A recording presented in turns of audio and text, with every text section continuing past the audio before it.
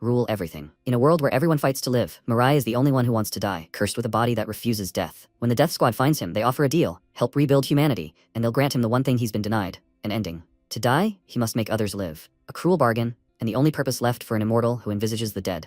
Will he stick to his goal or change his path? Let's find out. The story begins in a desert amidst smoke. The protagonist of Mariah looked at a huge building. He calmly flipped a page on his notebook. A monster guard asked, "What's that over there?" The second guard asked, "What's that comrade talking about?" He turned his attention to MC and asked, "Is that by any chance a human?" The guard clarified, "It looks like it is." The comrade smiled and asked, "What kind of luck is that?" They simultaneously coughed, trying to get the protagonist's attention. The comrade asked with a crazy smile, "What is that man doing here?" The monster leaned over ominously, looked at MC, and clarified, "Isn't it so dangerous here?" The comrade wondered if the man was by any chance a friend of the one they encountered today. The monster clarified, "Has the man come to save him? So bold that he must be very tasty?" The comrades looked at each other, and laughing, exclaimed that they would eat their fill today. Two whole people. Mr. Craven must like it. The protagonist emotionlessly tilted his head to the side. He instantly tensed his fingers. The guards' heads instantly flew off. Sometime later, on the top floor, former Scarlet Heart Deputy Craven exclaimed that today was a celebration. After all, they hadn't been able to eat humans for so long, and to celebrate the end of this long famine, they finally had food. Craven, smiling as he held a member of the inevitable death squad, Choi Juho, with his hand on his head, added that it also came to them on its own. The zombie laughed, and Juho, looking away in fear, screamed. Craven ordered his assistants to scream from the bottom of their hearts, and they instantly screamed. Mireille entered the room, and Craven was greatly surprised. Juho, perplexed, raised his head and looked at the protagonist. Craven asked in surprise, "Who is this man? Are the guards off duty today?" The assistant disagreed and replied that they should be standing at the entrance. The guards' heads quickly fell to the floor in front of Craven's feet. He became very angry, and Juho noticed the heads. The protagonist coughed and apologized. He showed a drawing in his notebook and asked if Craven was here now. Craven twitched with anger. MC clarified,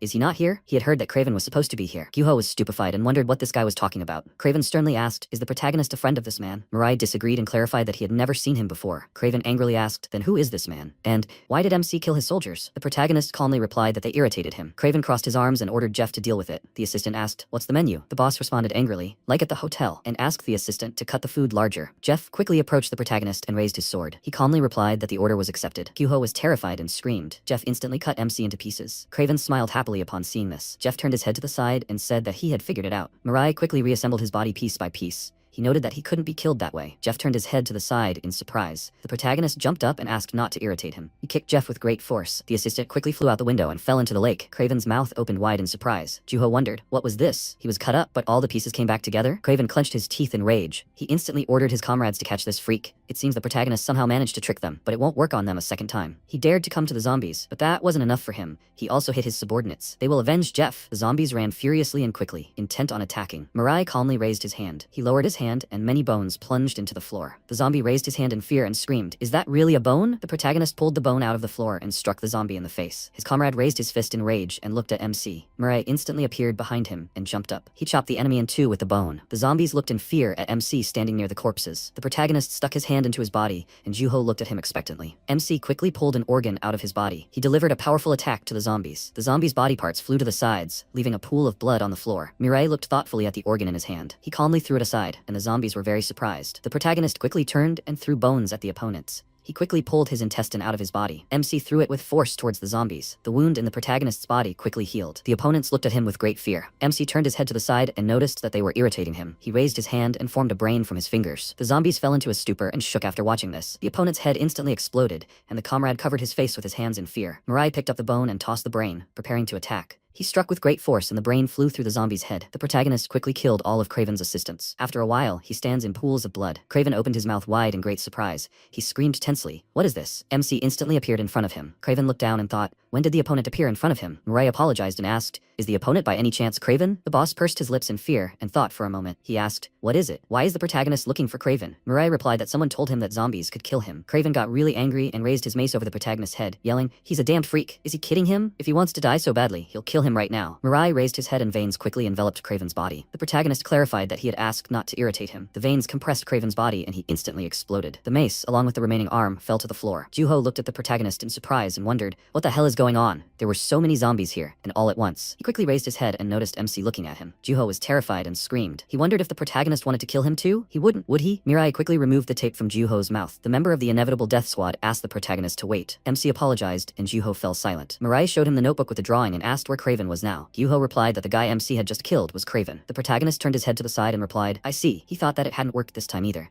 He stood up and turned towards the exit. Juho asked him to wait a minute. MC ominously turned his head to the side and asked, "What's wrong?" Gyuho was very scared and, lowering his head, replied, "Nothing." He thanked the protagonist for his help. Mariah calmly headed for the exit. After a while, the protagonist left the building. He looked at the notebook and crossed out Craven's drawing. MC thought that a few years ago the world was destroyed by a zombie virus. Sometimes, of course, there were still surviving people, but most were still zombies. They evolved and became a mixture of zombies and humans, monsters called zomgans. They were called the Zomgan disaster, and they brought destruction to the entire civilized world. And Mariah survived as a human, but since that day, he still can't die. The protagonist, with a devastated look, asked his mother for forgiveness. He squatted in front of the grave and said that today he couldn't die again. After some time, Gyuho, with his hands tied, sitting on the floor, said that since the protagonist had saved him, he could have untied his hands. Suddenly, he was called out, and Gyuho turned his head to the side in surprise. He happily called out to the commander and yelled that Dongho was here too. A member of the inevitable death squad, Lee Dongho, approached his comrade and asked, "Is Gyuho okay? What happened? Why didn't Gyuho answer the radio?" Gyuho apologized and replied that he thought Craven wasn't here, so he went to investigate, and so he was simply captured. The commander of the inevitable death squad, Lee Kyung,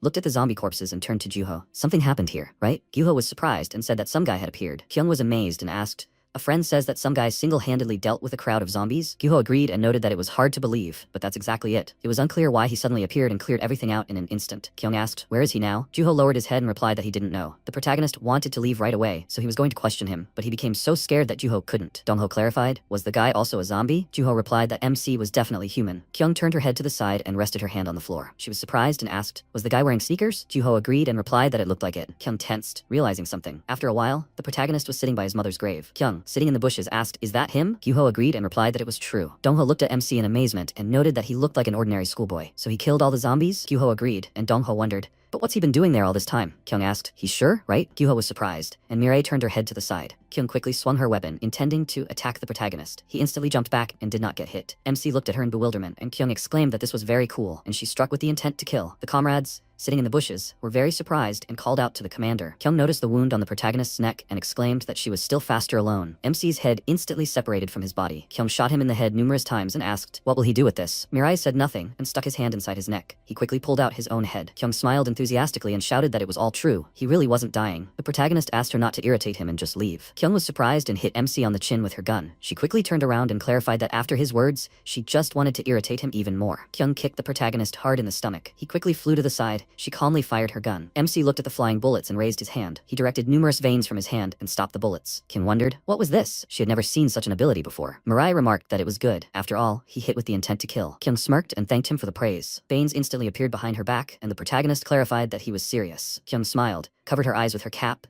and thought that he was one step ahead. MC dropped his hand and said he didn't know why she was doing this. She should just leave. He really doesn't like killing people. Kyung ran towards him at breakneck speed. She held a knife to the protagonist's neck. Kyung asked how long it usually took him to recover. After all, the wound on his neck hadn't completely healed yet. MC, surprised, touched his neck with his hand and asked what it was. He felt the unhealed wound and wondered if he still hadn't recovered, but this had never happened before, had it? Mariah looked at the commander in amazement and asked how this had happened. Kyung remarked that it seemed like it was time to introduce herself. She took off her cap and stated her name and position. Kyung asked if the protagonist would like to join their squad. He was such a valuable option, an immortal guy. Dongho was stunned and asked, "Immortal who?" Gyuho sadly remarked that this was very shameful. Kyung exclaimed that she wasn't asking him to join for nothing. He would also receive a worthy reward. Kyung had heard from Gyuho that the protagonist seemed to want to die. She raised the knife and said that it was a wish and she would fulfill it. Mariah asked what she had said. Kyung replied that they had a special student and he would find a way. The protagonist sternly asked, "But how?" The commander clarified, maybe MC should ask him about it. After all, her knife was created by this scientist. Mariah thoughtfully lowered his head and looked down. Kyung noted that, judging by everything, this was the protagonist's first experience. Didn't he find that convincing? MC wondered if she could really kill him. Kyung smiled and asked his name. Mariah introduced himself, and the commander, turning the knife blade down, asked him not to worry. The protagonist would be slaying zombies with them, and they will take back the land that was taken from them. Kyung confidently crossed her arms and shouted that the day human society is restored, she will definitely kill Mirai. The commander hopes for his help until that day. She looked at him with a smile and called him a fighter. The protagonist thought that the fire that was about to go out had flared up again. He asked, can she promise him? Kyung confidently agreed. MC thought that now there really was a chance that he could die. Mirai looked at the commander hopefully and agreed. After some time, Kyung asked, is Garam coming to them? A member of the imminent death squad, Jin, Garam yelled into the radio that she was coming. Kyung smiled and said that their friend was already on her way. Juho asked if Garam had a driver's license. Dongho, frightened, replied that she probably didn't. Kyung noticed the car and exclaimed, there's the assistant. At the same time, Garam, holding the steering wheel in her hands, screamed in fear. The car stopped abruptly and a scream echoed through the forest.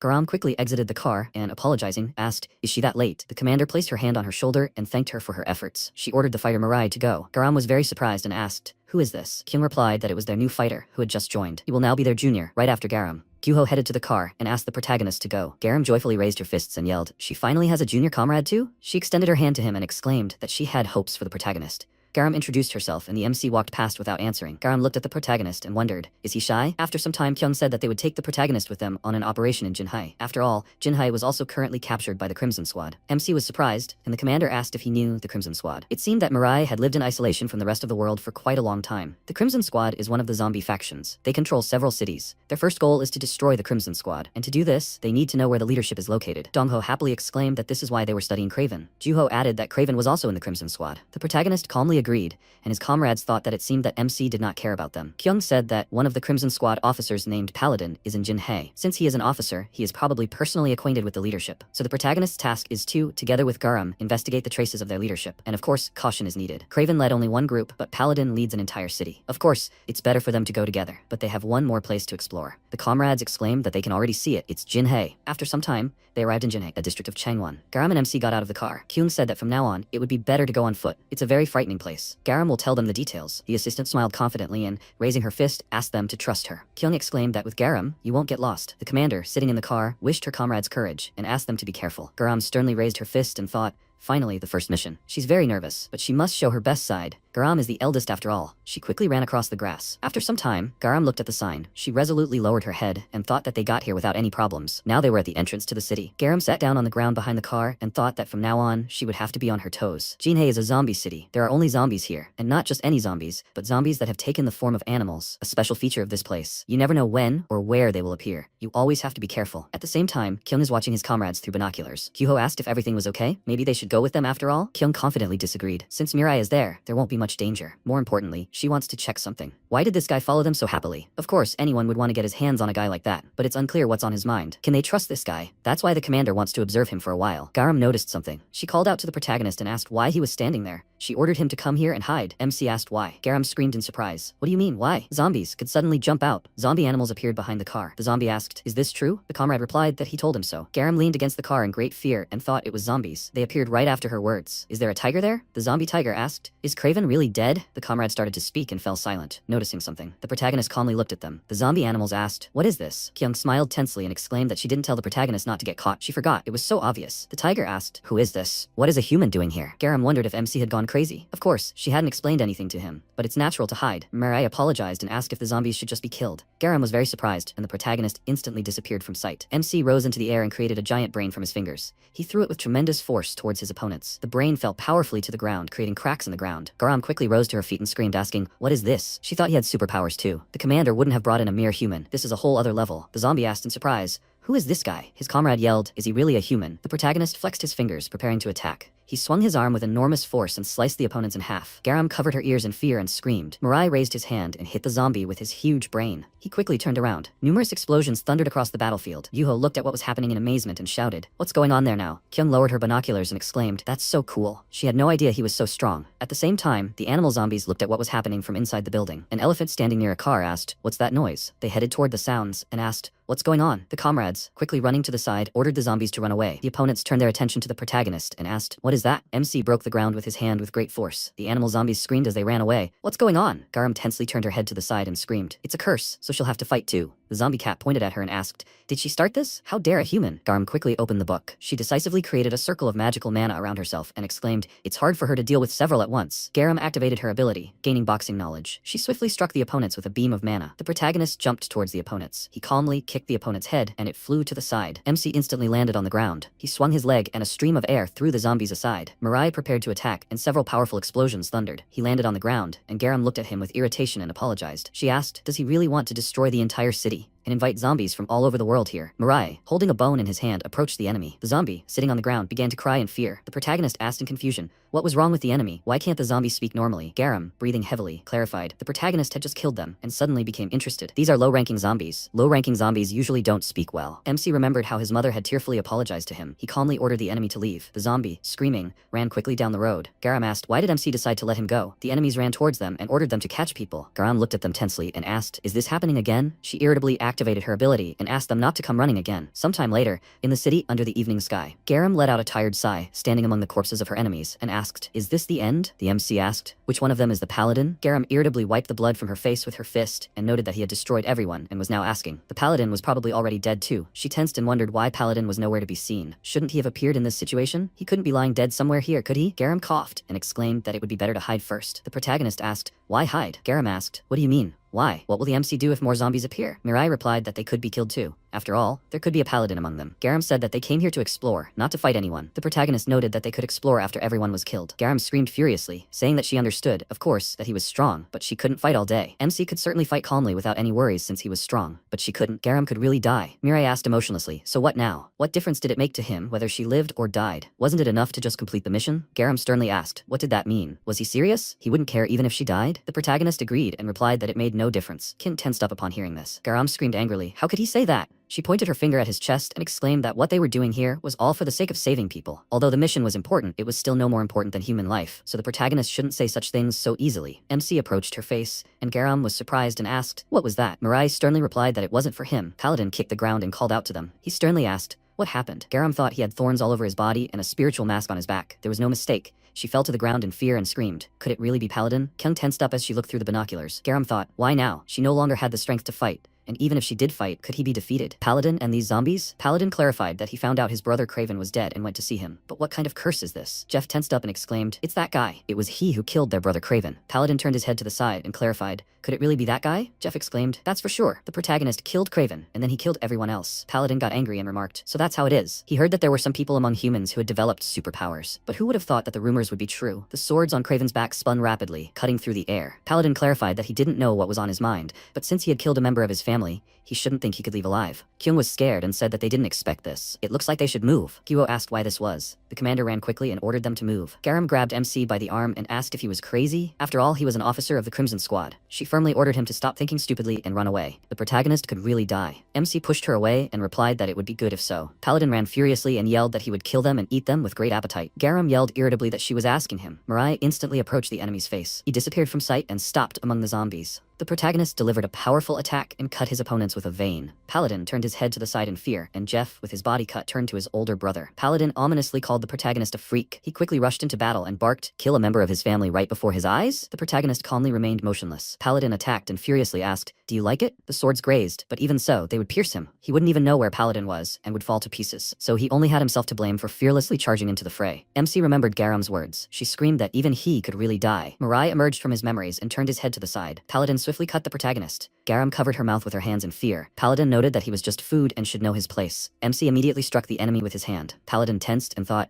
didn't he feel himself pierce him? He couldn't be mistaken. Mariah noted that he knew he couldn't die. He looked at the enemy with horror, and Paladin's mind went blank. Paladin quickly jumped aside. He shook and wondered, what was that? What just happened? Did he really feel fear? Garam was stunned and asked what was happening now. Paladin ran around the protagonist with lightning speed. He yelled that the enemy was only human anyway. The protagonist couldn't match his speed. Garam covered her face with her hands, looking at the whirlwind of dust. Paladin shouted that he would make the enemy pay for the lives of his family members. He quickly began to run away and thought that he could not win. This guy is way too strong. He needed to contact his superiors and get other officers. Mariah flew out of the dust storm, flying over the enemy's head. Paladin coughed up blood, having been stabbed in the back. MC raised his hand with the pierced enemy. He thought that he too had a family. Mariah remembered the past. His mother, sitting at the table, asked, "Doesn't it taste good to her son?" The little protagonist joyfully exclaimed that it was delicious. His mother, who had turned into a zombie, affectionately called her son, looking terrifying. She headed towards MC, looking mad. Mirai came out of his memories and thought that the people he killed with his own hands were his only family. The protagonist raised his head and looked at the enemy. Paladin burst into tears and screamed that it was a curse. Does the demon think the other officers will stand aside? MC asked not to blame him so much. Mirai tore the enemy apart and added that he, too, had become like this because of his family. Garam looked at what was happening with great fear. Dongho ran up to her and asked if she was okay. The comrades looked at the blood-soaked protagonist. Kyung got angry and ordered them to stop. The mission was already over. She told them to explore Jinhai, but MC simply decided to destroy the city. So now there will be no point in any research. The commander turned around and ordered them to quickly return to base. Mirai calmly turned around. Kyung thought that this bad feeling was not because he was planning something bad.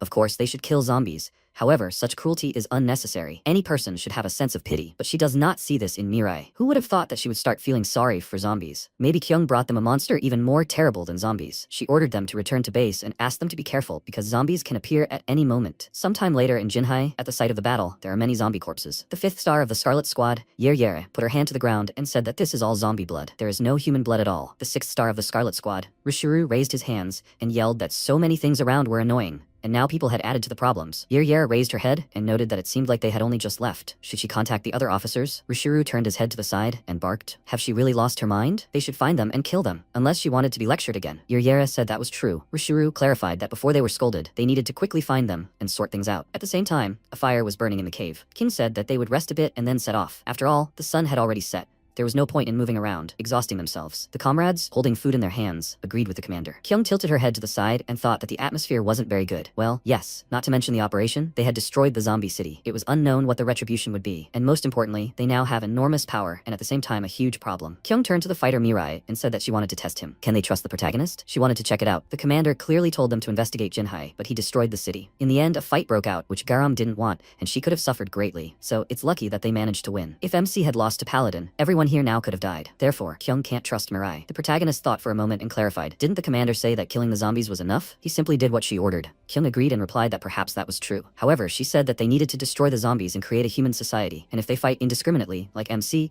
then people will also die in huge numbers. Even if they managed to found a new city, can we really consider it a human society? Kyung invited Mirai because they needed him. The protagonist followed them because he needed them, and MC's dangerous actions would harm both Mirai and her comrades. The protagonist asked to kill him, right? Then he must act exactly as she ordered. The comrades were very surprised to hear this. MC turned his head to the side and agreed. Kyung picked up the knife and noted that it was like this. She brought the food to her mouth and thought that this should be enough, although an even bigger problem remained unsolved. The protagonist destroyed the zombie city and disturbed the officers. This can be considered a call to war, nothing else. So the other officers will start moving too. After some time, the officers broke into a run. They stopped, and Rishuru, looking at the light in the cave, exclaimed, "It's there." He sternly turned his head to the side and asked, "It's there, right?" Yere replied that everything was correct. The smell ends there. Rishuru gritted his teeth in anger and shouted that they were caught. Annoying human freaks. They quickly ran into the cave. Rishuru angrily called the humans freaks. The officers looked at the empty cave and the blazing fire. Rishuru put his hand to his face and remarked that it was crazy. Yere clarified, did they destroy their tracks with the smell of food? It would be difficult to pursue them further. Rishuru said that it looked like someone very smart was with them. Nothing can be done. He would like to deal with them in his area of responsibility, but he will have to call a meeting of the officers. This situation cannot be left alone. The humans have rebelled. Sometime later in Busan, a car with comrades is driving along the highway. The protagonist sits next to the commander. Looking out the window, he noticed zombies shouting at slaves. Kyung asked, has he ever been to Busan before? This used to be a good place too, although now it is captured by zombies. Now people become slaves to zombies and live like that, or become food and die. There are only two options, and whatever the choice, this is not a human life at all. MC looked sadly down and said nothing. After some time, Kyung, walking through the sewers, asked to come here. It's a little unpleasant here, but they have to endure. After all, this is the only way to their base. They approached the subway platform, and the commander noted that here they have arrived. This is the base of the squad of inevitable death. I would like to tell MC about everything, but first. The commander, Chonuri, interrupted Kyung with a loud scream. She yelled in irritation. What did Kyung do? The zombie security suddenly tightened up, and the commander said they would go investigate. But what did Kyung do there? Kyung smiled tensely and asked if she could tell the details a little later. Nuri clarified why the commander wanted to tell later. Kyung turned her head to the side and replied that first, there was something that needed to be done. She asked, can Mirai come for a minute? The protagonist calmly approached the commander. Nuri asked in confusion, what's going on? And who was he? Kyung clarified that they would soon meet with all the officers. She didn't know how many there were or how strong they were, and the only known officer was Paladin. They said he was the weakest of the officers.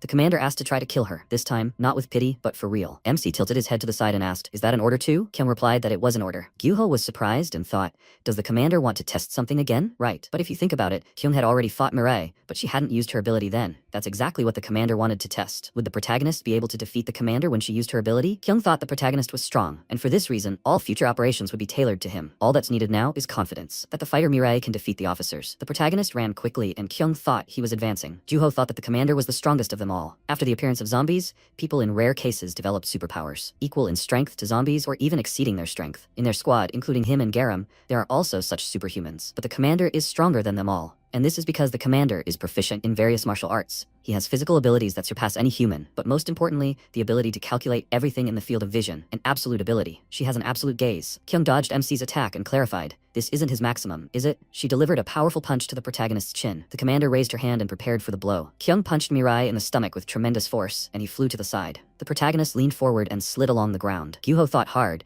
that the one who could defeat the commander would be none other than the strongest of men. The protagonist raised his head sternly. Kyung removed her cap and wondered if he would really attack her now. MC quickly raised his hand and tossed a multitude of bones in her direction. Kyung put on her cap and thought, bones this time? Brain, veins, he has multiple attack patterns. She instantly used her absolute vision. Kyung thought there were 9 of them, and the speed was about 70 kilometers. She raised her hand and exclaimed, it's so easy. Kyung instantly caught all the bones in her hands. Juho looked at this with admiration, and Nuri screamed furiously that their headquarters must not be destroyed. Kyung looked in surprise at the crumbling bone in her hand. MC instantly approached her and raised his leg, intending to attack. Kyung ducked back and avoided the blow. Mariah landed on the ground and looked at the commander. He quickly moved into battle and threw the bones in her direction. Kyung thought it was amazing. This was nothing compared to his first attacks. Her absolute gaze could theoretically dodge even a bullet. However, Mariah's attacks were a level higher. Kyung leaned to the side, standing under the force of the airflow. The commander smiled and thought, was it better than she expected? The protagonist glared at her sternly. Kyung ordered it to end and declared her defeat. MC clarified, is that all? Kyung crossed her arms and declared that it was enough. Her comrades were stunned upon hearing this. Garam was astonished to think that the commander had failed to fend off the attack.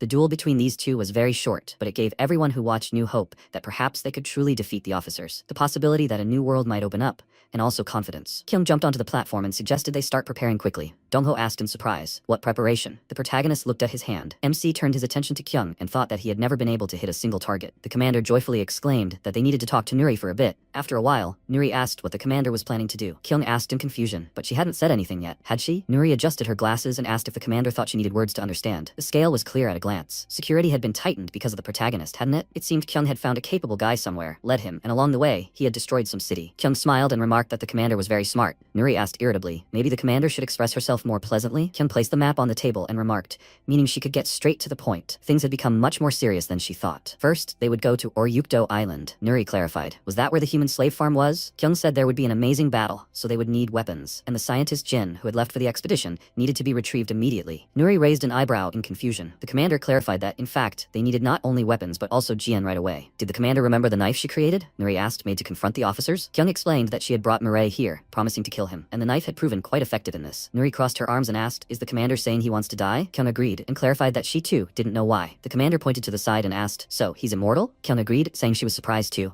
Nuri became embarrassed and clarified, so, he doesn't age either? The commander said that in any case, the protagonist can't be killed with this knife. The best one could hope for was a delayed recovery effect. But in order to control their main force, the fighter Mireille, Jin must return as soon as possible. Nuri scratched her chin and noted that this meant they needed to go to Oryukto Island, whether they wanted it or not. She quickly pushed Kim away and ordered the commander to move away. Nuri thoughtfully looked at the map to find out how to get to Oryukto Island. After a while, the commander pointed at the map and ordered her comrades to concentrate. They were starting the briefing on Operation Oryukto. First, we need to bring Jin, and secondly, as they know, their inevitable death squad consists only of everyone gathered here. For future battles with zombies, this is very little. Of course, there are people who have gone to other places, but even with them, their squad is very small. Therefore, during this operation, they need to obtain weapons and increase the size of their squad. And now Nuri will tell them their detailed plan. Kyung smiled and thought, Nuri thought everything through so thoroughly? That's right. No one can compare to Nuri when it comes to intelligence. Juho raised his hand and exclaimed that he had a question. To get to the island, they need to steal a ship, but what will they do with the zombies in the port? Nuri inquired why he asked. Juho noted that there were a huge number of zombies there. The commander raised a finger and clarified that the number of zombies was not a problem. They should know better than her, right? After some time in the port of Busan, the protagonist jumped to the ground. Kyung asked into the microphone, can you hear her clearly? MC agreed, and the commander said there would be many zombies in the area. She asked the protagonist to deal with them as quietly as possible. At the same time, Kyung added that they would split up and find a suitable ship. She asked her comrades to be careful not to get hurt. At the same time in Busan, in L City, the officers of the Crimson Squad, a meeting of the 7 strongest, concluded. Rishuru sternly said that humans destroyed Jinhai, and Paladin, the former 7th star, was dead. Belatedly, they chased after the humans, but they were unable to track them down. 4th star, Nadefi clarified,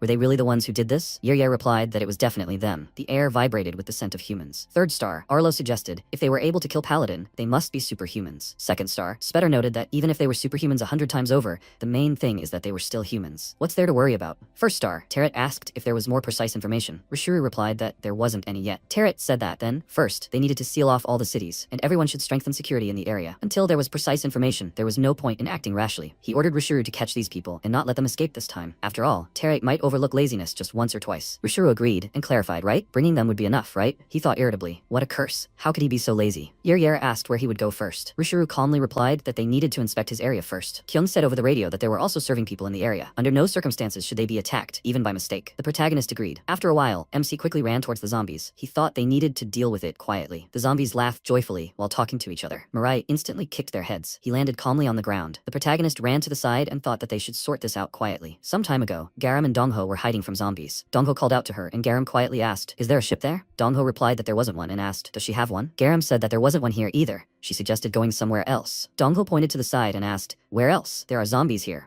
The protagonist quickly killed the enemy. His comrades looked at him in amazement. Currently, Garam asked, smiling, "Are they coming?" Dongho agreed, and they set off to search. Juho was hiding behind a container. He wondered how he could find the ship here. He had no idea where it was. Where were the others looking? Juho heard a scream and turned his head to the side. He asked in surprise, "What are those sounds?" It seemed like a woman's voice. At the same time, the female slave asked in fear, why were they doing this to her? She had finished all the work for today. The zombie laughed and clarified, "Did the comrade really drag her away?" The comrade pulled his tongue out of his mouth and asked, laughing, "Isn't that cool? And she looks the tastiest of all. And still, is it okay to bring workers to be eaten?" The zombie asked sarcastically, "Isn't he a good boy?" The comrade exclaimed that there had been less food lately, so he was in a very bad mood. Of course, human flesh was sent down from above every month, but the officers eat it, not them. And they don't even let the workers eat. So how can they not stop obeying the officers? The zombie ordered to blame the social order, not them. The woman raised her fist and ordered them to stay back. The woman's son, Chan, quickly covered his mother and yelled at the zombies not to dare lay a finger on his mother. The woman grabbed his hands and screamed that she told him not to come to work. The zombie asked, "What's this?" He grabbed Chan by the hair and asked where the child had suddenly jumped out from. Chan angrily ordered him to let him go. The zombie looked into the child's eyes with a smirk and, after asking for forgiveness, clarified that they don't eat children. Chan must survive, after all, so that he can grow even more meat for them later. So first the child must have children, and then come for revenge. The zombie threw Chan aside and he continued to scream to let his mother go. Juho looked inside the container in bewilderment. He yelled worriedly, "What's going on in there?" The zombie looked at him irritably and asked,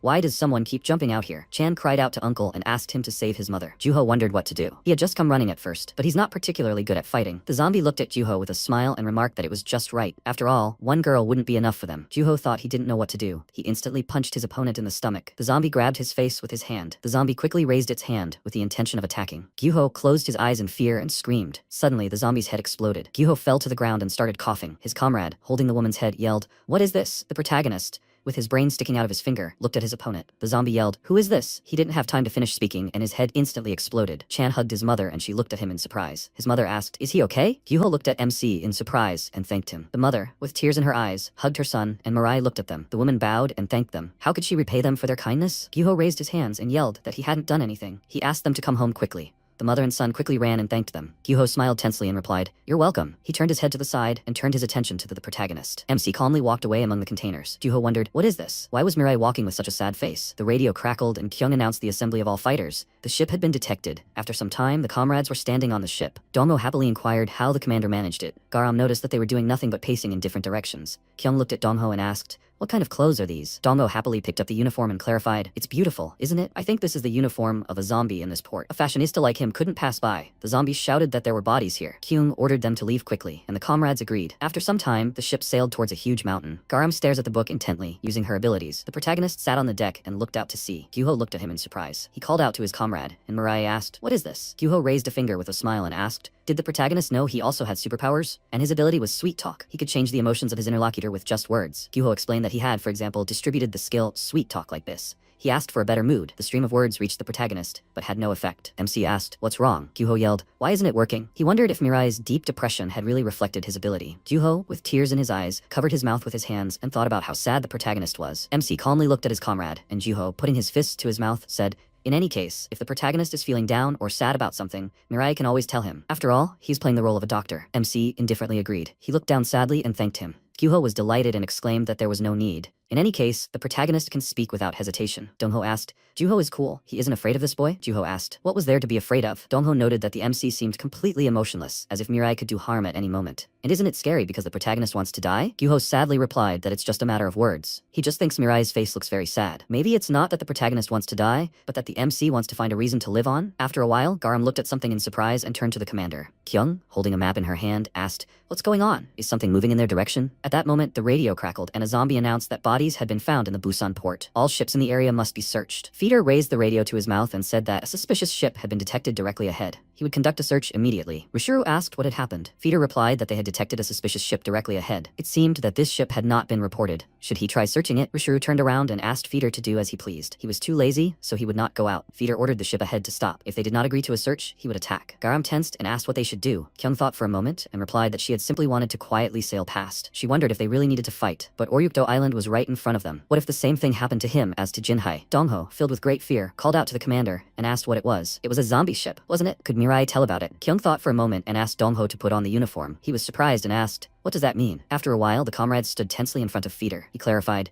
"They say they're transporting people to Oryukto Island." The comrades simultaneously agreed and wondered, why are they doing this? Feeder looked at the documents and remarked that this was odd. There shouldn't have been a delivery today. Dongho yelled that these were extra people. Feeder clarified that this, of course, happens often. Dongho looked up warily and thought it was a relief that this happens often. Feeder asked suspiciously, why are they doing this? Usually, zombies are responsible for this, but why did they suddenly assign people to do this? Juho, with a streaming face, then quietly asked, it seems they were discovered. Kyung smiled and replied that everything was fine. She didn't assign this to Dongho for nothing. The comrade, deeply afraid, began to stutter. Dongho thought he needed to collect his thoughts. He'd been rehearsing for a situation like this. Before the zombies appeared, his dream was to become an actor, to be recognized by everyone as such a talented actor. Dongho calmly said that Mr. Kim Cholsu had sent them. Garam wondered in confusion. Who the hell was that? Dongho wondered. Among the huge number of zombies at the port, surely at least one would be Cholsu. After all, zombies used to be people too. Juho quietly asked, aren't their names usually more sophisticated? Feeder approached Dongho suspiciously and asked, did Cholsu really send them? Dongho agreed, confused, and wondered if they didn't have Cholsu. Feeder asked if Cholsu still worked there. Dongho was surprised and confirmed it. Feeder called Cholsu a freak and exclaimed that Cholsu was doing a bad job as always. Why was he too lazy to report it to them? And Cholsu was still going bald? Dongho, holding back tears of happiness, replied that everything was fine. He mentally thanked the zombie Cholsu. The protagonist wondered if they couldn't just kill the zombie and keep swimming. Rishuru asked what was taking so long. Feeder and his comrades looked at him in surprise. Rishuru arrogantly asked what was going on. Feeder replied that nothing special. They said Cholsu sent them. Kyung wondered, what kind of zombie is this? It seems different somehow. Rishuru clarified, the assistant says these are extra people. Feeder asked them to say hello and introduced the officer to Rishuru. He remarked that he was a very good manager of Oryukto Island. Rishuru turned his attention to MC and landed next to him. He asked, haven't they ever met before? Kyung noticed something. Rishuru asked if he was imagining it. He asked his assistant to finish and leave. Feeder agreed and asked if he should take them with him. They were heading to Oryukto anyway. Rishuru ordered him to do as he wanted and not to bother him with questions. Kyung turned to the protagonist and he paid attention to her. She asked him to remember this guy well. They would have to fight him soon. Sometime later, at the human slave farm, the guards bowed and asked, is that Rishuru? And who are those people behind them? Feeder replied that they said they were extra people. He asked the guard to assign them rooms. Feeder looked at Dongho and Garam and said that the two of them could leave. He asked them to say hello to Chilsu. Kyung turned her head to the side and quietly asked Dongho to find them a couple of ships when he returned. Dongho was surprised and asked what to look for. Garam exclaimed that while the commander was looking for Jen, they would try to find more ships. After some time, the guard said that the girl in the white cap was going to room 25, and the remaining two were going to room 7. Kyung thought it was a human slave farm. In this place, as the name suggests, human slaves are raised. Some for heavy physical labor, some for special skills, and some are used as tools for entertainment. That's how these people are separated, and each of them is sent to be sold in some city. However, most people who do not become slaves are defined as human meat and sent to slaughter. If a person wants to become a slave, they must show that they are significantly superior to others in something. The guy noticed Kyung.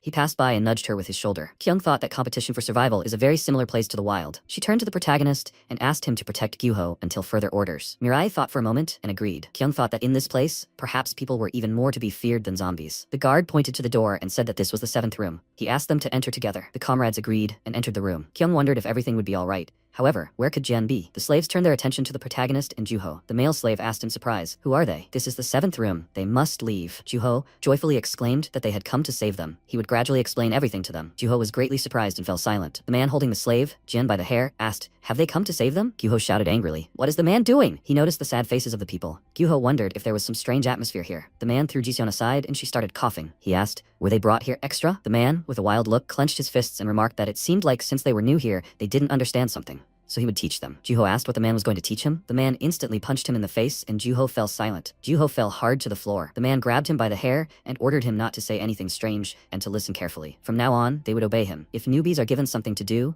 they should hand it over to him and not tell anyone that they are better at something. Juho yelled angrily. What is the man even talking about? He said they came to help. The man raised his hand with the intention of attacking and noted that Juho was talking too much. The protagonist immediately kicked his hand. The man looked at the MC in bewilderment. Mariah apologized and asked if this man should be killed. The man asked irritably, was the protagonist completely crazy? Juho yelled in fear that it was absolutely forbidden to kill people. The man quickly raised his fist and asked, did they both seem to have gone crazy? The MC thinks that because he is a child, he will spare him? The man hit Mariah with great force, but the protagonist did not move. The man was scared and wondered how his face turned out to be so hard. Even his hand hurt. This freak, what is he? The protagonist raised his hand and Juho exclaimed that the MC could only flick the enemy. Mariah raised his hand to the enemy's forehead. He flicked the man and sent him flying with tremendous force, cutting through the air. The man hit his back against the wall and grunted. Jiseon's mouth fell open in surprise. The man with blood blood trickling from his nose, thought this was amazing. Juho wondered in amazement. Is that a flick? Surely zombies wouldn't come running at the sound? The guard quickly entered the room and asked what that noise was. Juho tensed and thought that they hadn't found Jian yet and hadn't found a way to save the people either. So what, they'd have to fight again? The guard looked at the slave and asked, "Is it really a man again?" He grabbed the man by the robe and clarified, "Didn't he ask him to stop causing trouble?"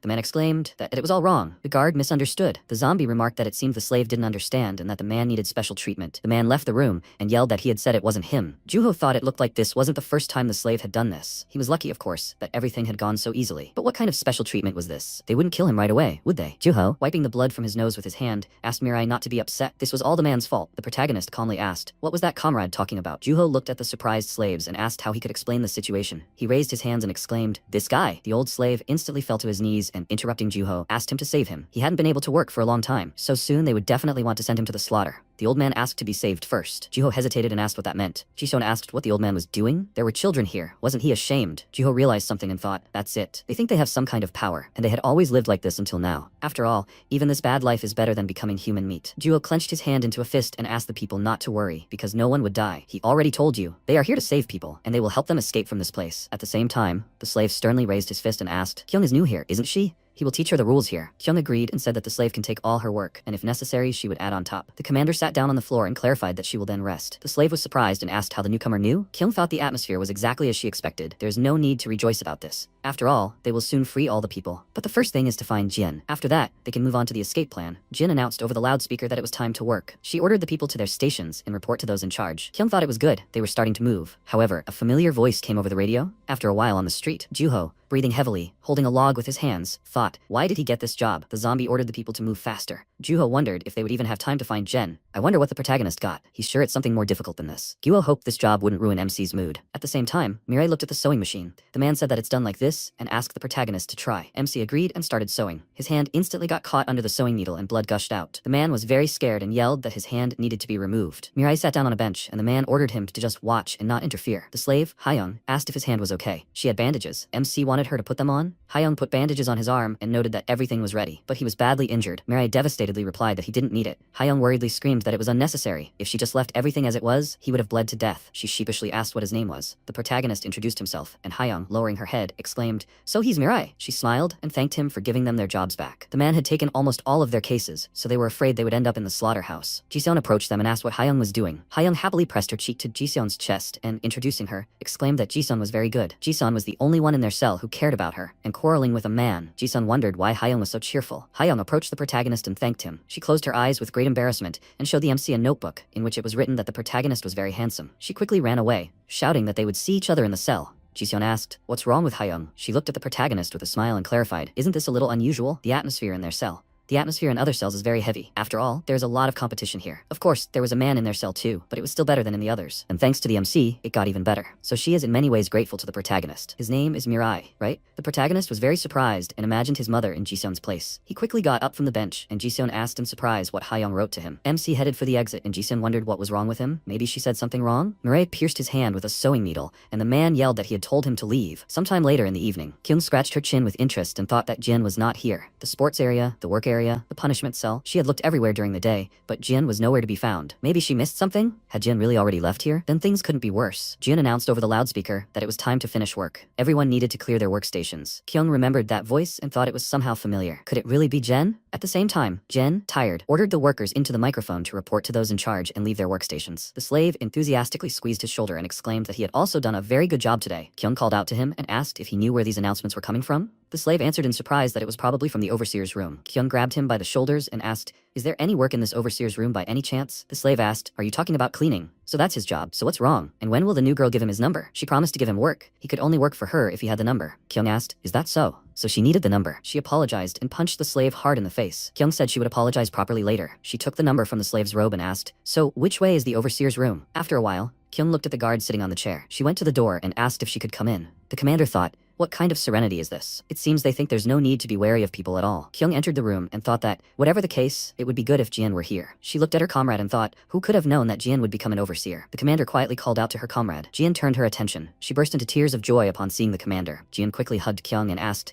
she's not in a dream right now, is she? Kyung smiled and asked what had happened all this time. Jian replied that she was caught during her research, and she tried her best to do everything to survive, and at some point, she suddenly became an overseer. Kyung noted that in any case, they should put worries aside. Now they will escape. Jian replied that it was impossible. There is no way to escape from here. At the same time, in room number 7, Jian asked for attention. She picked up a notebook and suggested that they not just sit around, but get to know each other better. And how about everyone writing down a wish for this? Hayoung happily exclaimed that this would be a lot of fun. Jisun clarified that since the man wasn't there and everything was fine, they could spend some time bonding. Hayoung exclaimed that she liked it. Gyuho wondered if they could relax like this, but come to think of it, he couldn't even talk to Mariah. What a chance to listen to the protagonist's story. Juho smiled and shouted that he liked it too, and the protagonist also said that he agreed. Jiseon suggested that the old man play with them instead of sitting silently all the time. The old man calmly agreed. The comrades sat in a circle and raised their notebooks. The protagonist apologized and asked what he should write. Gyuho smiled and scratched his chin, answering that he thought the MC could just write whatever came to mind. Mariah can write down the wish he wants to fulfill and a short explanation about it. The protagonist clarified that this was also an order. Gyuho agreed and exclaimed that it was an order. The MC thought for a moment and wrote something down in his notebook. Gyuho thought about it. And what did the protagonist want to tell? After a while, Jisun asked, everyone has written it, right? Then let the old man begin his story. The old man read that he wanted to see his grandchildren. After the world had changed, he had never seen them. He would like to see them at least once before he died. The old man burst into tears and, covering his eyes with his hand, added that he hoped they were at least alive and their bad grandfather couldn't come to them. He just sits here, causing everyone problems. Jisun, after listening to the story, replied that everything was fine. They understood everything. Jishon exclaimed that it was her turn now, and Hayoung was very happy. She said that she wanted to cook. In the last few years, there had been no people or zombies around whom she could trust. So someday, Jisun wants to get together with good people and have a delicious meal together. Juho, covering his tear-stained eyes with his hand, thought how kind they all were. He would definitely help everyone escape. Jisun exclaimed that now Hayoung. The girl happily replied that she had someone she would like to get closer to. Hayoung looked at the protagonist and she instantly became embarrassed. Hayoung covered her face with her hand and added that they would just get closer, and then that's it. Jisun exclaimed, now Juho. He replied that he doesn't know yet, so he'll be after the MC. Jisun asked the protagonist to begin. Mariah looked sadly at the notebook. Juho wondered, I wonder what the protagonist wrote. He sees that MC has written a whole sheet. Mariah said that he wants to die. After all, it's for his mother. MC, remembering the past, began the story. The protagonist, with a scarf around his neck, exhales cold air. Mom raised her hand and, holding a camera in her hand, asked her son to look here. MC smiled happily and called out to his mom. One cold winter day, Mariah killed his mom. The protagonist exclaimed that so. He said hello to Jaeyoung, and then he also said hello to Jung. Mom, holding his hand, said that little Mirai said hello to everyone. It looks like in the future, the protagonist will be able to become president. Mirai looked at his mother hopefully and asked if he could really become president. His mother replied that of course not. Greetings alone were definitely not enough. The protagonist jumped up indignantly and screamed. Was she making fun of him? His mother laughed and covered her mouth with her hand, thinking that she had a very cute son. How funny it was to make fun of him. His mother paused and coughed. The protagonist asked if she was okay. His mother replied that she was fine. It looked like she was choking with laughter. MC shouted irritably, but why was she making fun of him? His mother remarked that it was so funny. The man passed by Mariah and said into the phone that it looked like he was just a little sick. The protagonist noticed him in surprise. His mother asked her son to go home and that she would be back when she finished work. MC agreed and wished her a safe journey. Mom covered her mouth and remarked that it was strange. What's wrong with her? The protagonist thought there was something strange that day. After all, like always, he was just seeing his mother off to work. But for some reason, it seemed to him that they would never see each other again. MC called out to his mother and she turned her head to the side. Mariah confidently raised his fist and exclaimed that he would go with her too. Sometime later, under the evening sky in the shop, the protagonist looked at her with displeasure while sitting on the floor. Mom asked if she did something wrong. MC disagreed, and Mom clarified, but why was he looking at her like that? Mariah replied that he didn't know. Mom asked, but then who knows? Isn't her son bored just sitting like that? The protagonist disagreed and said that everything was fine. Mom smiled and noted that Mariah was very cheerful. She asked him to wait a little longer because today they would go early. The protagonist was with her now and was giving Mom strength. MC thought that in fact he was very bored. Rare visitors, all similar to each other, and also the surrounding sounds, inducing sleep. But Mariah liked this time. It was boring, but he really enjoyed this quiet time with his mother. The guy handed over the money and asked to count. The protagonist closed his eyes and thought that this time, how he wished it would never end. To always be together like this. Mom fell to the floor and the protagonist asked, is everything okay? Mom answered that everything is fine. She just doesn't feel well today for some reason. MC shouted, maybe they should call the hospital? Mom disagreed and said that she thought she just had a little cold. So today they would go early. She would rest and quickly return to normal. Mariah worriedly asked, will everything really be okay? Mom exclaimed that everything is fine. She just felt a little dizzy. That's all. After some time in the protagonist's house, Mom cut the carrots in half. She hummed a melody and prepared food. MC, watching her, thought, is everything really okay? He smiled and lowered his head. Mom, sitting at the table, asked, does it taste good to her son? Mariah, happily chewing his food, exclaimed that it was very tasty. Mom smiled and said that it was good. She quickly ran up from the table and exclaimed that she had prepared a gift for him. Mom enthusiastically picked up the school uniform. MC was very happy and asked, "Is this a new school uniform?" Mom replied that they always donated old clothes, so she definitely wanted to buy the first uniform for the new school. Mariah jumped with joy and asked if he could use it. Mom agreed and asked him to try on the uniform quickly. The protagonist put on the huge uniform and asked how his mother liked it. Mom thought about it. Was the uniform bigger than she thought? She exclaimed that it suited her son very well. MC, without taking off his uniform, went to bed and thanked his mother. She asked, holding back her laughter, what her son was doing. Was he really going to sleep in his uniform? Mariah agreed and shouted that it was a gift from his mother. He would definitely sleep in it tonight. His mother was surprised and remarked that he still needed to eat before bed. Sometime later at night, on the news, the anchor said that they were bringing this to their attention. This was a report on the real situation. The report stated that a biological threat had currently arisen throughout the Republic of Korea. People were strictly prohibited from leaving their homes and should also try to avoid contact with people outside. The anchor said that citizens were advised to immediately seek shelter in a safe place. The protagonist woke up and, rubbing his eyes with his hand, asked why his mother had turned on the TV. His mother started coughing while standing in the kitchen. The MC called out to her and asked if everything was okay. He quickly ran to the kitchen and yelled, "What is this blood? Is she still feeling unwell?" His mother, with a terrifying look and dead skin, turned her head to the side. Mariah was frozen with fear. Mom jumped on the protagonist and he screamed in horror. She bit him on the neck and blood gushed out. MC burst into tears and shouted, "What happened?" Mom screamed with blood pouring out of her mouth. Time was moving very slowly for the protagonist. Mariah screamed madly and opened his eyes wide. He sat up in surprise. The protagonist looked at his hands and asked, "What is this? Is this really a dream?" He breathed heavily and thought it was a relief because he was so scared. Of course it was a dream. Mom couldn't turn into such a monster. After all, Mom was always there. Mom, with a disfigured face, opened her mouth wide, looking at the protagonist. MC looked at her and froze. She put her hands on his shoulders and MC screamed. Mariah burst into tears and shouted, "So it wasn't a dream. This is really not a dream." He pushed Mom away and she flew off with force. The protagonist asked in amazement, "What is this?" MC looked at his hands and wondered why he suddenly became so strong. Mom, sitting on the floor, sighed. MC ran out of the room and asked to save him. He ran down the street and wondered what was happening. If this wasn't a dream, then why was he still alive? What even happened? Mariah stopped in surprise. He looked at the destroyed city filled with flames and debris. The protagonist noticed the walking zombies and they screamed. MC hid under a car and asked, "What's going on there?" The guy asked, "What should they do?" The friend yelled that he didn't know either. "What the hell is this?" The friend asked the guy to quickly find it on the internet. The guy, holding his phone in his hand, yelled that no matter how much he searched, he couldn't find it. He didn't understand anything either. "Could you really become a zombie from their bite?" The friend shouted, "What's the guy saying that's weird?" The guy was bitten, but he didn't become a zombie. The zombies quickly ran towards the guys and screamed that it was food. The protagonist fell into a stupor, holding his hand to his mouth. He looked at the zombie in fear. MC, filled with great fear, quickly ran to the side. The zombie, looking mad, opened its mouth and jumped towards the protagonist. Mariah fell and the zombie loomed over him. It bit his hand and Mariah called out for his mother with tears in his eyes. The protagonist closed his eyes and ordered the zombie to go away. He threw the zombie aside and ordered it to get out of here. MC, breathing heavily, walked along the road,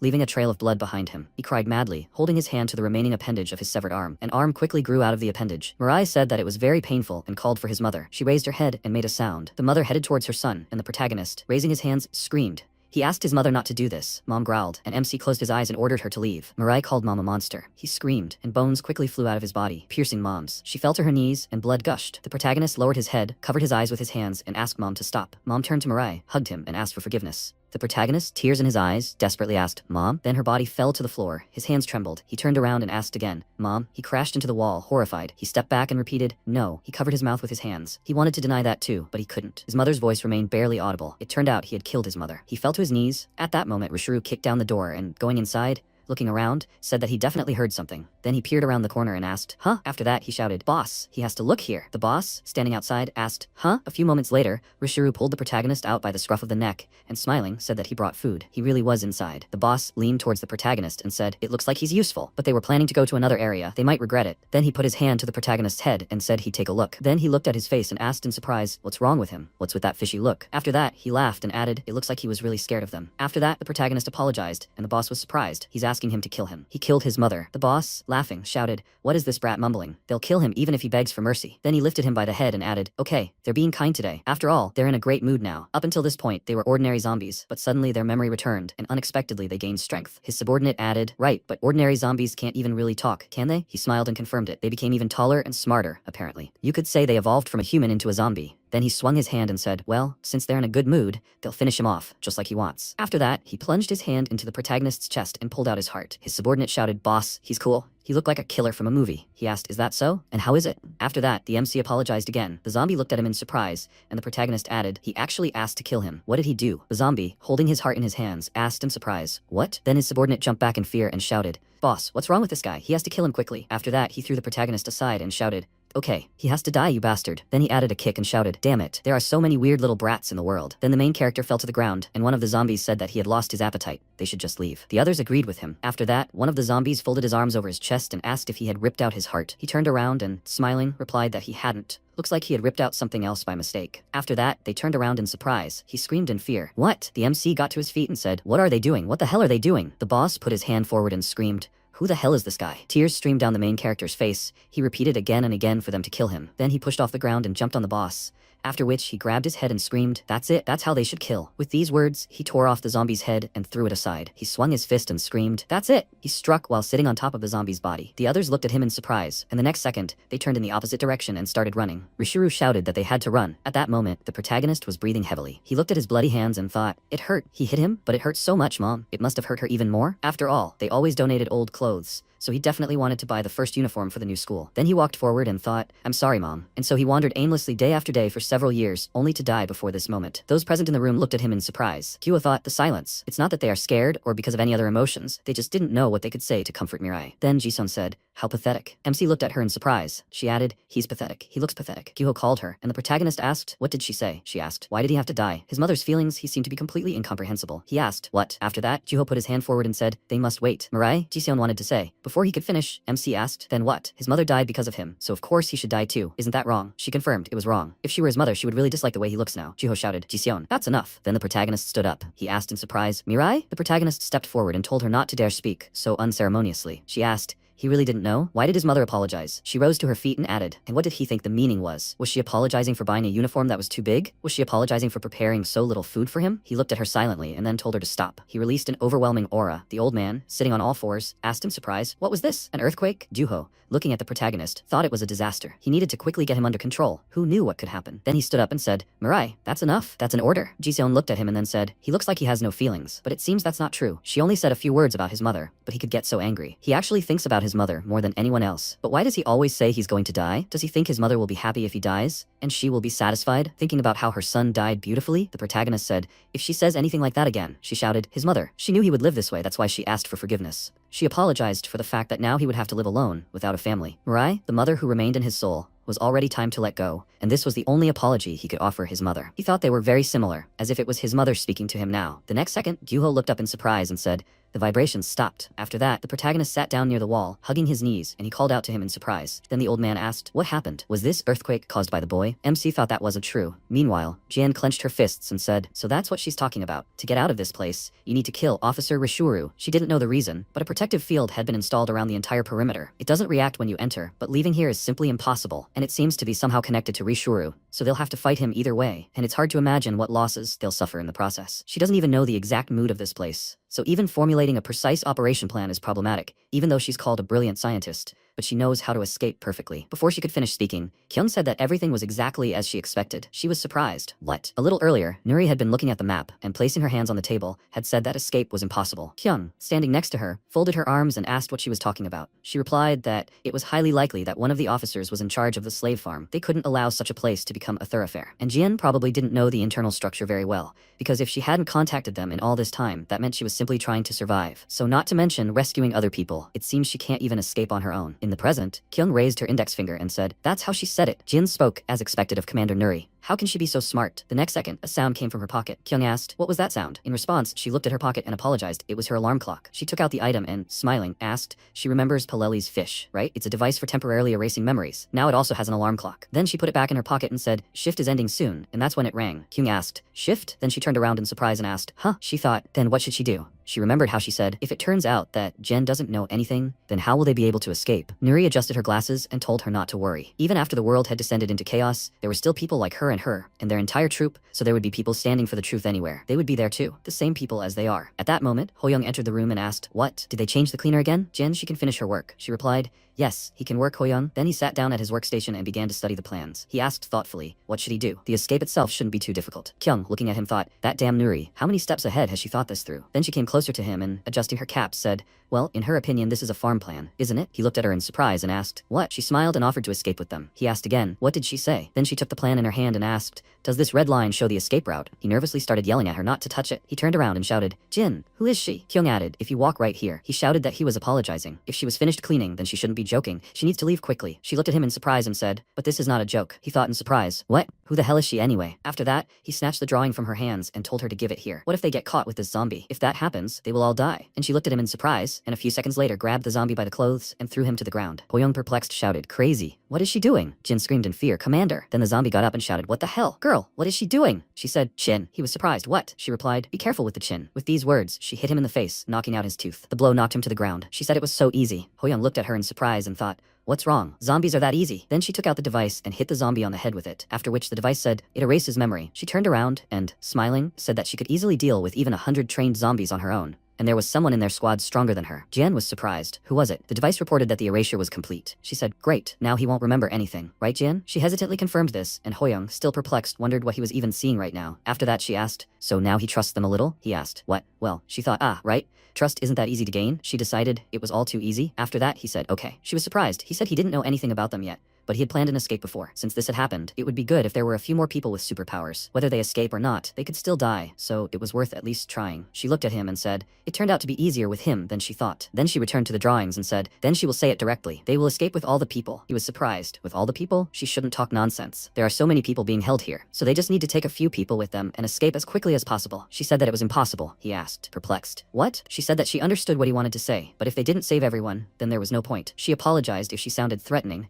but she asked him to trust them. He wondered what gave them such confidence. Judging by how easily she dealt with the zombies, it didn't seem like it was just empty words. Could he really trust her? Then she asked, where is the escape route? He said they can just go out the main entrance. She was surprised. What? He said that the zombies don't even consider them cockroaches, so there are no serious guards there, so escape shouldn't be an issue. The problem is fear. The people here are extremely afraid of zombies. She thinks they will want to escape. After all, it is obvious that they will die if they encounter a zombie. So even if they offer an escape, no one will agree to it. And the main reason for this fear is Officer Rishuru. Kyung looked at the blueprints again and asked, in that case, where is this Rishuru? Hoyoung asked in surprise. What? She said that people can defeat zombies. They just need to show it, right? And in any case, they will have to defeat Rishuru to get out of here, so they will go to him. He asked in surprise. What? He thought, it seems he's been dragged into the wrong place. They're completely crazy. The next morning, a zombie said, cockroaches, why are you stopping while you're working? They have to move on. Kyung, walking ahead, thought, meeting Rishuru shouldn't be that hard. Last night, an official order was given to find the people who killed Paladin. Surely, all the zombies will gather together before work tomorrow. At that moment, Rishuru, leaning on the railing, said, damn, how lazy. She thought that he would definitely be there too. The place where all the people and zombies have gathered should become a place where fear disappears.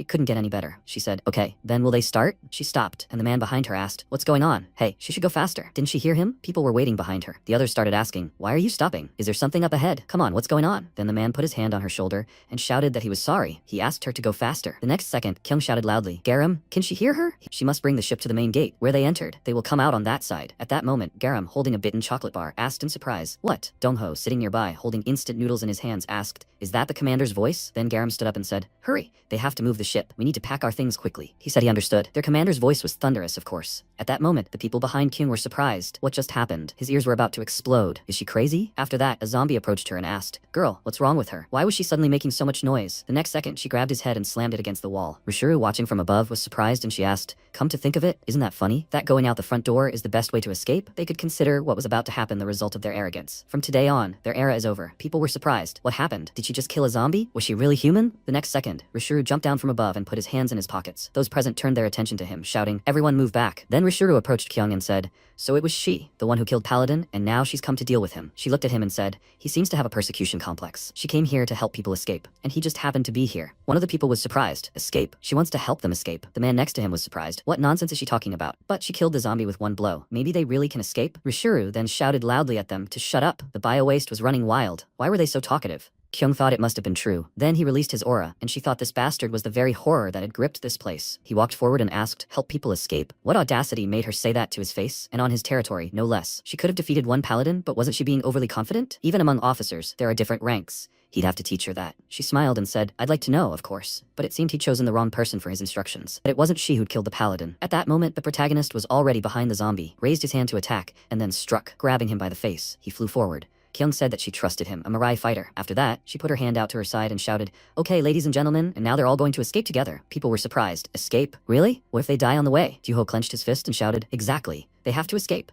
They even took out Rishuru with one blow. He had a special ability. He was an excellent agitator. He shouted that he was going to escape. Then he headed for the exit. The others ran after him and shouted, he must wait. They would go with him too. The zombie running after him shouted, the bastards, have they gone crazy? Hey, they have to stop the people from getting through. The next second, the cage closed and Kyung stood in front of it. Hoyoung, who was behind the bars, said, of course he did as she said, but could she really handle this alone? She confirmed that, and now he had to go help with the escape. After all, she alone is enough here. After that, the partner approached Hoyoung and said they needed to move quickly. He agreed, and they ran forward. The man turned and shouted, but you can trust them, right? They won't be finished off at this rate, he replied. Well, he wasn't entirely sure either at first, but that voice full of confidence somehow made him trust her. It was as if a new era had begun, or so it seemed to him. Well, even if they hadn't shown up, he was still planning to escape one day. It's just that the time for his escape had gotten a little closer. At that moment, the zombie asked, is she in her right mind? Just one person planning to stand against all of them. Kyung activated her ability and said, their numbers are large, but the lives of many people are behind her, so not a single one of them will advance. With that, she assumed a fighting stance. Meanwhile, Rishuru looked at the protagonist in surprise and asked, who is he? He was one of those extra people on the ship, wasn't he? So he's their leader then? MC replied that that wasn't true at all. The zombie scratched his neck and said,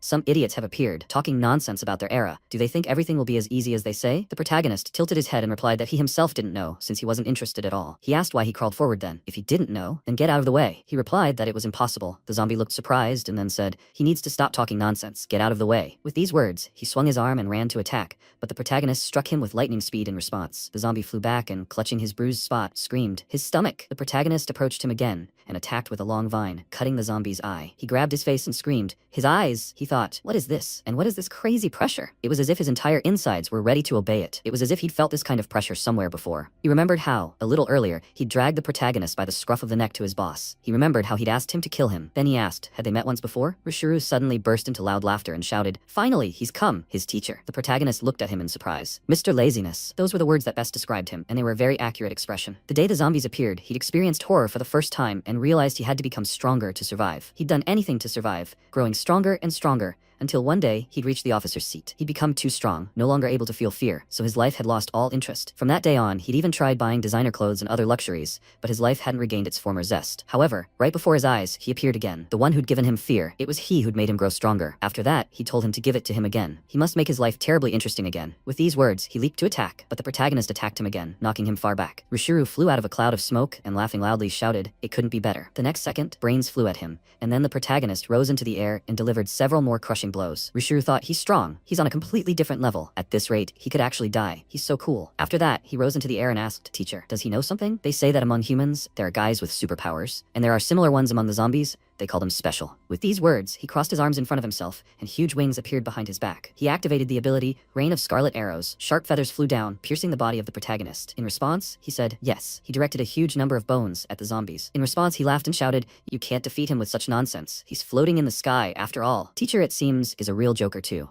Then MC thought for a moment, then put his hand to the ground and the next second rose into the air, releasing blood from his feet with great force. He swung his leg and attacked his opponent in the face, then grabbed his head and threw him down with such force that chunks of earth flew in all directions. After that, he flew down, attacking again with a long vine. Rishuru, flying to the side, asked, teacher, it seems he can fly too? He laughed and added, he far exceeds his expectations. This is so exciting. Then he was surprised when the protagonist threw him to the ground again. Kyung climbed onto the roof and wondered, can he really fly? He releases blood from his feet under high pressure. It looks like he's flying. And as if mimicking Rishuru, it looks like he's evolving. Then Jen ran up to her and shouted, Commander, when did she arrive? Had she finished sorting things out inside already? She thanked her for her efforts. Sure, there were quite a few of them, but they had no abilities. Anyway, while Mariah's fighter deals with Rishuru, they need to get everyone on the ship. She replied, yes. After that, they pointed their hands forward, showing the people which way to run. Jen shouted, that way. They have to follow this road to the end. Juho, running ahead, shouted, Commander, there are zombies at the main entrance. One of them, holding his weapon in front of him, shouted, have they completely lost their minds? Are they all trying to escape together? The next second, Garam flew over them, using the technique of acquiring taekwondo knowledge. She kicked them, then jumped to the side and shouted, Commander, they're not late, are they? Dongho,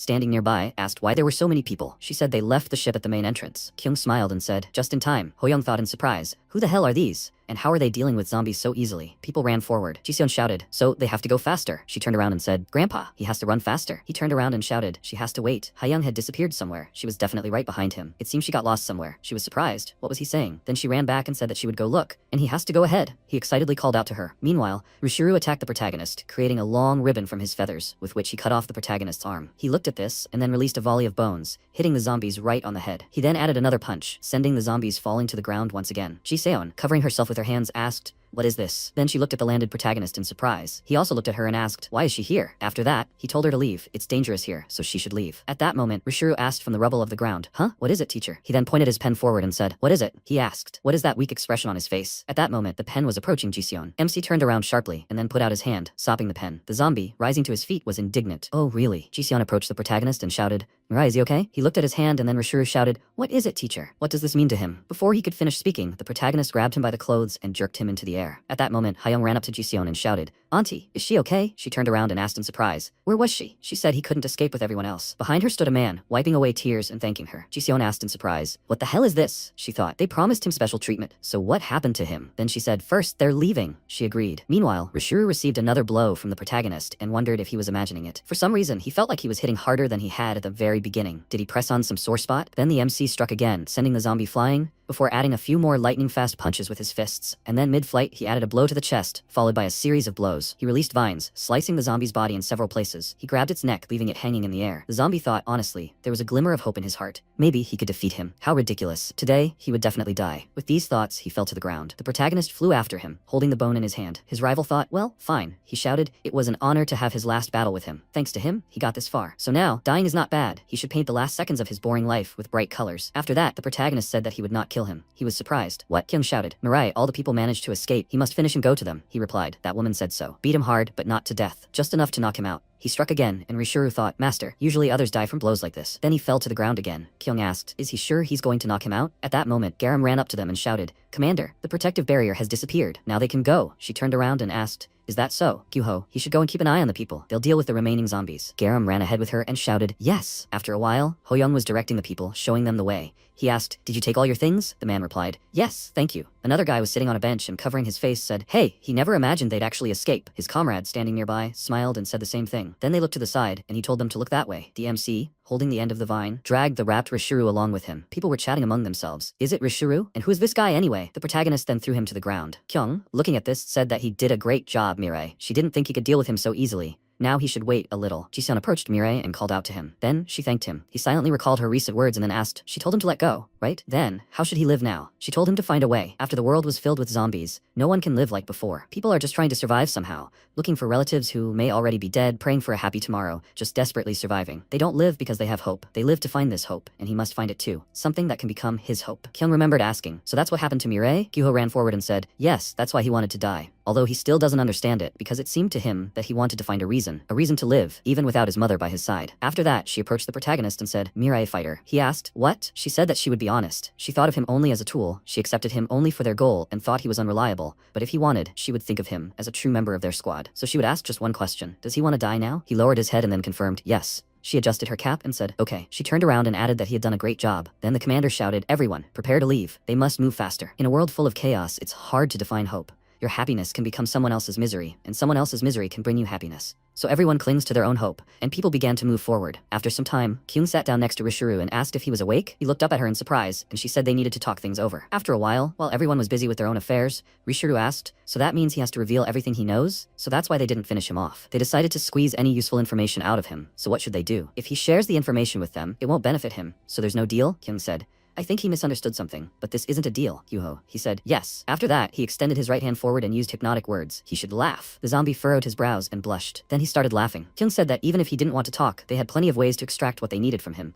And besides, his life depended on them. They could use him and then abandon him without regret. He replied that he understood everything. They should remove that smile from him. Jen, watching this, giggled and thought that she needed to maintain the image of a brilliant scientist. After that, the zombie said that he was going to tell everything anyway, so she should remove it. She was surprised. What? Removing hypnotic words? She asked what he was talking about. He said that it seemed she was the one who was mistaken, but he was silent not because of her comrades. He simply wanted something else. The zombies were of no use to him now. On the contrary, they were of more use to him. Kyung asked what use. He replied that they did have someone cheerful. With these words, he looked at the protagonist and thought, he will never forget their exciting fight with his teacher. Then she told him to stop beating around the bush. He should say directly what he wanted. He laughed and said that they should take him on their team. He would do whatever she ordered, only they should take him with them. She was surprised. And why? What benefit would it give him? He replied that he could be near his teacher. That would be enough for him. Gyuho indignantly shouted, what is he thinking of? He's just spouting heresy because he wanted to live. Kyung raised her hand. He was surprised. Commander, she said, as she had already said, they can get the information regardless of his wishes, and his offer is of no benefit to them. He replied, yes, and she's smart. They had pulled all the people off the island, right? And what will they do next? Are they going to spend their lives sailing the seas with this entire group of people? They'll soon run out of fuel. If they get close to land, they'll fall into the clutches of zombies. They themselves might survive, but they'll condemn the people they worked so hard to save to death, she thought, right on target. He said there was another island near Oryukto, and that one could safely hide people. Did she know there was such an island?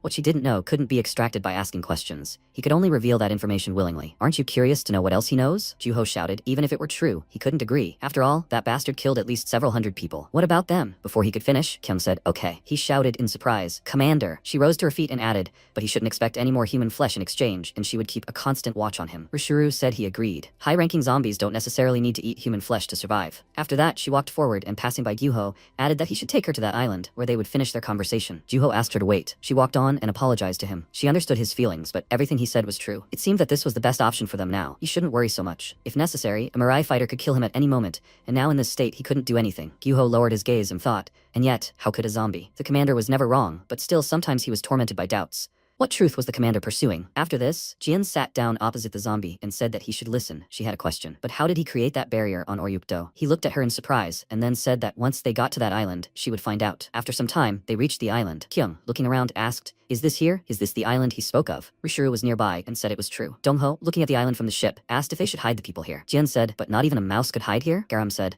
so they shouldn't have trusted Rishuru? He was a zombie after all, and an officer too. Jen said she didn't think he was lying to them. Well, it was the commander's decision. Maybe they should trust them. She asked, what do you think? But the commander was never wrong. Rishuru said if she looked under the tree. Before he could finish speaking, Kyung said he should listen to her. Had he deceived her? She had even disregarded the opinions of the squad members, accepting his point of view. He wondered in surprise what was happening to her all of a sudden. The same feeling he had when he was with his teacher. So she's been hiding her power until now? And then he said, oh no, she shouldn't be so excited. She needs to press that stone over there. She will understand why they came here. After that, she pressed the stone, and the island began to rapidly descend. She asked, what is it? They continued to descend underwater, and when they reached a sufficient height, she said in surprise, that's it. Rishuru said, she must look. And what did he say? He wasn't lying. This scale would be quite sufficient for her people, right? She asked, did he create this place? He replied, no. He found it by chance. Judging by the structures, this place was created long ago, and he couldn't imagine how it had been created, and it was unclear what it was for. He simply came here sometimes to have fun. She said thoughtfully, but in any case, it will be enough for them. He asked, but maybe he should ask her something. She asked, what about? He said, it seems she hides enormous power, but why did she force the teacher to capture him? Surely she alone is enough to defeat not only him, but also the other officers. She replied that she could tell there was a good reason for it, and she wasn't as strong as he said. He was surprised. Really, he thought, no. Definitely at the level of a teacher, or even higher. And where did such people come from? Then she asked, however, how to get back up. He replied that it was enough to simply press the stone again. After some time, the people came down. They wondered, what is this? Kyung approached Hoyoung and asked if she could ask him for something. He was supposed to settle the people in houses. He replied that he would do it. The people wondered, what is this? After some time, they approached a building. Garam asked, what is this? Jian suggested, it looks like some kind of institute. Nuri folded her arms and said that she didn't know what was here, but it was quite good for a new base. Garam turned around and asked in surprise, Commander of Staff, and how did she end up here? She answered, oh well. Then she asked, where is Kyung? She turned around and asked, oh Nuri, is she here? She showed up earlier than she thought. She bit her cap and screamed. Couldn't she think of a safer way? What a moron. Kyung screamed that she had no choice. It was the best she could do. After that,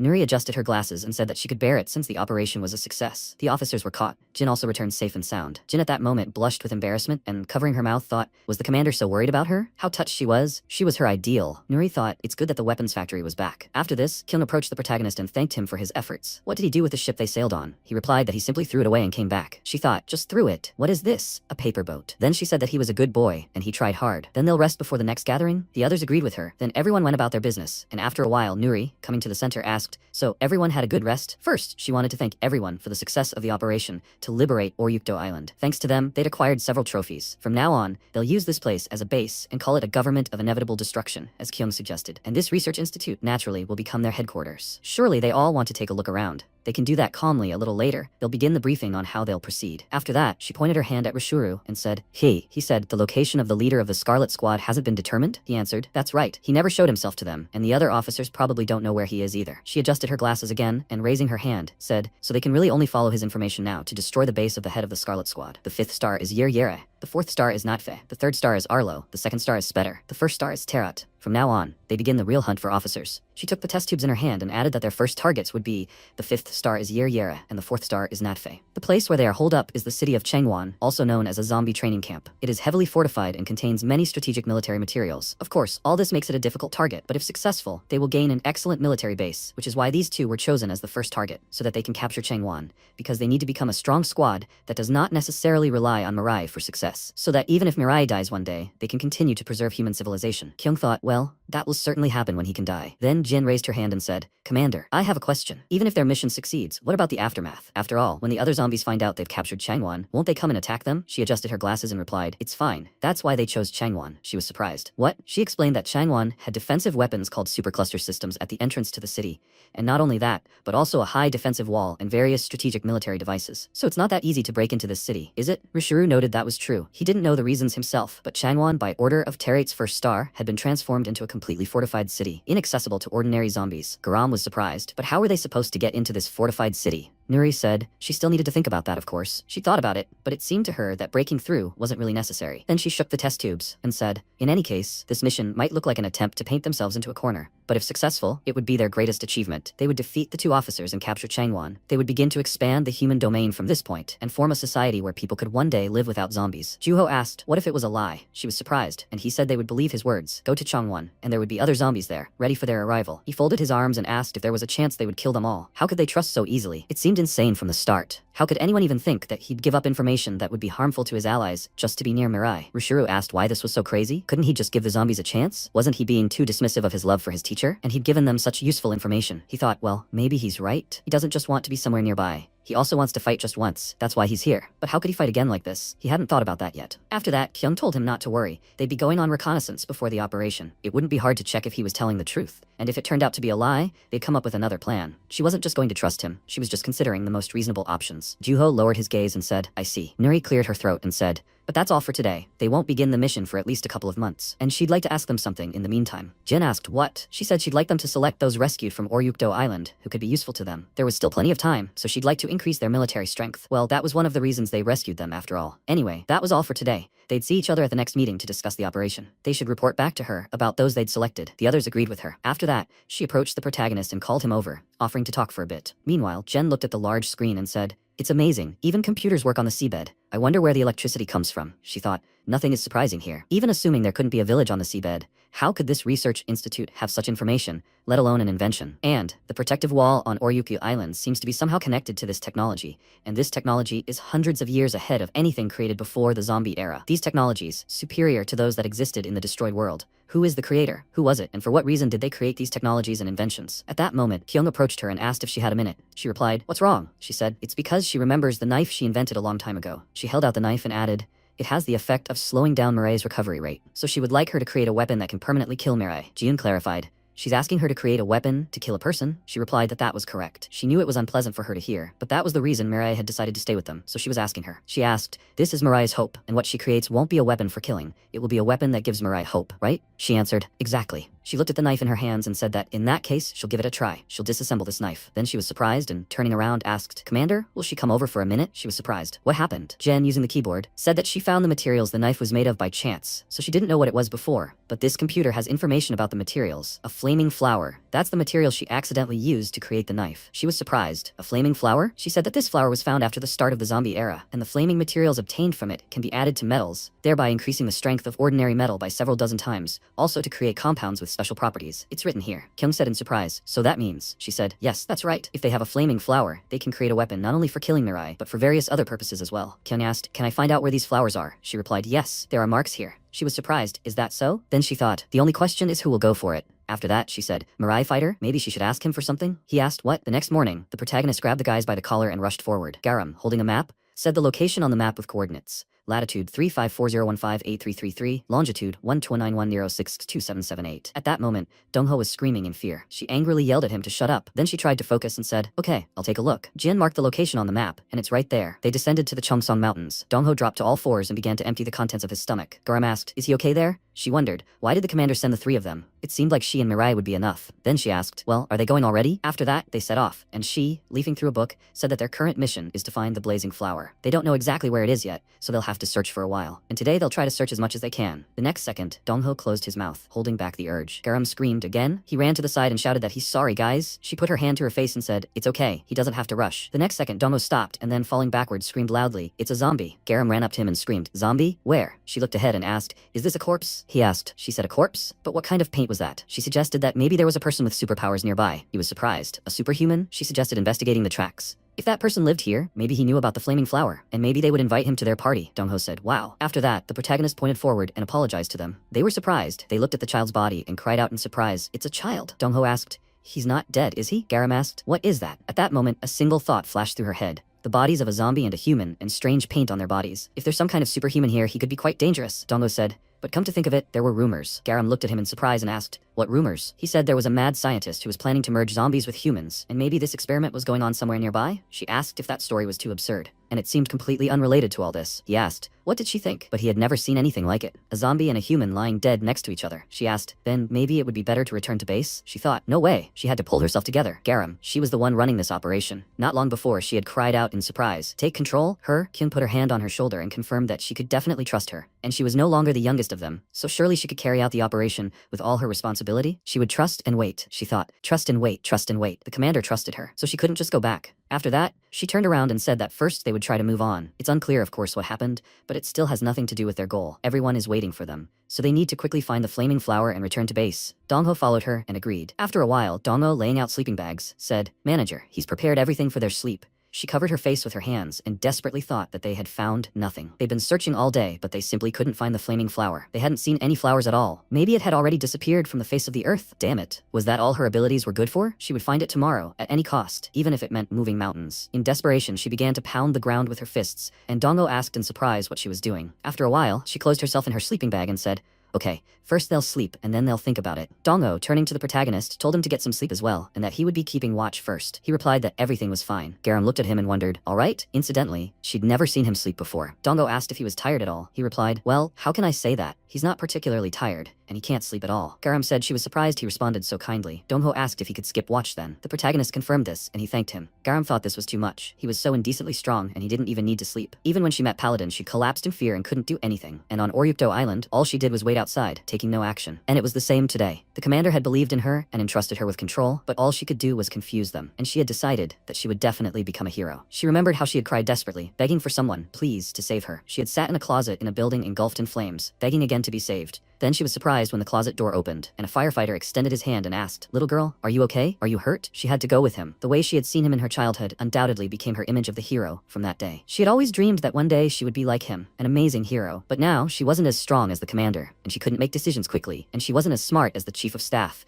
and she couldn't craft anything like Jen. She was pathetic. What kind of hero would she be? The next second, a scream was heard from the forest. She sat up and asked, "What is it?" Hemi called for help, and a zombie approached her and said, "The kid is alone in the mountains at night. If he eats her, no one will even notice." He couldn't believe his luck. With these words, he swung his hand, but before he could strike, Garam attacked him. He shouted, "What's this all about?" She stood in front of the girl, armed with a stick, and asked if she was okay. The zombie said, "It's clear that such a little girl can't be alone in the mountains. Was she trying to trap them?" Garam asked, "Trap?" At that moment, Kim Min-sung was watching from above. She asked, "What's this?" The zombie swung his fist again, and charging, shouted. In any case, he's grateful that now he doesn't have to look for anyone. Garam opened the book and said she didn't understand what he was talking about. She had used the knowledge acquisition spell. She then said she wasn't the person he was looking for. With these words, she, from the pink Muay Thai, attacked the zombie, added another kick, sending it flying, and then delivered a few more blows. But the zombie put his hands in front of him. She thought in surprise. Did he manage to dodge? Then she added a strike with her elbow. The zombie, putting his hand to his neck, said, just as he heard, "She is an unusual person," she thought, and even from this he did not pass out. After that, Dong-ho ran up to her and shouted, "Garam, there she is. Why run away alone like that?" She turned around and said, "Ah, Dong-ho." After that, she turned to Hemi and said, "Hey, brat, she should run that way." She agreed and ran in the opposite direction. At that moment, the zombie lifted a huge stone above himself and shouted, "Idiots. Where are they going?" He threw the stone forward and shouted, "How dare they ignore him so brazenly?" Hemi turned around in surprise, looking at the rock approaching her. Garam shouted, "Mariah, he has to save her." But MC remained silent in response. She repeated, "Can he even hear her?" The next second, she covered the girl with her body. The rock smashed against her back, and they both fell to the ground. The zombie laughed and asked, "What is she doing?" Decided to shield the brat with her body. It seemed the rumors were false after all. No, there was nothing special about her. Then he grabbed her by the head and, looking at the guys, asked, "What about them?" "They shouldn't worry. He'll deal with them too. They just have to wait." Dong-ho pointed his finger at him and shouted, "Mariah, he has to save her." He replied, "You can't." He was told not to help her. He was surprised. "What? Who?" The zombie, looking at Garam, said she should quickly take him to where the people were. She was surprised. What? The next second, Min-sun said, open the pallet. She instantly chopped off the zombie's head using yellow ochre. Garam, falling to the ground, cried out in surprise. What? Hemi, with tears of joy in her eyes, said, the village heroine has come to their aid. Garam was surprised. The heroine? She replied. The heroine. These people saved her. She ran to embrace her, and Min-sun, hugging her back, asked, wow, really? And she's not hurt? Then she smiled and said that she thanked them for saving a child from their village. Her name is Kim Min-sun. She is a heroine. Garam looked at her in surprise and thought,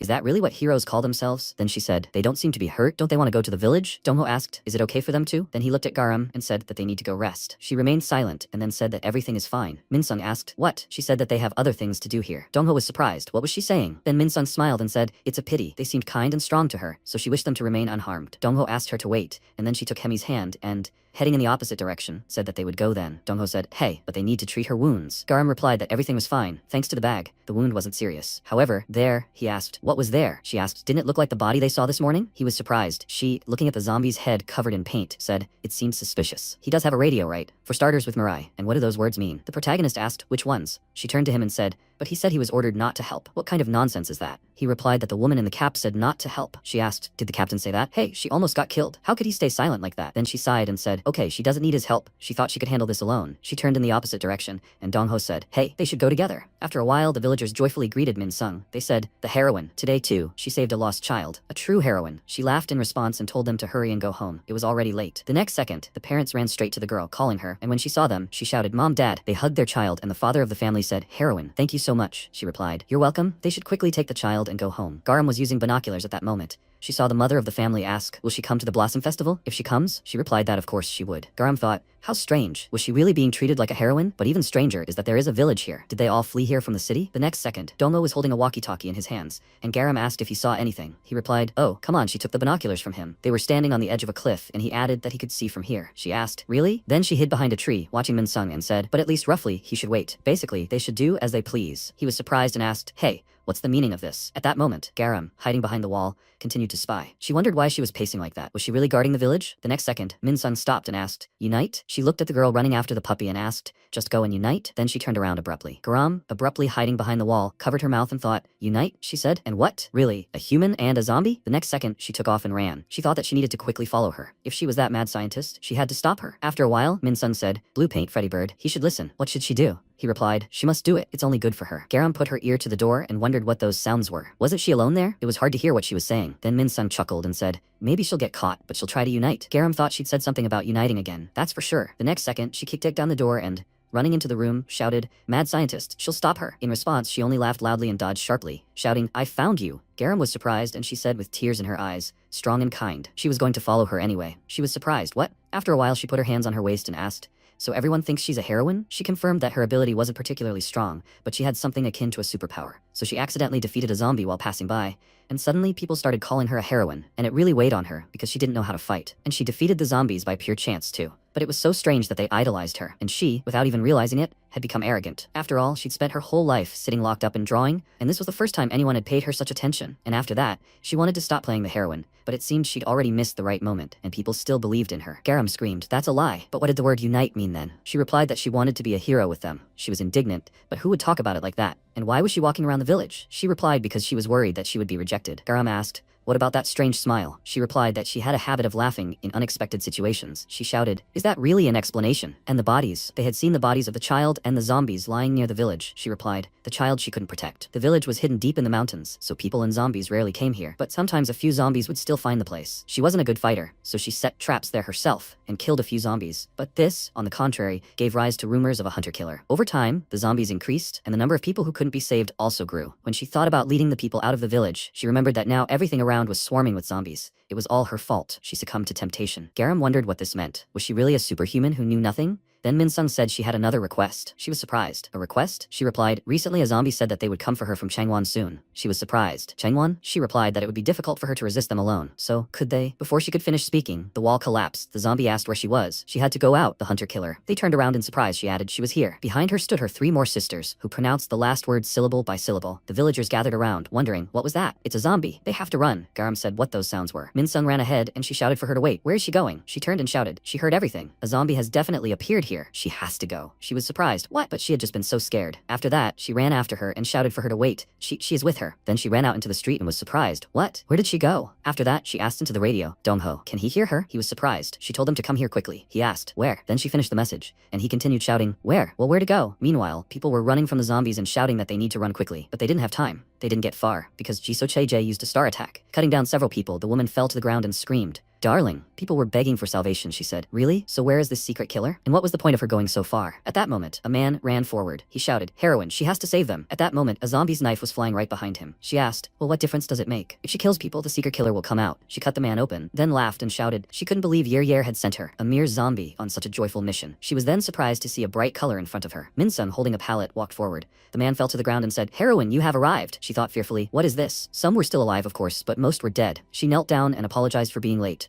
Chae-jae asked, is it really her? Is it really her? But why so late? She almost killed everyone here. She shouted indignantly. How dare she do this to the people of their village? Open the pallet, she thought. Let all the traps she'd set up so far be activated. A multitude of different colors headed straight for the zombies and she shouted, rainbow. She won't let this go so easily. The next second, Chae-jae pushed her head away and asked why she was so rude. She seemed to be a hunter-killer, wasn't she? She wondered, surprised, why was she so fast? All the traps she'd been setting for months, just like that. Then the zombie flipped over in the air and said that they would have fun then. She directed several attacks at her, and Min-sun wondered where everything went wrong. She apologizes, the people of the village. Then her body was covered in wounds. The zombie asked, huh? What? Is this the end? Her sisters added, and that's it. How can it end so easily? She attacked lightly on purpose. After that, she took a knife in her hand and said, boring. After that, Garam sharply attacked her from behind, sending her into the wall. She looked at the heroine and shouted, hey, is she okay? She replied that she was okay for now, but other people. Garam looked around and thought, come on, they were so late. Are they all dead? No, there are plenty of survivors. Then Dongho ran up to her and shouted, Garam, what do you mean? She wanted to follow her? What's going on? She turned around and, noticing him, said that she would explain everything later, but that he had to take her away now. He lifted Min-sun and asked, a zombie appeared here, but why were people from the entire village gathered here? Min-sun said that there was a flower festival here because there were flowers that could only be seen here. Garam shouted for them to leave quickly. Explain everything later. Then Chae-jae appeared next to her and asked, who is she? She attacked in front of her, but Garam dropped sharply, dodging the attack. After that, she swung her fist, looked at her opponent, and jumped back. She sighed and thought that she had hit her. If she had stretched out her hand now, she would have cut off her hand too. Chae-jae folded her hands in front of herself with a smirk and said,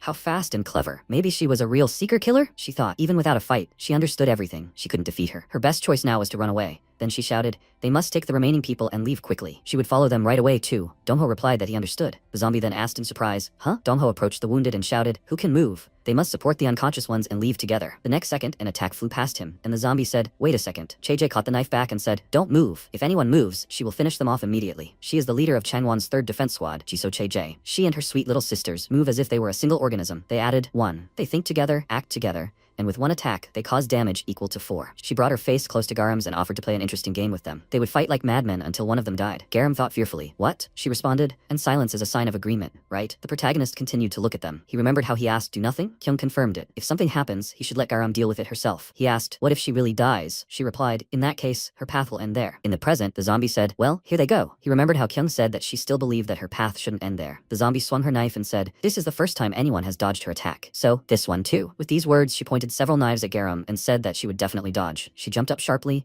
dodging her attack, and thought, it seems like the fight is just a game for her. But why did she feel like she was the only one attacking? Would she be able to defeat this girl? The next second, one of the attacks grazed her arms. She thought, fast and precise attacks, but more importantly, they come from 4 directions in one strike. How the hell is she supposed to attack her? She has no idea. At that moment, a frightened villager approached Dongho, and then he suddenly turned around and shouted that he would run away. Chae-jae said, she told you not to move. With these words, she split the man's body in 2. She struck a pose and added, she always knew that humans were such idiots. Garam thought, this is not the time to be distracted. If she wants to save people, she must fight. She has 3 books on techniques. She must use these books and find a way to defeat her. Chae-jae smirked and said, they should see how her face changed. Now will she show her the real herself? After that, Garam charged and used knowledge acquisition. Her opponent said that she was all impatient. She used boxing and delivered several punches. She thought, great, if they close the distance, she can't throw knives. That's how she'll create an opening for an attack. In response, the zombie hit her in the face and yelled at her to back off. She can't throw her beautiful knives. Garam thought that she would keep coming at her, and when she knocked her out with one blow, she'd end this fight. Her ability is to absorb knowledge with her whole body. Of course, if you read, knowledge is absorbed better. But still, she put her hand to her backpack and thought even one touch is enough to get it. Then she used Muay Thai and attacked her opponent with a kick. Then she added a punch, and in response, the zombie screamed, that hurts, she thought, and immediately, she used boxing, landing a few more punches. In response, she said, wow, she's fighting with all her might, it's so cool.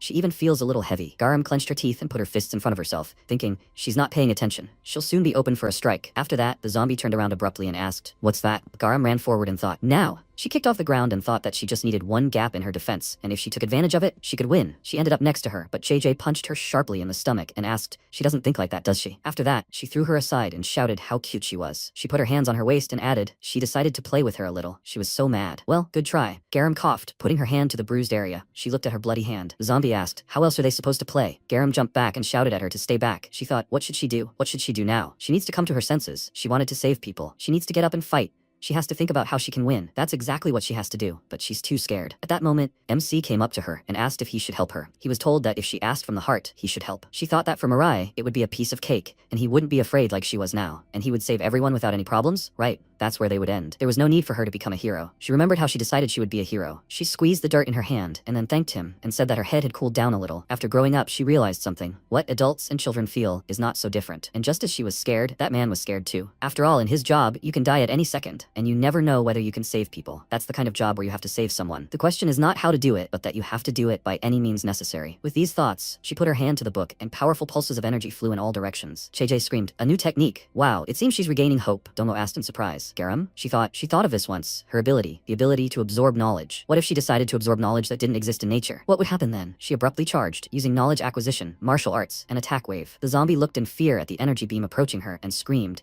throwing her hands out in front of her. She was thrown back sharply, and then the beam of energy exploded. She wondered in surprise, what is this? Even she can't withstand this. Where did she suddenly get such strength? She needs to get out of here before it gets too hot. The next second, Garam grabbed her shoulder and clenching her teeth thought, it feels like her body is about to explode. It looks like she won't be able to use this technique for more than a minute or two. We need to finish this as soon as possible. Then the zombie scratched the back of her head and, laughing loudly, shouted, what fun. And now it's time to go home. She turned around and, walking forward, said, all right, she'll leave the people alive. Well, they'll see each other later, beautiful. Garam directed a stream of energy forward again and shouted, where are you going? Such a fun game. Played to the end, she answered, her beautiful face. Gritting her teeth in anger, she shouted, little girl, hasn't she gone too far? Does she think she's running away because she's scared? She turned sharply and ran to attack. She said that she simply decided to take pity on her. After that, she pointed her knife at her and wondered, what is that sound? The next second, Garam spread her arms out to the sides, releasing a powerful pulse of energy that sent the zombie flying backwards, and she asked who asked her to feel sorry for her. She screamed loudly, skidding to a stop on the ground and shouted. Now she was really angry. She took out several of her knives at once and told her to remember, beauty, she will fight with all her might. Then she pointed several knives forward at once and used Meteor Shower. Attack Wave is a fantasy novel based on the story of Admiral Yi Sun-sin. In this novel, he uses the power of the wave flowing through his body to fight,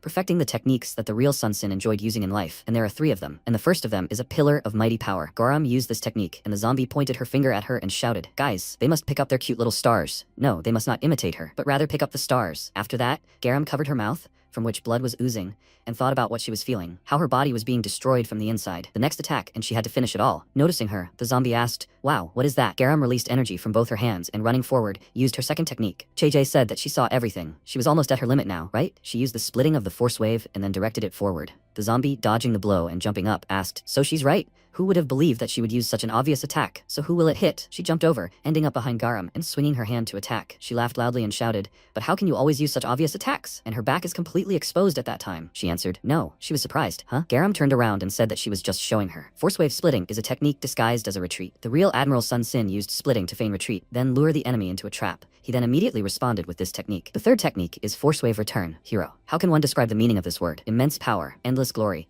These are just a part of what a hero can have, but they cannot define their essence. A hero sometimes acts blindly, relying on their faith so much that it sometimes seems foolish. But sometimes for this faith, they must risk their lives. At that moment, Chejae flew back, because the attack hit her, and from such powerful energy, a hole was formed in the ground. At that moment, Garam already became a hero to someone. Dongho looked at her and shouted, is she okay? He walked closer and called out to her again. She stepped forward a little and asked, funny, isn't it? He certainly wouldn't have to strain himself so much. After that, she began to fall, and he called out to her again. The next second, people looked at the field in surprise. Flowers began to appear there. They said there were flowers on the ground. Garam fell into the field and asked, did she look so pathetic? The protagonist stood next to her and said that she didn't. She said she only wanted to ask him for one thing. He asked, yes? She asked him to help her up. He extended his hand to her and said, yes. She grabbed his hand and thanked him. He put her hand on his shoulder. They started to leave. She asked him to slow down and said that she really was dying here. Min-sun ran to them and with a worried expression on her face asked, are they okay? She was surprised when she saw her and said that she seemed safe and sound. She started crying, coughing up blood, looking at them, and said that now they should quickly go and rest. She was very scared because of this and said that it seemed like this was not true at all. She was the one who should go and rest. She continued coughing up blood and said that if it weren't for her, who knows what would have happened. She was very scared because of this and said that she was the one who should go and rest already. She continued to thank them and Dongho watched from the side and remained silent. He thought,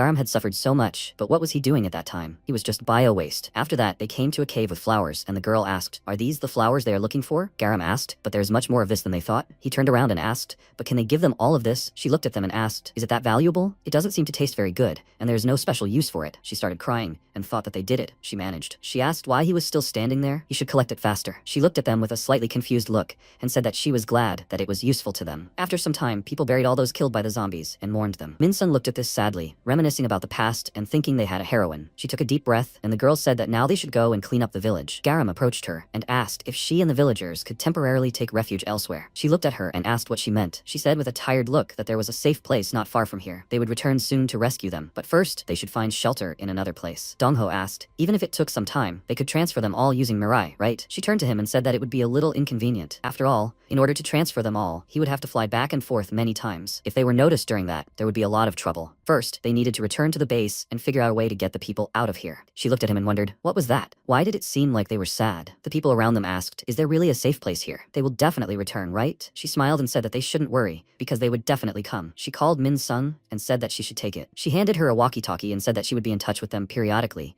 so she should try to protect the people. She was confused by this and said that she couldn't do it. It was unknown how many more people would die, but she was not a heroine at all. She trembled with fear every day and deceived everyone, only choosing the moment to escape more conveniently. She asked who then rushed to defend in the front ranks. After all, she rushed to them when she heard the sounds. Of course, she trembled with fear every day and deceived, but she did not run away. She put the walkie-talkie in her hand and said that therefore she should protect them until they returned. After all, for the people of this village, she would forever be a heroine. The villagers agreed and said that she had always protected their village. They remained alive only thanks to her. She sadly went off somewhere and said that they should wait for her a little. Garam looked at her and asked where she was going. After some time, she returned and Garam asked where she had gone. Min-sun approached her, took her hand, loudly stated her name and said that, more precisely, she was the heroine of this village and would definitely protect the people. She ran to the villagers and loudly said that they should think about where to hide. She looked at this with a confused look and wondered where she had gone and why she had changed so suddenly. She said that, however, this was better than when she looked lifeless and sad. After this, all the villagers saw off their squad with joyful looks. After some time, the three of them were able to return back and were noticed by Kyung, who was standing guard. A very injured Garam showed her the flower in her hand with a wide smile. Since receiving the flaming flower, great changes have occurred at the base. The village contained clothing, food, personal belongings, and the like. Along with a huge number of items found there, among the people rescued from the island, they turned out to be masters of various fields of construction, researchers, and so on,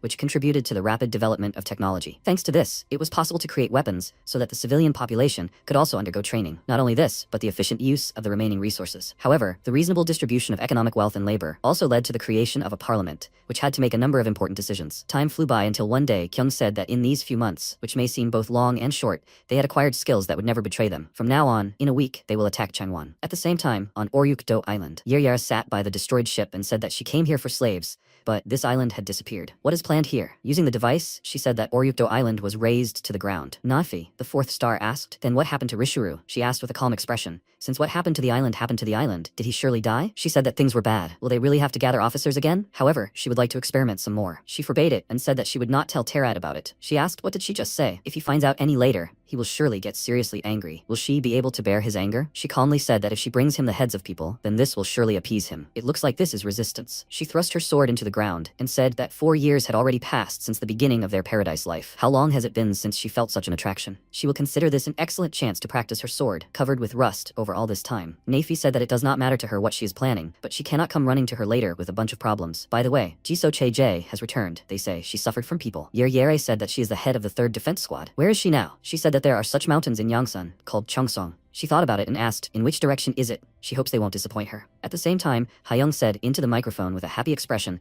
that the 3rd joint exercise begins with a capture the flag competition. The rules, as always, state that whoever takes the opponent's flag from the flag bearer wins. Team Mirai and Team Rishuru. I wonder who will be the winner? The winning team will get a box of crab chips caught on Oryukto Island. Now she will announce the managers of each team. The manager of the first team is Choi Juho. The manager of the second team is Park Hoyoung. They should announce when they finish their preparations. He thought with a serious expression that in ordinary life, he was a respected young teacher. Of course, he couldn't realize his dream. But in this place, he will try to find a new meaning in life. All this time, he analyzed, and as a result, he was able to determine the main features and strengths of their team. All that was left for him now was to try to raise their fighting spirit, which had fallen because of Mirai. He said loudly that they could win. After all, each of them was a shining talent. the crab chips would belong to them. His team members happily agreed and were inspired. Gyuho, with a serious expression on his face, said loudly that it was their team that would win. After all, they were shining even brighter than them. He approached him with a dissatisfied expression and asked, will he keep repeating this cowardly thing like that? They already had it, so they always won. He asked with a serious expression, where in the world of victory could cowardice come from? So they didn't even need to look at the crab chips. After all, they would get them. Hayoung, with a joyful expression, said that it looked like they were all ready. Then, right now, their training would begin. Immediately after that, the first team very quickly ran to the attack. Kim Hemi, the main character's rabid fan, stood next to him, called him teacher, and asked what they would do. She didn't wait for his answer, ran toward the opposing team,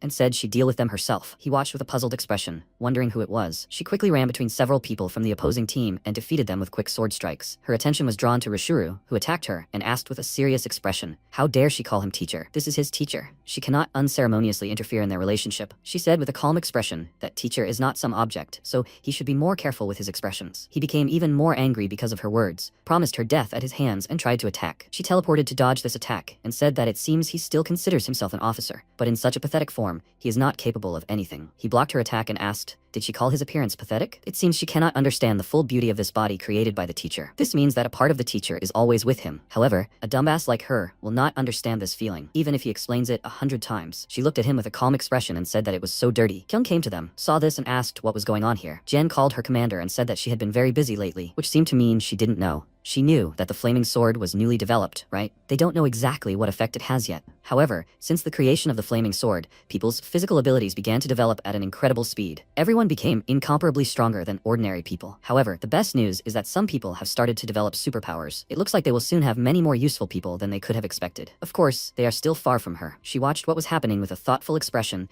and thought that their abilities had noticeably increased since she trained them a few weeks ago. She sees many more people suitable for the actual operation, and more different plans can be developed. However, using Rishuru turned out to be much more useful than it seemed at first glance, which is even surprising. However, she thought that people would be at least a little afraid of him. Dongho ran to attack with a tense expression on his face, and thought that he would also gain strength. He didn't want to be a useless burden anymore. Suddenly, someone jumped on his and his team's heads very quickly. The MC took Team Rishuru's flag, and Hayoung said that a member of the red team had seized the enemy flag in the blink of an eye. Today, they were celebrating this easy victory again. Juho was very happy about what happened and loudly praised him for it. Hoyoung, on the contrary, was upset about this and loudly said that they can't use it. It was pure cheating. What is he even doing at a commoner's training session? Hemi, with a joyful expression, called out to the teacher and said that he was so wonderful. Rishuru, with a displeased expression, looked at her and loudly asked what she was looking at now. He said that this was his teacher. The members of Team Mariah started throwing him up in the air along with the chips, and someone said that today, as always, the competition would end with his team's victory. However, Team Rishuru still had to work hard for their future victory. Kyung asked, by the way, how were the tests going? Jian said that she was creating different compounds and continuing to experiment, but it was still difficult to find a specific root cause, so the method of dying forever was still in question. She asked if he could go to the tests with her today. She was a little surprised by this and said that she didn't care, of course, but why would she? She said that she had one special assignment for him. After some time, he lay down on a chair,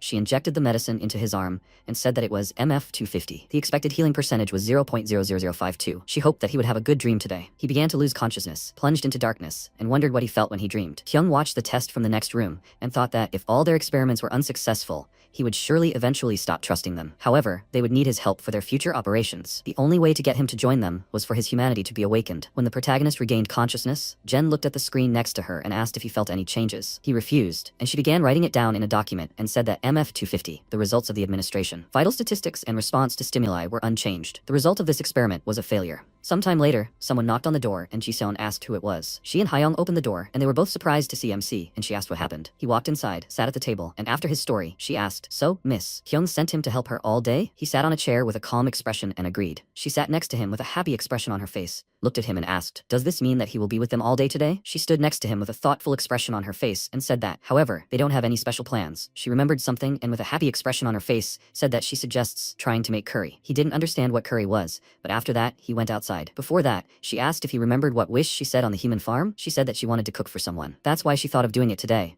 so they should get her the ingredients for this dish. Hyeon walked with him, looked at her notebook and said that first they need to find carrots. Where can they get them? She called him and asked if he by any chance saw carrots in their settlement. He walked next to her with an emotionless expression on his face and asked, did she say carrots? At the same time, Garam used the walkie-talkie to contact Min Sung and asked if she could hear her. She agreed and said that she could hear her perfectly well. She was lying in bed, reading a book, and said that they would probably be able to come for them immediately after the operation in Changwon was completed. It seemed that it was planned for next week. She heard a knock on the door and asked her to wait for her a little. She opened the door and saw Hayoung, who greeted her cheerfully and and asked if she happened to have any carrots. She was confused by this question and asked, however, why were they looking for it here? She was surprised by this and asked if she didn't have it. However, he brought her straight here. He stared at her hair, pointed at it with his finger, and said the word carrot, which caused her confusion. She threw them away from the door, called them slackers, and said that they should leave here. She was busy now. She was worried about this and asked where they could get carrots. She noticed a man with a bag passing by and asked if he by any chance knew where there were carrots. He looked at her, called her by name, and asked if she needed carrots. After that, they came to a field where carrots were growing in a row, and she was very surprised because of this. She turned to him and asked, so he grew these? He agreed with a kind smile and said that he also had to make ends meet somehow. He was thinking about what to do, and so he decided to grow carrots. Of course, growing them here is quite difficult, so they are almost the size of a pea. However, if something like this suits them, they can take them. She was happy about this and asked if it was true. He agreed with a kind smile and said that they had saved his life. She was very grateful to him for this, and he, with a calm expression on his face, put the carrots in a bag. She looked at her notebook and asked, by the way, does he by any chance have any potatoes? He thought about it and said that he doesn't have one. However, he heard that there is something like a potato floating in the sea. Maybe they should go there? She thought about it, after which they came to Jen, and she asked with a little surprise if they need a diving suit. Hyung agreed. She started looking for it and said that it seemed like there were materials about something like that here. Are they going somewhere? She said with a happy look that they heard that there are potatoes floating in the sea, so they want to catch it. She was a little surprised by this and asked, potatoes in the sea? Juho came to them and said that he felt the smell of Mariah here. She turned to him and greeted him. He greeted them and asked what they were doing here. She said that they were looking for potatoes that were floating in the sea. After that, she put on a diving suit. They went underwater, and she said that the sea was so amazing. It was the first time she had ever swum like that. Juho went with him and thought it was a great chance to share memories with him. She noticed something that caught her attention, pointed at it with her finger, and said that they should look there. There really was a fish there that looked exactly like a potato. He was surprised by this and asked, what is that? Some kind of mutant that appeared because of the zombie situation? She happily called the protagonist by name and said that they should quickly catch it. He saw something ahead with a calm expression on his face, which he warned the others about, and at that moment, they noticed a huge fish swimming towards a potato-like fish. They were both very surprised by this, and he loudly asked, what the hell is that? She screamed loudly in surprise and said that this fish ate their potatoes. He looked at it, called out loudly, and said that they should look there. One of this fish's fins was torn. This is probably just a remnant of past battles. This fish is definitely the ruler of the local seas. Unexpectedly for them, this huge fish swam very quickly towards them with its mouth wide open. However, this giant monster noticed MC, who looked at it with an emotionless look, and stopped in front of him. The huge fish remembered a peaceful day when it swam through the sea and said, excellent, it is the ruler of the seas. Suddenly, at that very moment, he struck a very powerful blow, cutting off its fin. Seeing him again, the fish remembered the fear of death it felt that day. As a result, the fish was unable to overcome its anxiety and lost consciousness. Juho was surprised by what had happened and asked, huh? He was glad about this and loudly said that he defeated the fish. Hyung was also happy about what happened and said that it was as expected of him. After that, the three of them returned to the house and dragged the fish they found in the sea. Many eyes were fixed on the unusually huge fish, and soon most of the villagers gathered around. Jiseon was very surprised when she saw a crowd of people and asked,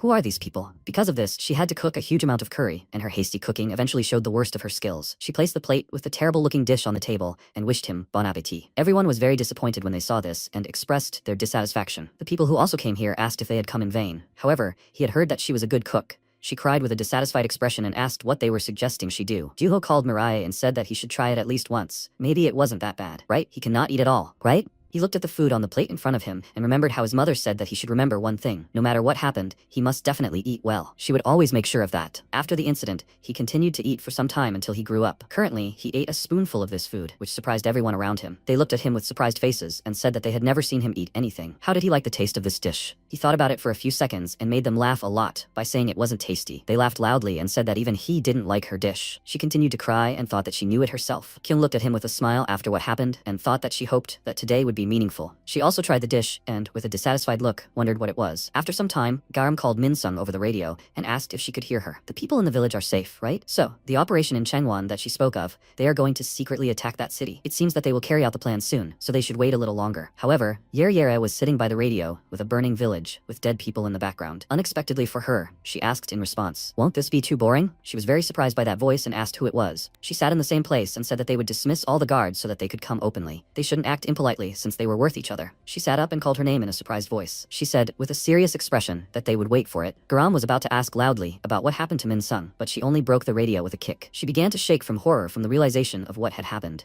And she remembered how she had previously told the villagers that they didn't need to worry because they would definitely come. After that, she came to the base and told the others what had happened. Rishuru with a calm expression said that she too clings to any opportunity to become stronger. Of course, a little differently than him, but still, thanks to this, they often wandered together. In general, no one except her is so interested in martial arts. Kyung asked with a calm expression, it seems their plan has been discovered. It seems they are in trouble. Garam started to leave and said that she would go then. This caught her attention. She called her name and asked if she was okay. She agreed and walked on, and he was a little surprised by this and asked if this was somehow unexpected. She said that people died because of her, so he thought that she would hide somewhere and cry. She stood nearby with a calm expression and said that she was not that weak. Surely she also knows what kind of revenge would be the wisest. She went outside and, out of great anger, broke the radio with one hand. After some time, Nuri pointed to the board with a pointer and said that, on the contrary, it was for the best. Still, the plan they had seemed unreliable enough. They needed to come up with at least some kind of plan, because soon the place and resources for life would run out, but the probability of success was low. The reason for this was a lack of information. Through several expeditions, they learned only one thing about Changan. It's a high wall in the very center of the wasteland, and that's all. They couldn't even find out about the forces located inside, so any plan would be insufficient. However, what if they opened the doors? What if there was no need to worry about information? Kyung turned around and asked if there was a chance that Yeryere's offer was a lie. Rishuru, with a calm expression, said that it didn't seem like it because she was crazy. Nuri said that in a fight between strength and strength,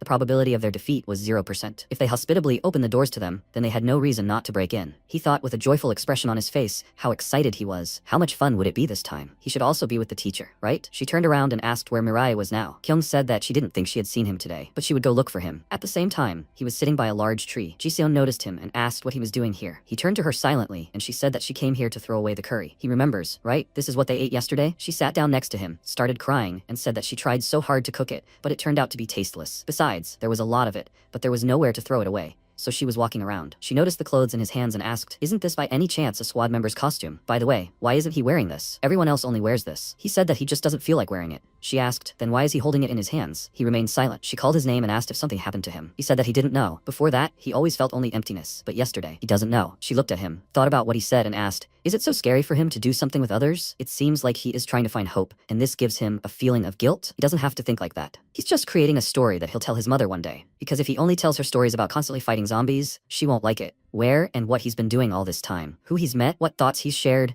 and what feelings he's experienced. He should tell her about his happy days, not just the hard ones. If she were his mother, it would bring her more happiness. The protagonist stood up, started to walk away, glanced at the curry pot, and said it was good. He walked on, and Kyung stood next to him, listening to them with energy and a smile. After that, the small flame that had already begun to fade reignited, and humanity, step by step, embarked on the great path. A week later, the squad gathered and came to the gates of Changwon, the zombie training camp. The zombies noticed them and loudly said that they should look there. Humans had finally arrived. Kyung, with a calm expression, asked, "Where's the fighter now?" Hemi said her power had no effect on the teacher. So why was he flying here? She said with a calm expression that if he had left at the same time as them, then they needed to wait another 12 seconds. Crowds of zombies ran toward them and loudly asked, "Do they think they'll wait any longer? After all, they'd been waiting all week. They should eat them quickly." Yeryer said they didn't need to take any prisoners. At the same time, on the roof of the Changwon control room, a zombie called her through the device and said that people had appeared at the main gate. She stood with one finger on her sword and asked how long it would take people to break through. Roughly an hour, right? Although no, she also sent the squad leaders there, which means it will take about 3 hours. At the same time, at the main gate, the leader of the second Changwon defense squad, Trash Kong,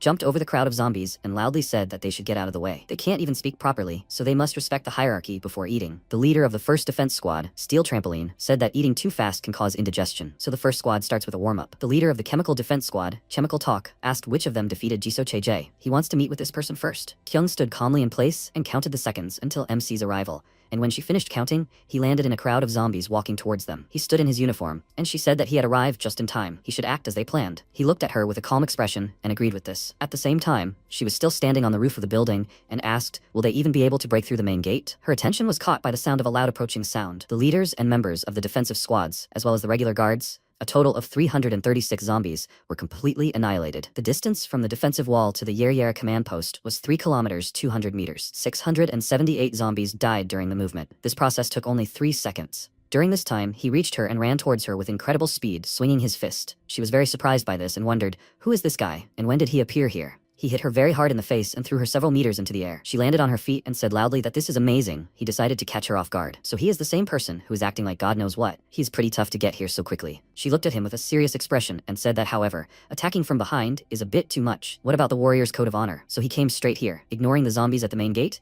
After all, she gave them a warm welcome, but this is what she got in return. He said in a calm voice that, however, he killed them all. She was surprised by what she heard and thought, but aren't they the main forces of Changwon? She just received a report a few seconds ago that people had arrived here, right? Is this guy really that strong? He ran behind her with incredible speed. She noticed this and turned sharply to him. She didn't have time to do anything because he delivered a very strong punch to her head. She was thrown back very hard, and she wondered what that was. Until he hit, she didn't suspect anything at all. She didn't see anything at all. Yeryer stood up after this blow, took her sword, and said that now he convinced her. He is the guy who killed the officers.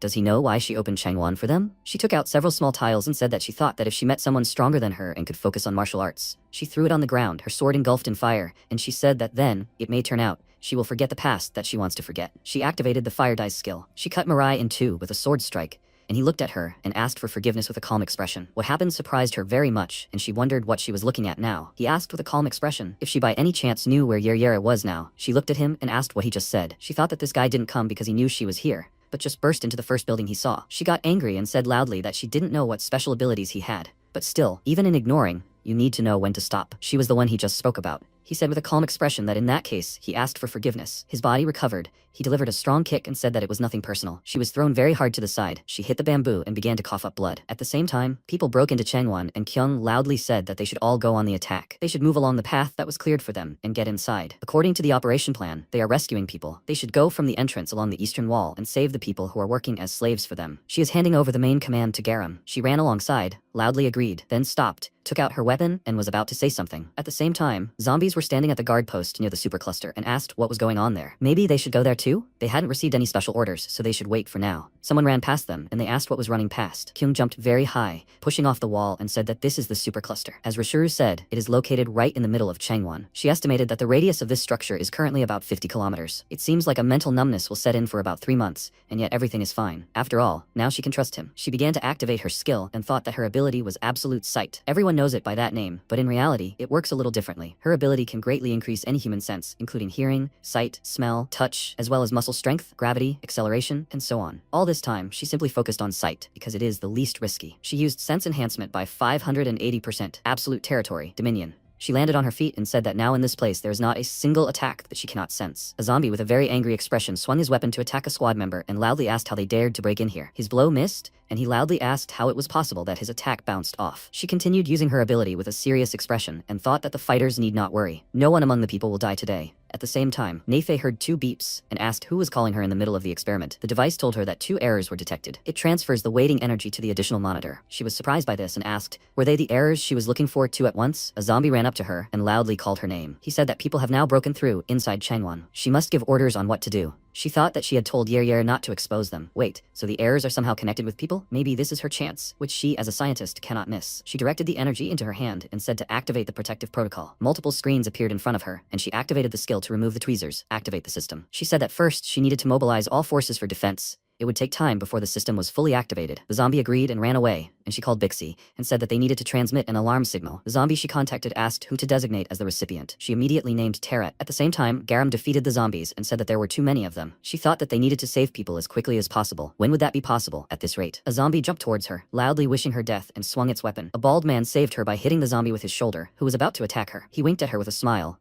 and said that she didn't need to thank him. It would be better if she bought carrots from him later. She thanked him, and he ran on and loudly called the zombies around. She laughed and thought that a few days ago, ordinary people were afraid of this operation. Even though they had trained all this time, the very thought of what they had been subjected to before destroyed all their faith in defeating the zombies. To be honest, she also thought they wouldn't be much help. But that was a stupid thought. One of the humans was surprised when he dodged a zombie attack and thought he was seeing their attacks. The monsters tried to resist and were indignant that the humans had become so strong. She thought that, however, each of them was now a full-fledged member of their squad. She began to slap her cheeks with her palms and thought that she shouldn't be so hasty. She said loudly that she needed to gather her strength and save everyone. At the same time, in the 3rd border work zone, a zombie looked at the people walking down the street and said that the 88th group should switch with the 102nd group. He raised his voice and said that they should not hesitate and move faster. A man named Jin Chun called Grandpa Hansel and the girl Yuna and said that they should work on the shift. He agreed and said that he had already done a great job. The rest had already arrived. He looked to the side, noticed children named Jungsok and Changan, and said that he had already returned. They ignored him, but he came closer and called them again. They turned to him and he said that he kept calling them, but they did not answer. Do they have something interesting? The boy said that was not the case. They are always called by numbers,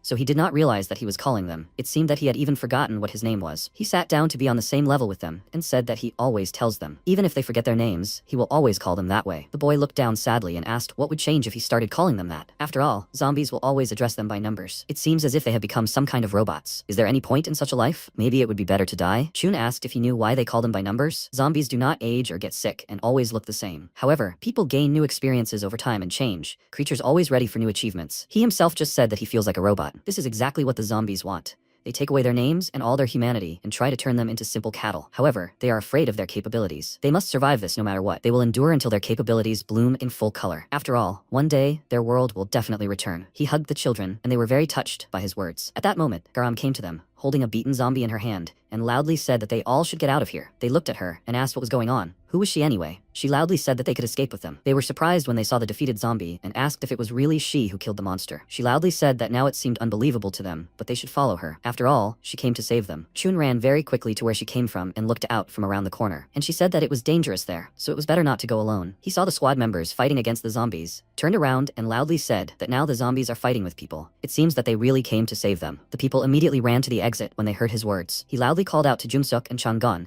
and said that they also need to run away from here faster. He turned around and said loudly that he asked her to take care of all the children and adults. He started to run in the other direction and said loudly that he had to get some things. She was about to say something, but stopped and thought that she didn't know who he was, but he was very brave. Thanks to him, they managed to quickly rescue everyone. She said loudly that she would go ahead and they should not delay. He walked to the table, picked up a stack of documents and thought, has the day finally come to read this? Suddenly, he heard loud sounds that caught his attention. A large eye made of energy appeared in the air, and a loud voice said that a protective protocol had been activated, targeting people. Unknown structures, made of bright green energy, flew out from underground, which greatly surprised Garam, and she loudly asked, "What is this?" The building that Chun ran to began to collapse, and he became very worried about this. A powerful explosion occurred in Changwon, which attracted Kyung's attention. She looked in the direction of the explosion, and saw how the energy structures were releasing lasers that created explosions. The squad member was confused when he saw this, but she managed to save him at the last moment. She looked at the flying structures and asked, "What the hell is this? It only attacks people, right? The energy source is towards the research area. It looks like Natefi has started to act." She pointed her finger to the side and said that first they need to dodge.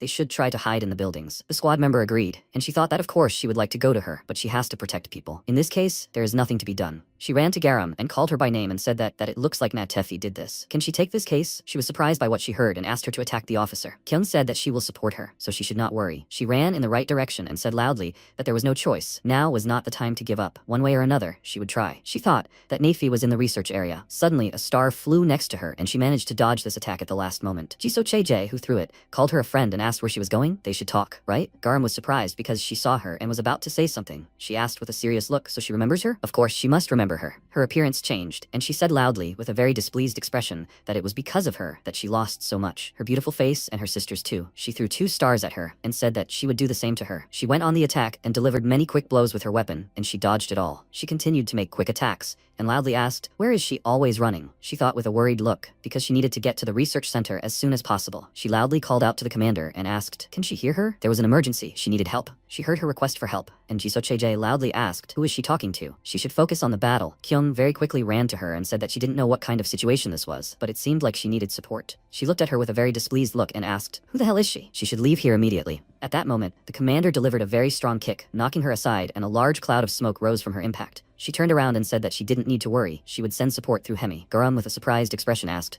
"Won't she fight alongside her?" She turned around, started to leave, and said that she had to protect people. She had no opportunity to stay where she was. Support would arrive soon, so she had to go towards the research area. Immediately after that, the commander ran away very quickly, and she agreed and thought, could someone else come? It seemed like all the combat forces were already here. Jisoo Chae-jae emerged from a cloud of dust and loudly asked, "Who was that woman here?" She had to go back. She would kill them both. She looked up and said that she needed support quickly. Rishuru emerged from the portal and began to laugh with a joyful expression on his face. He came out of the portal with Gyuho with a joyful expression and loudly called for the teacher. He laughed joyfully, jumping on the spot, and said that he was already here. She was surprised when she saw him and called out the name of this zombie. He saw her, also called out her name and asked what was with her shabby appearance. She said in confusion that it was he who looked like crap. Gyuho called her by name and asked if she was okay. Garam looked at him and said that she was fine. However, he was the one sent to her as support. He agreed and said that they put a collar on his neck. He showed the control panel and said that it could be used to control. Therefore, he promised that he would act under his direction and was allowed to come as support. She thought with a confused look, but would he be of any use in this state? She still ran and said that, in general, she was relying on them, but she needed to hurry to another place. He agreed and said that she could trust him. Jisoo Chae-jae jumped towards her, swung her weapon and asked where she was going. She promised that she would do to her the same as she did to her, right? Rishuru blocked her attack and with a serious expression said that she should move on. He could handle this. She, with a confused look, said that he shouldn't try to seem cool like that. She looked at him with a serious expression and asked, "What is this? Is he helping people now?" He, with a serious expression, said that this is how it happened. She, with a serious expression, grabbed her weapon and said that she thought he died,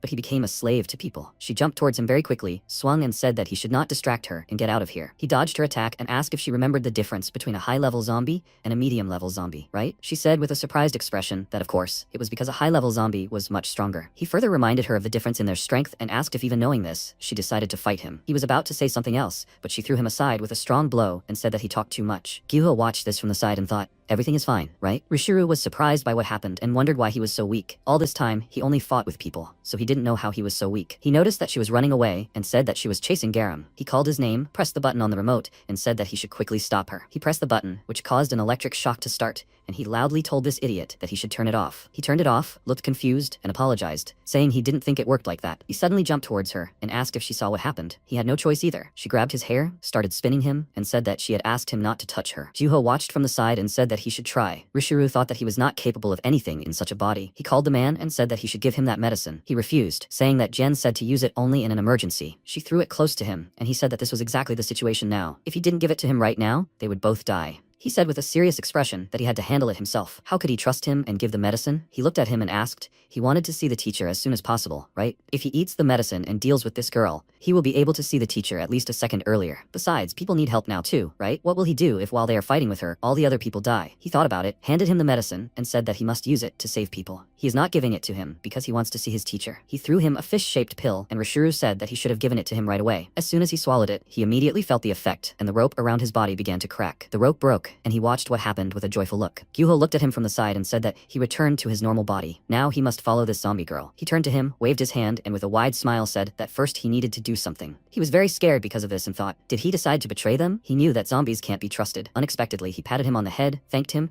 and said that it seemed like he could be negotiated with. He knew that everyone around the teacher was good for something. He turned around with a smile and asked, in that case, should he try to do what he was supposed to? Immediately after that, he jumped towards her, and he stood there with a confused look, wondering what was wrong with him. Was he kinder than he thought? Rishuru very quickly caught up with Jisoo Chejae and said that a high-ranking zombie was entering the scene. He activated the skills Scarlet Runway, Rotation, and Spices. He began to fire projectiles in different directions, and she screamed loudly in surprise. He laughed with a joyful expression and said that, so the words of this scientist turned out to be true. Earlier, he asked if she would allow him to return to his usual form. Jin agreed and said that it was because the commander asked. With this, you can return to your normal form. Of course, no more than an hour. Gyuho looked at the test tube in her hand and asked what it was that allowed this. She said it was Mariah's blood. We found a healing component in it. If we use it, part of the form can be restored. Since it is his blood, it restores not only the body, but even clothes. Of course, this does not mean that it restores everything. It did not work on plants, animals, and people. So the area of the blood that they discovered was only living zombies. In any case, with this potion, he can become a significant fighting unit. Currently, he was very quickly exchanging blows with Jisoo Chejae. He watched it from the side and thought that a significant fighting unit. Now he looks quite powerful. She called him a freak with a very displeased expression on her face, and he wondered if he would be able to defeat this girl with strength. Of course, first you need to believe in him, but honestly, he is worried. Will he be able to win? She stopped and asked if he should just leave without causing her any trouble. He was in her way. After all, there was some truth in Gyuho's words. Until now, the Rishuru he saw was simply a laughing stock. However, his thoughts turned out to be fundamentally wrong. She tried to attack him several times, but he easily dodged, hit her with his head,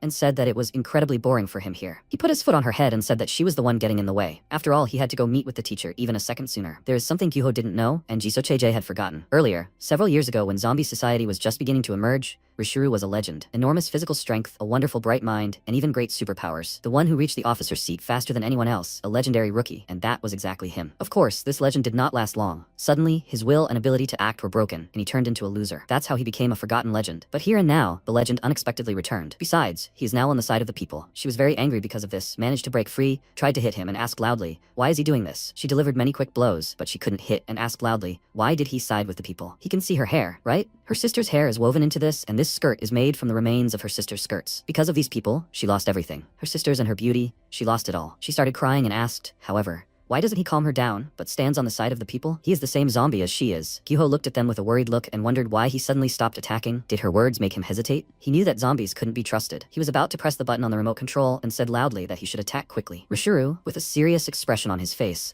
struck her neck hard with his hand and asked, so what? He struck her again with his hand and asked, why does he even care what she lost there? He spread his arms out to the sides with a serious expression and released many feathers at her body. It hit her and threw her a long distance. He looked at her with a calm expression on his face and thought that every dead person has their own story. But has she ever listened to the story of the one she killed? He raised his sword above his head and said that she probably didn't do that. After all, there's no point in listening to the stories of weaklings. He cut off her head with one blow of his sword and said that he didn't care either. He caught her head, squeezed it with one hand, and said that there's no point in listening to it. Gyuho looked at him with a shocked look, and he walked on and said that they should quickly go. He turned to him with a joyful look and said that they should quickly go to the teacher. Rishuru walked on with a joyful look, and he looked at him with a confused look and thought that he had already imagined it, that he would kill him too. For a moment, he decided that he was kind, but still, zombies are terrible creatures. He killed even such a zombie with great cruelty. How strong is he? He thought about it, because the protagonist defeated him like a child's toy. How strong is he? At the same time, Yer fell to the ground and breathed heavily from fatigue, and he held her sword in his hand and thought that it was heavy. She looked at him and thought that she respected the Paladin Rishuru for standing up against such a monster. It felt like a rock in front of her, as if she was looking straight at a mountain that she could not climb. He walked up to her and threw the sword in front of her. She took it, started to get up, and said that all this time he was either showing her mercy or laughing at her. She rolled the dice again, jumped up and swung her sword, which was engulfed in intense flames. She delivered a strong blow to the ground, and he immediately jumped to the side and dodged this attack. He raised his hand behind his back with a calm expression and easily pulled out his spine. He sprayed his blood, and it flew next to her. She dodged this attack and wondered,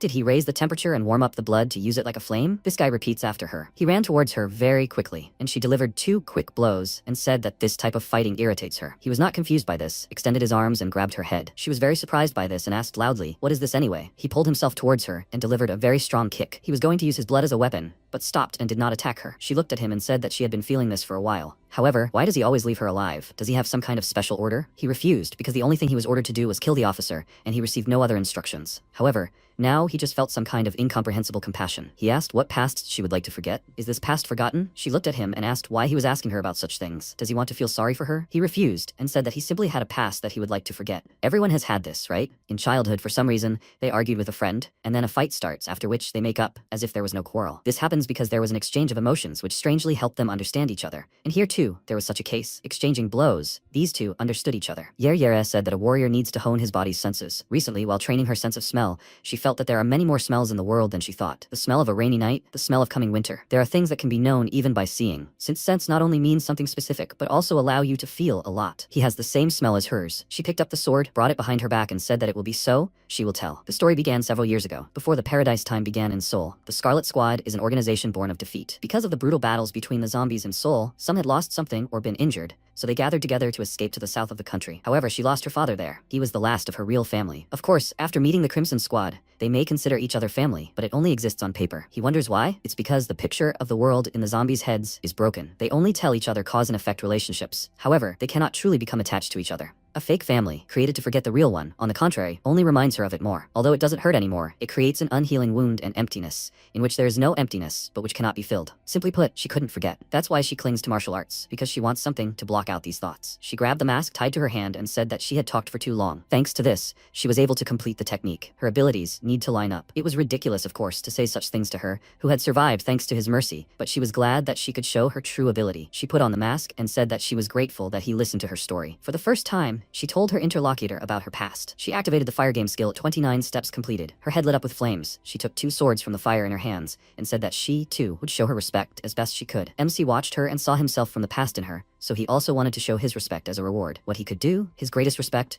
was the purest martial art, in which there was not a drop of deception. He also put on the mask and thought that, reveling in this moment, he was forgetting the past. Yer flew close to him, swung her weapon and released an extremely strong flame. This attack didn't cause him much damage, and he created 2 swords of black flame in his hands. He ran towards her very quickly, and they attacked each other simultaneously. She looked at him in surprise and asked how accurately he could repeat her. She attacked again and thought that such a level couldn't be called a repetition. He absorbed her technique perfectly. She raised the sword above her head and said that it looked like she would have to overcome this mountain too. How accurately could he repeat this? After all, her technique wasn't yet completely complete. She struck with her sword and said that these were 4 horses. After completing the fire game in Ute, there is the possibility of evolution. In order to satisfy the condition of evolution, you need to get 4 horses. If you manage to catch up with your opponent's horse, you can get 1 horse and vice versa. If your opponent's horse catches up, you can lose 1 horse. If as a result of repeating this process, you manage to collect 4 horses, you can achieve the first evolution. The first evolution, the blue dragon. He calmly looked at the fire dragon she released. He created a dragon more from his energy, which absorbed her dragon. She was very surprised that he was able to repeat even this technique of hers. This dragon flew towards her and cut off her arm. She screamed loudly and pushed it away with a strong blow of her sword. Immediately after that, she used her second evolution, White Tiger of the West. He incredibly quickly created the same tiger, which dispersed her fire energy. She looked at this in surprise and loudly said that everything is fine. She still has many horses in reserve. She used the skill Red Phoenix Yuta, which attacked from above, and Mythical Turtle of the North to attack from below. Her attacks hit the target, and she said that it would be difficult for him to endure. She was very surprised when she saw that he used the same skill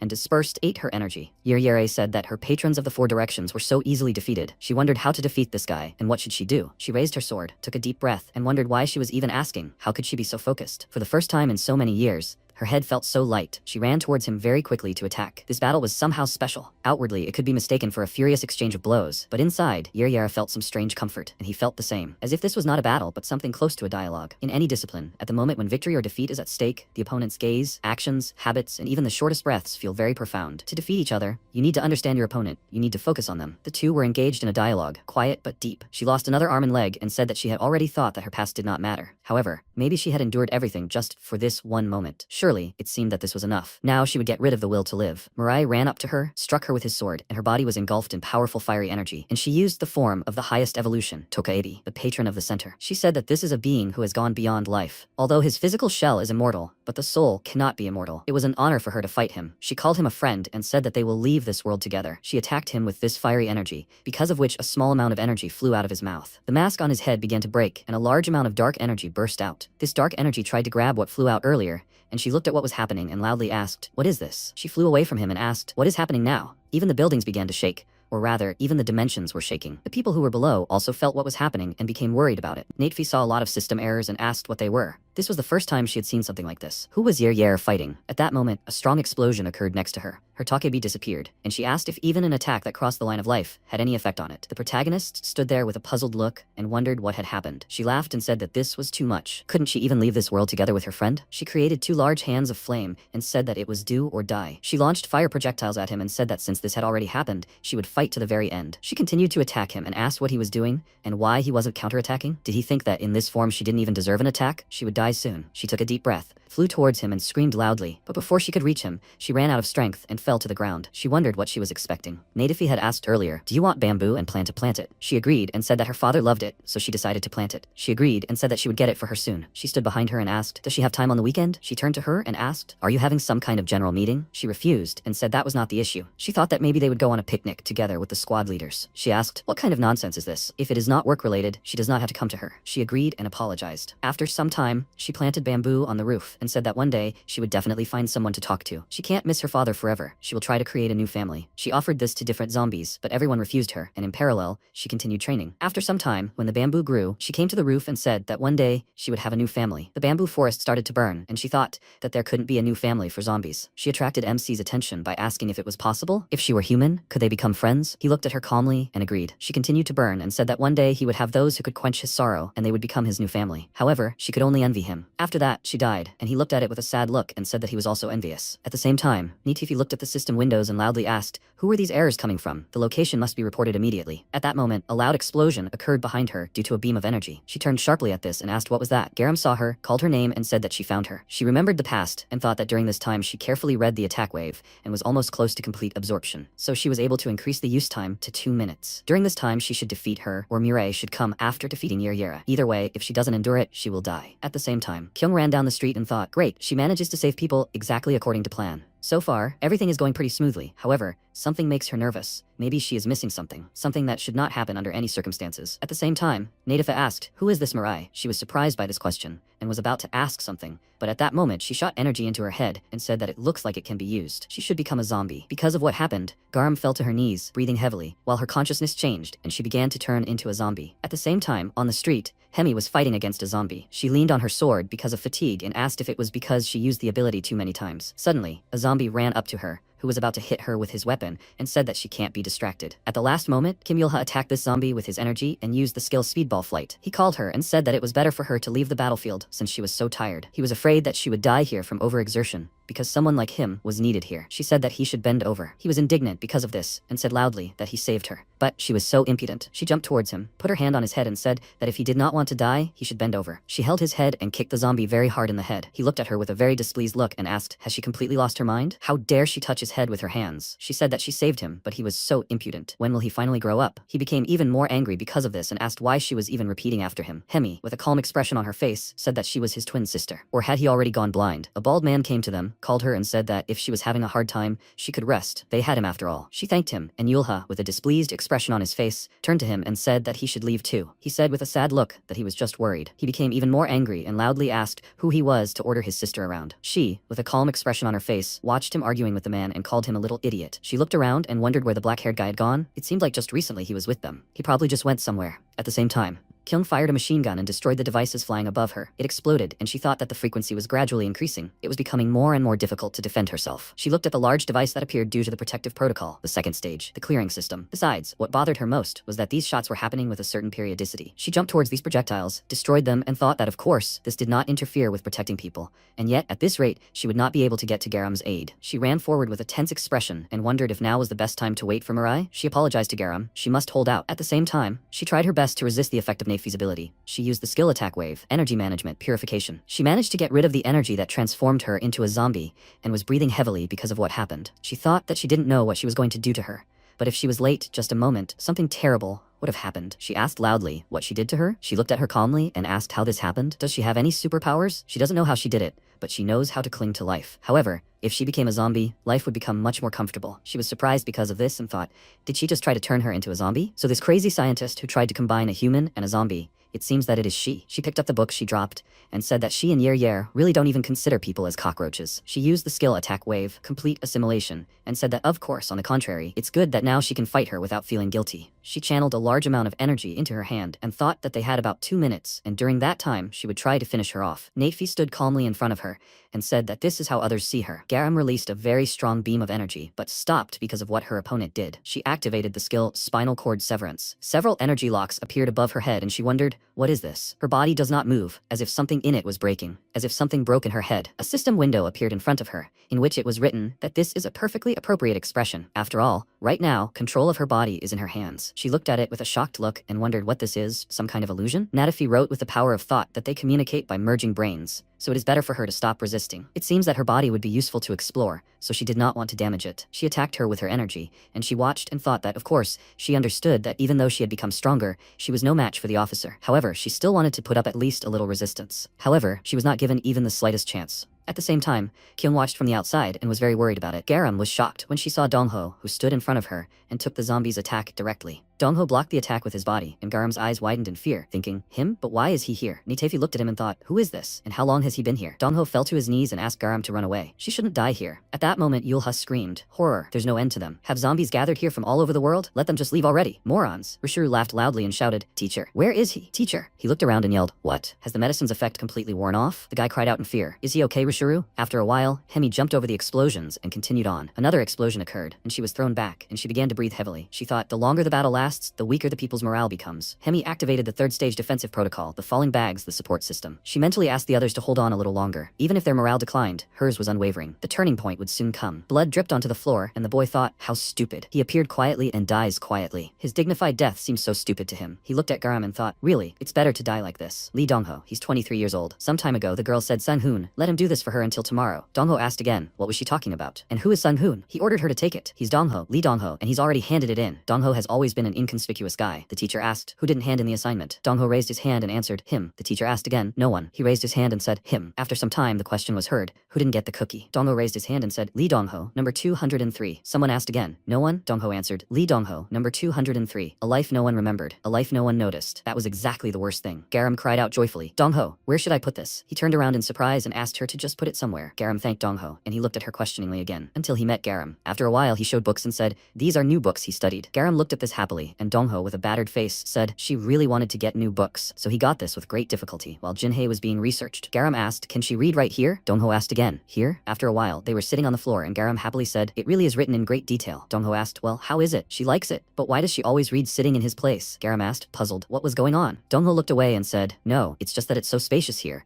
But he was curious why she was reading here. Garam replied, she was just comfortable. He asked again, comfortable? Garam replied, when she was here, she felt like they were alone, but at the same time, it was as if she were alone, and that made her feel strangely comfortable. And even though there was plenty of space, where else could she sit? Dongho, he didn't like it. He asked again, would she like it? Garam punched him and said, I won't hear a kind word from him. Dongho asked to see if she would like it. She replied, well, okay, even if she didn't like it. He thought she was just comfortable. Being inconspicuous turned out to be more convenient than he thought. He looked out the window and asked the boys to be careful. She didn't notice his pleasantries, which meant it didn't burden her. His whole being is one-sided, side, disappearing before it even touches others. He will support her from a distance. And she, as always, simply confidently moves forward. A cry rang out, "Fighter Garam." She thinks this is Knifey's doing. Will she be able to take this on herself? Garam asked in surprise. She, an officer? Nothing can be done. Dongho turned around and watched as she ran quickly, but stumbled and fell. He looked at it, puzzled. And if one day she remembers the past, and somewhere among the forgotten memories there remains at least a little of him, that is enough for him. Currently, Dongho's eyes rolled back, and tears welled up in Garam's eyes. She burst into tears and tried to remove the shackles, clenching her fists. Natefi asked what she was doing. There was no need to waste her strength. Let her stand still. She asked why she was hesitating. Natefi ordered that she be knocked out quickly. Garam turned around and saw Dongho, who had turned into a zombie. She asked, "Dongho?" He struck her, and Natefi grabbed her by the neck and said,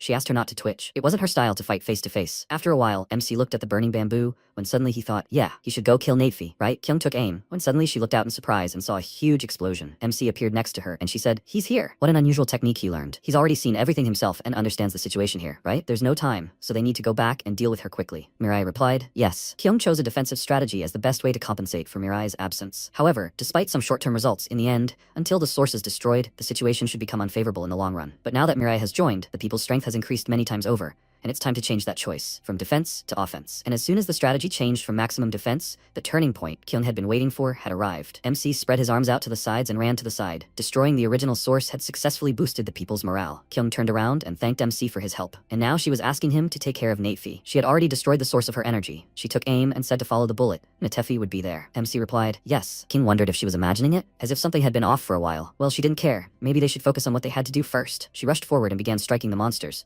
when suddenly a shout rang out, "Commander!" Kim turned around and apologized for being late. What was the completion rate of the operation? Yulha happily replied that he didn't know for sure, but they pulled out quite a few people. He thinks about 45% for sure. Hemi asked how his behavior had suddenly changed. Yulha hit her and said that it's natural. Look at the commander. She's so strong. Hemi ordered him to take his hand away, and they started fighting. Kyun said, 45%, which means there's still a lot left. She twirled the blade in her hand and ordered everyone to follow her. From that moment on, she was taking control. The seesaw on the battlefield, which had been swaying back and forth thanks to the intervention of the main human forces, began to confidently tilt in one direction. Rishiru screamed loudly. He said he was going to see the teacher. He demanded that they let him do it. He demanded that they let him. Juho asked, has the medicine worn off? He ordered him to just sit quietly. He's asking for it. Rishiru burst into tears from what he heard. At that moment, Nadifi looked to the side and asked, a bullet? She reached out and tried to catch it, but her hand was torn away. She screamed loudly and let go of Garam. Natefi screamed, what? What happened suddenly? The zombie rushed towards MC and she screamed, grab him. Mireille clenched his fist and looked at Dongho's face, who was crying. He hit him and knocked him to the ground. Natefi said, well, she got it. So it was him, that very man, Mireille. He came to her himself. Well, thank him for that. He'll have to become his test subject. She stretched her hand forward and said, spinal cord rupture. She looked around and asked, where did he go? She screamed loudly when MC moved behind her and then punched her in the face. Nafi flew to the side and thought, spinal. She can't keep up with this idiot. Well, that means she attacked towards Garam, when suddenly Mariah reflected it, and Nafi used spinal cord rupture. She said, he's caught. She didn't even think such a simple method would work. And since he can't move now, maybe he should sit quietly? MC turned around and walked towards her, and Nafi asked in surprise, what? How could he move? Lee Kyung's premonition turned out to be accurate. After all, Mirai wasn't the same now. Seeing Yair's death, Mirai fell into a state of incomprehensible confusion, and the fact that Nafi held on without dying infuriated him. Pressure, threat, remorse, despair, horror. None of these feelings seemed strange in this situation, but Nafi felt nothing at all. She had been a scientist all her life and knew perfectly well where her limit was. That's why she constantly thought only about how to overcome what was happening. Nafi looked at him and thought, so that's how it is. He destroys the spinal cord he captured and immediately creates a new one? So, techniques that capture the spinal cord don't work on him. Although her technique didn't work on him, she was able to use the split brain to explore Mirai's ability. Nafi rushed towards MC and thought, in that case, she swung her hand and tried to hit him, when suddenly lightning ran through her body. She thought, this is beyond her power. She doesn't know how to fight at all. How can the human body be so strong? Even knowing that she couldn't do it, she tried. After all, in science, proof is always needed. But Mariah was also confused. MC looked at her puzzled, and then clenched his blades and headed towards his opponent. She thought, usually guys like that always have some kind of psychological trauma. She will find his weak spot in the very depths of his subconscious. Nafi extended her hand and pushed Mariah away, who at that moment headed towards her again. He swung his blade and cut everything she released. Nafi flashed her mask and thought, she found it. A voice rang out, Mariah. An image of his mother appeared behind MC, calling him to her. At that moment, Kyung heard a cry for help and wondered where that familiar voice was coming from. She ran up to the girls and asked, Jiseon, Hayoung, why are they here? She definitely only brought fighters here. Jiseon asked in surprise. Commander Lee Kyung? The girls rushed to hug her, and Jiseon asked, why is she here? It's dangerous here. Let her run away. Kyung said that she was just going to ask them that. How did they end up here? Jiseon asked, where are they now? Kyung answered, so in Changwon? Jiseon screamed, in Changwon? Where the military operation is taking place today? Hayan was scared and screamed with tears in her eyes. A bloody battle. Jiseon asked, but how did she end up here? Kyung answered, but she's still trying to ask that. The girls jumped into her arms and continued crying. Jiseon asked, what should she do? Now she'll die. Hayan screamed. Mirai, she loved him so much, she'll miss him. Kyung ordered her to calm down and suggested they talk slowly. Jiseon thought, well, it was an ordinary morning, like always. Hayoung pointed to the side and said, Auntie, over there. Jiseon saw a girl in front of her and asked, wow, Hemi, is that her? She heard she was supposed to participate in the operation, but she didn't go? Good thing she was just trying to make curry again. She'll give it a try. The girl replied, she needs to choose a precise location, otherwise she'll be torn to pieces. Jisun asked, what? Suddenly, everything around was covered in mana, and they were transported to a battlefield. The girls screamed in fear. What the hell is this place? Jisun extended her hand and asked Hemi to wait. Where is she going? And then the two of them sensed something was wrong. They were currently crying, and Jisun said that after that they were running away. Hyung thought they were going to die. Kyung wondered how they managed to escape and remain completely fine. Maybe these two also have some kind of amazing abilities? She asked. But what were they doing here? Jisun said. Exactly. She turned around and said, there's a person stuck there, and they just heard cries for help. Kyung asked again, a person? She lifted the slab and thought, indeed. Judging by the clothes, it's one of the people who was in Changwon. There was a scream. What should they do? He's not dead, right? Kyung touched the guy's neck with her fingers and said, they can still feel his pulse. They're not too late, so they need to perform CPR as soon as possible. The guy raised his head and said, they're too late. Kyung lowered her head in surprise, and he handed over the documents and said, it looks like their allies are now fighting the zombies. They're already too late for him, so let them save those who can still be saved. In return, after the battle, they must read this. Kyung asked, what is this? Chun replied, these are the names of people he wrote down. Most of them live, having forgotten their names. They must not forget their names and must not live like nameless cattle. And they also must not become like zombies. They must gain independence while remaining human. Kyung listened to him and spoke, bleeding in the stomach, dislocation of the humerus, compression of the oblique muscles of the back. Chun screamed loudly in pain and then stood up and asked, what is she doing? He looked at himself in confusion and asked, the body? Kyung told him to read it himself. Just as he needs them, they need people like him. She asked him to get up and go with them, to call people by name. She thought that everywhere there are people pursuing the truth. She is right, Nuri. Heroes can appear at any moment in different guises. Chun extended his hand and said, what a warm heart she has. Great, he'll try. However, how did she help him? Is she a doctor? Kyung replied, it was simple first aid measures. Jiseon said, a dialogue between an amazing man and a woman. Hyung spoke, and it's true. At that moment, MC stood in space and thought, after death, he endlessly remembered. The number of hairs on his head, the number of breaths before starting to speak, the face with which she looked at him, the face with which she lied to him. That's why he knew it wasn't his mother. But he didn't do anything. He just stood and listened silently. If he turned around, there would be a fake standing there. He already knew this for sure, but for some reason, he didn't want to turn around. Nafi thought, it looks like a psyche. Is that the right answer? Of course, this is how she will deal with him. She ordered her illusion to find a deeper feeling. The illusion spread its arms and said, Mirai. Nitefi ordered it to penetrate to the very depths and destroy his consciousness from the inside. The illusion came closer and continued to say, Mirai, Mirai. This made him replay all the fragments with his mother in his head. After that, he quickly struck it and ordered him to know his limits. He rushed towards Nafi, who screamed, horror, and that didn't work either? In that case, she would break into his subconscious herself. She thought, if this didn't work, then her consciousness might be damaged, but there was no other way. She activated her mana and directed it towards MC, after which she moved into the empty space. She saw Mirai sitting on a chair and thought, what is this? This was the first time she had seen such a subconscious. A huge figure formed behind MC, and Nafi asked, is that her? What is she doing in his subconscious? Interference began and the silhouette began to change color, turning into flesh. Nafi saw a smile on the boy's face, and then saw that there were many hands clasped around her figure's neck. At that moment, Mariah killed her. She asked, what? Why is he pretending to be human? Her head fell to the floor and she sighed loudly. In scientific disciplines, it's rare to feel fear, but there is one exceptional case when this fear appears, and it occurs when encountering something without limits. It is unknown what Natafi saw, but she lost all intention of fighting. MC stepped on her with his foot. Mariah silently looked at the floor, after which Garam turned around and asked, Mariah, is that him? After a while, Chun shouted loudly, how long can they just run away? He suggested joining forces. A loud cry rang out from the slaves standing next to him. Kyung looked at them and thought, with the intervention of that one guy, the atmosphere among the residents of Changwon had changed. Who was he for this place? The plan's completion rate was 60%. The plan, which followed a simple route, was improved by the active use of geographical features, thanks to the help of ordinary people. And thanks to this, the destruction of Changwon proceeded even faster. The plan fulfillment rate is 75%. Due to the defeat of the commanding officers and their broken spirit, the zombie groups began to disintegrate, and the operation seemed to be going smoothly, but dealing with the zombies one by one only brought more anxiety. Of course, this problem was resolved rather quickly. 80%, 85%, 90, 92, 95%, and finally 99%. Chun reported Kim Yejin, Lee Younggrim, and lastly Kim Sangrok. 426 people from Changwon as well as 52 people from the Inevitable Death Squad all did an excellent job. He raised the papers and shouted, they won. The fulfillment rate is 100%. The total execution time is 13 hours and 23 minutes. The zombies have all been defeated. Human casualties, 0. Lee Kyung's desire not to sacrifice a single person was fully realized, and the operation in Changwon ended in victory for the humans. Kyung turned around and asked, by the way, what's his name? Chun replied, his name is Jin Chun. Garam suddenly appeared behind him and apologized to the commander, saying she needed to talk to her about something. Chun turned around and asked, Jin Garam, isn't she Garam by any chance? She looked at him in surprise and asked, Dad? Kyung looked at them puzzled, not understanding what was going on. Chun asked, what is she doing here? Garam replied, Dad, why is he here? In fact, the two had encountered each other before, but due to the critical situation and the passage of too much time, they didn't have the opportunity to immediately recognize each other. Garam asked, Dad, is it really him? Dad, really? Chun screamed, Garam. She rushed toward him and screamed, Dad! Chun screamed, Garam. Kyung stood behind and thought, Dad? That's it. Some time ago, a fireman saved little Garam and asked, little one, is everything okay now? Garam replied, oh, come on, Dad, stop joking. He laughed and said with a smile on his face, well, forgive me already. And yet, thanks to Dad, her worries disappeared, right? Currently, Kyung said, so he's Garam's hero. They had heard of him once. Chun and Garam cried, hugging each other. Kyung smiled and thought,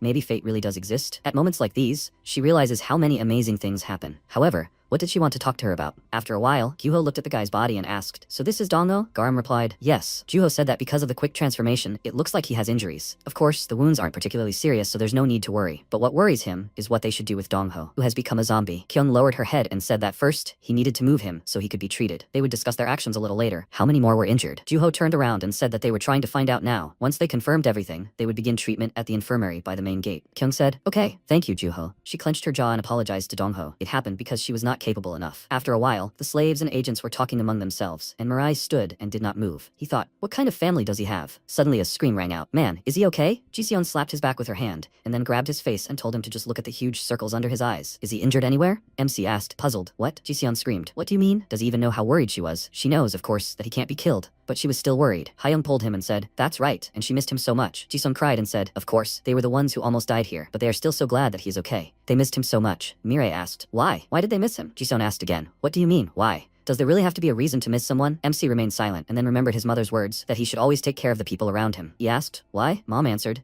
then he can become president. Mariah answered, but he won't fall for that anymore. Mom clenched her fist and screamed, he doesn't know yet, but holiday money or support money. Mom needs to get a whole mountain of money, and until she gets it, she will not die. Mariah said so much greed. She pulled his cheeks and said what words he says to his mother. But this is all for him. MC asked her not to do it, and his mother said that he was very cute. Anyway, Mariah, one day there will be people who are around him for no reason, and he has to take care of them. These are very important people. MC asked again, why? After all, he has no one more important than her, Mom. She smiled and answered, okay, of course, that can happen too. But if someone is around him for no reason, it means that this person is as important as Mom. Mariah said, thank you. Jishon asked again in surprise, thank you? Hayoung asked, does he love them? Jishon smiled and awkwardly answered, no, I don't think he said anything like that. She turned around and screamed loudly, guys, Mariah thanked them. This is so amazing. Hayoung cried out joyfully, she loves him too. The signal flare of a great journey rises. The lit fuse becomes a huge tongue of flame and spreads, and on the smoking pages a new story has begun to be written. That was supposed to be the end of it. Suddenly, MC's hand came off and he widened his eyes in surprise. Hayoung asked, Auntie, Terat said, they've arrived at the destination. The directions are complete. Terat asked the assistant, did Yer and Natefi do their best? The cube replied, yes. Terat said, I see. Okay then. He went down and said, he heard a lot on the way here. He was the man named Mariah. The man turned around and asked, who is that? A zombie? The guy replied, it looks like there's someone left. He suggested finishing him off. Terat said, there are so many noisy onlookers. He channeled mana into his sword and killed the slaves standing around. He said, hearing about the human uprising, at first he thought it was just a small rebellion. He never imagined they had so many possibilities. Terat placed the tip of his sword on MC's shoulder and said, although he is glad that he finally has a worthy opponent, he is even curious if he can give him an honorable death. Mariah suddenly crouched in front of him, which raised questions. He turned around and, holding Jiseon in his arms, rushed away. Terat said he didn't even think he would escape. However, it was completely useless. He swung his sword and hit MC's body. Kyung heard the noise and turned around, asking, what is that? MC's body fell to the ground and then began to recover. Terat said, what a mesmerizing ability. Excellent. He will follow him to the end. They will see how far he can escape. Kyung screamed, that's it. She remembered Rishiru's words. He is Terat's first star. He has black hair tied in a ponytail and a strange, formal suit that is out of season. He thinks Terat thinks he is cool, but he thinks he looks stupid. But in any case, that's not the important thing. The officers definitely don't know each other's abilities, because they don't communicate and they have nothing to fight about, so he doesn't really have anything to say. However, one thing can be stated for sure. Now that the leaders are hiding,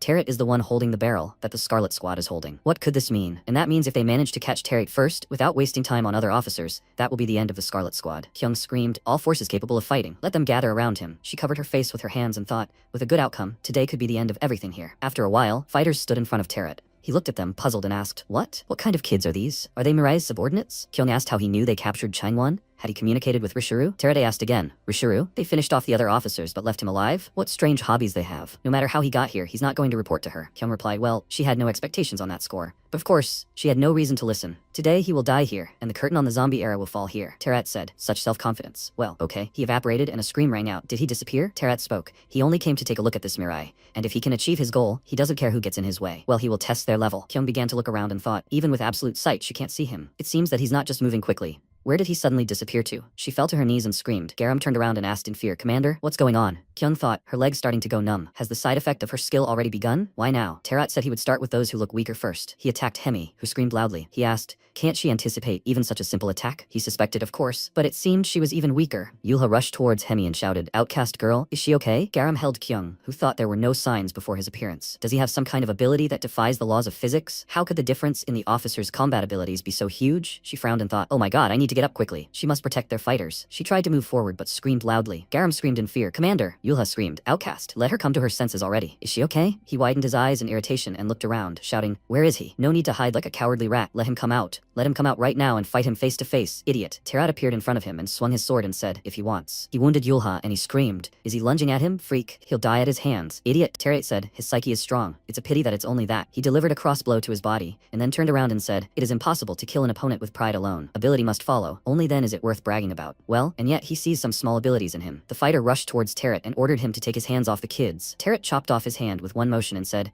great efforts to overcome fear, but still, he is terribly weak. He thinks he shouldn't leave Biotrash alive, in which he doesn't see an ounce of potential. Garam said, enough, idiot. Kyung ordered her to stop. Garam asked, Commander? She mentally ordered, move now. She rushed forward and punched Terat in the chest. Kyung screamed loudly, she was an excellent right hand. Garam, let her take everyone and let them run. She's asking for it. Garam screamed, Commander. Garam stood next to her team members and said, oh my god, what should she do? At that moment, Kyung stopped, spreading her legs wider. Terat's sword flew through the air and fell into his hand. Terat said, excellent speed. So much so that he didn't even expect it. Looks like there are useful guys among them, Kyung thought. She doesn't know where he went in such a hurry, but it's about time he appears. Fighter Mariah. She's not sure she can hold out for long. At that moment, MC entered the building and apologized. Juho turned and looked at him, and Mariah asked, can this woman be saved? At that moment, the other fighters were helping each other, treating wounds. Juho was carrying Jisun on a gurney and wondered what suddenly happened. Were there still zombies out there? Mariah left right away, so he didn't even have time to ask. No, maybe it was useless to ask. He remembered how a little earlier, Gehi picked up Jisun in his arms and asked, Mirai, what's going on outside? MC asked, can she be saved? He asked Juho to promise that he would save her. Juho frowned and replied that he would try his best. He was currently carrying Jisun and was thinking, a terribly angry face. In this state, he would not answer any of his questions. Suddenly, a loud shout was heard. Dr. Juho, he needs to come back quickly. There are wounded at the door. Juho turned around and asked, wounded? What kind of wounded? They returned to the door, where Garam was sitting on the floor,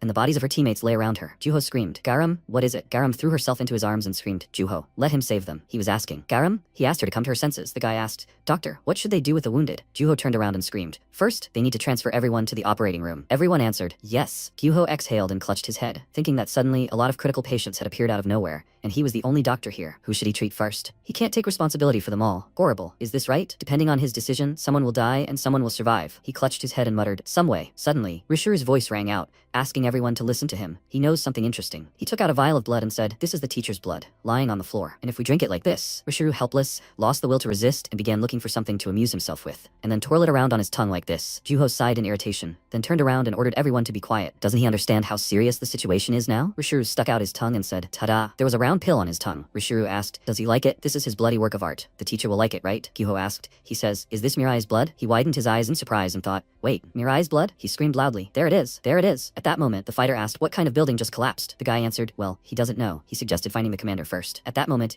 a huge airflow flew past them and the girl asked, what just flew by? Mariah ran quickly and thought, this zombie, where is it? At that moment, Kyung tried to attack Terat, but he quickly dodged it. He swung his sword and tried to hit her. Kyung said, horror, the weapon broke. Terat said, then he won't use the sword either. He hit Kyung, and she crouched and pushing off the ground, rushed towards him. She tried to strike him, but she fell to the ground and Terat asked, what is she doing? He kicked her and threw her aside. Kyung thought, at such important moments, her strength is fading. Now she can't move. Even with all her effort, Terat looked around and said, he thought she was useful, but it looks like that's enough. He's wasting his time. It seems the only normal person here is a person named Mirai. There's no need to cause him trouble. Let her just lie there. Kyung ordered him to stand. She tried to get up and thought, she needs to get up. She begs herself to get up. There's no telling how much damage he'll cause. She has to stop him. She fell face down on the ground and thought, horror. She can't move. Her body won't obey her at all. She has to get up. We're fighters. She has to protect them. Suddenly a voice rang out. Does she need help? Kyung looked to the side and asked, what? A bright sphere appeared in front of her and said that her name was Naria. It's an independent artificial intelligence, fused from the Nadefi system. Kyung thought, what is this? It's an independent artificial intelligence? The last weapon left behind by Nadefi? No, Nadefi didn't know about Naria's existence either, because she is the AI left behind after Nadefi's death, who single-handedly took shape and evolved. Naria spoke up. Thank you for the explanation, Mr. Author. Kyung asked, what is she planning? Naria said, she has nothing in mind at all. Right now, they're the most intriguing specimens for research. Because she, Naria, inherited Natifi's immense thirst for knowledge, and she can't think of anything else. Kyung clenched her jaw and thought, damn, she doesn't understand what it's talking about,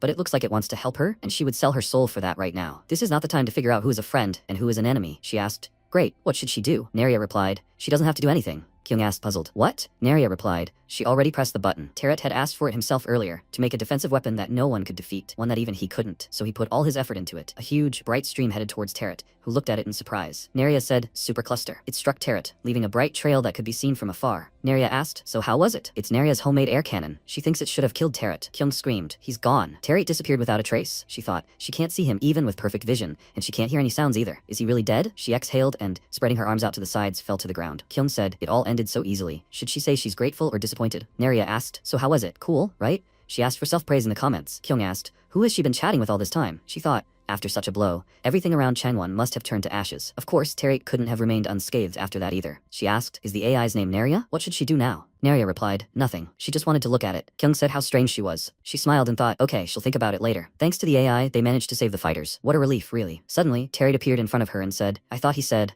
there's no need to cause him trouble. He stabbed Kyung in the chest with his sword, and she cried out in pain. Tarot said that the reason he didn't kill her wasn't because she was valuable, he was just too lazy. So let her curl up and die quietly on her own. After all, that's exactly what suits her perfectly. Neria said, this is completely unexpected. There are many cases when the AI is wrong. After all, even the weather forecast can't be completely trusted, right? She doesn't want to accidentally get hit by a hot hand, so she's disappearing. Kyung grabbed the tip of his sword and thought, didn't this attack do any damage to him either? What the hell is he anyway? She ordered herself to get up. Get up. She needed to get up and fight again. If she just let him get away, everyone would be in danger. Suddenly, several more blades flew at her body, and Tarot asked, doesn't she understand any words? A bug. Kyung sighed loudly and fell to the ground, starting to breathe heavily. She remembered the conversation when she asked Nuri what was her dream. Nuri replied, what's wrong with her all of a sudden? Was she getting distracted by conversations again? But they should quickly plan the operation and hold a briefing. Kyung replied, such conversations can provide motivation, so they can finish the plan even faster. Let her talk quickly. Nuri frowned and said, she doesn't know. She just wants to drink coffee without worrying about anything. And that's all for her. And for her? Will she say something again that will give me goosebumps? Let her speak faster, and then leave it at that. Kyung replied, how angry she was. That's right, she will say it in a way that will give me goosebumps of enormous size. Only such words are usually remembered.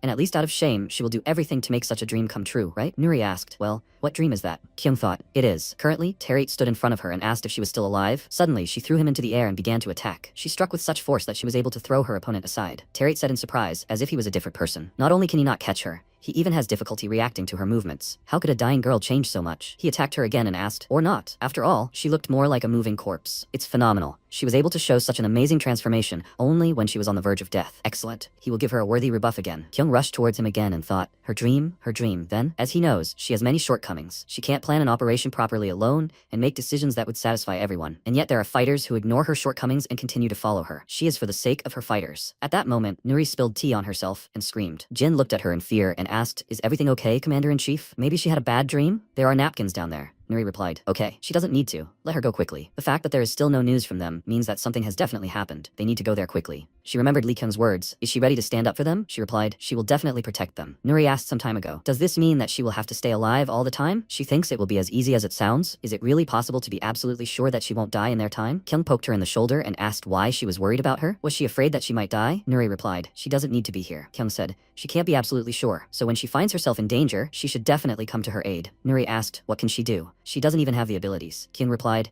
she can't show weakness in front of the fighters. She can only ask her for something like that, so she should do everything in her power, okay? Nuri said that's enough already. Currently, she was riding in the car and thought, let her wait for her, Kyung. She will be there soon. At that moment, Kyung fell in front of Tarot, who asked, how should he say this? A girl who knows no limits in several senses, and yet this time cannot be called useless. Her last dash amazed him. He expresses respect, and he will definitely finish off all the remaining people. And then there will be no one left to scold her, even though she fought to the end. Suddenly, a man stopped behind him. It was Mariah. Tarot thought, he was just behind him, but he turned around and he was behind him again. What a curious person he was. He asked, so he came to him. He was glad to meet him again. His subordinates were completely hopeless, but with him, it's different, right? MC looked at Kyung's body and said, but in that case, nothing changes. Terry looked at him puzzled, and Mariah said, and her promise to kill him becomes meaningless. And there is no point in creating a story to tell his mother. It seems like he's back to the very beginning again. Terry tilted his head to the side and asked what he was muttering. At that moment, MC attacked him and asked why he was destroying everything. Dark energy threads burst out from the huge eyeballs that were floating in the sky, and something very strange appeared from underground. There were several attacks, which made Terry pause and grip the hilt of his sword. He cut it off and moved on, saying that he had never seen anything like it. As if this devil? No, better to say, a real angel. Great. He is definitely different from these bugs. He doesn't know what he was muttering there, but there is not much difference. Now he can really fight, putting his life on the line. Neria said, he will fight for real. How terrible. It laughed and said that he was joking. Neria, it's just an AI, so it has no emotions. Let them wave their fists there, and the human fairy goes about her business. It grabbed Kyung and said that it will use this body to the maximum benefit. Tentacles burst out of MC's body, which shocked Tarot. His body transformed into a huge monster, and Tarot said, yeah,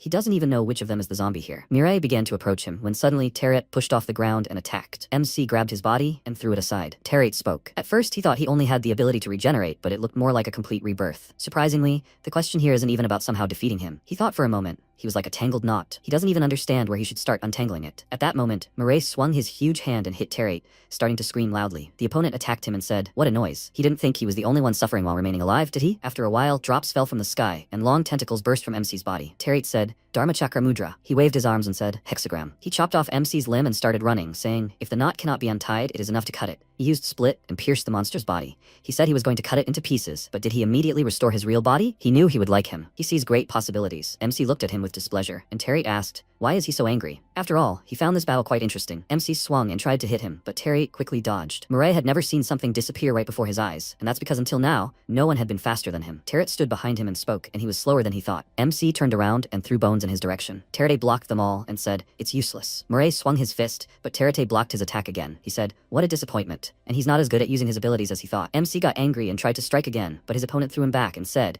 and most importantly, he had no desire to defeat him. He was just trying to take out his anger on him. Terret grabbed Mariah by the head and slammed him to the ground, saying, but he wasn't thinking at all about how he could defeat him. In his current state, even if he died a bunch of times, he wouldn't be able to defeat him. That would only be possible if he had an energy potion. Suddenly, MC screamed loudly, even though his head was pressed to the ground. Terret asked, "Come to think of it, with whom did he run away from him?" Apparently, she was very dear to him. Maybe he should finish her off? MC's eyes widened and said, "Don't you dare." Terret looked at him puzzled, and Mariah screamed loudly, "Don't you dare." He jumped up from the ground and struck his opponent in the face, and then kicked him back. MC created a huge spine, then swung his hand and attacked. He started breathing heavily when suddenly a voice came from behind him. It was better than a supercluster.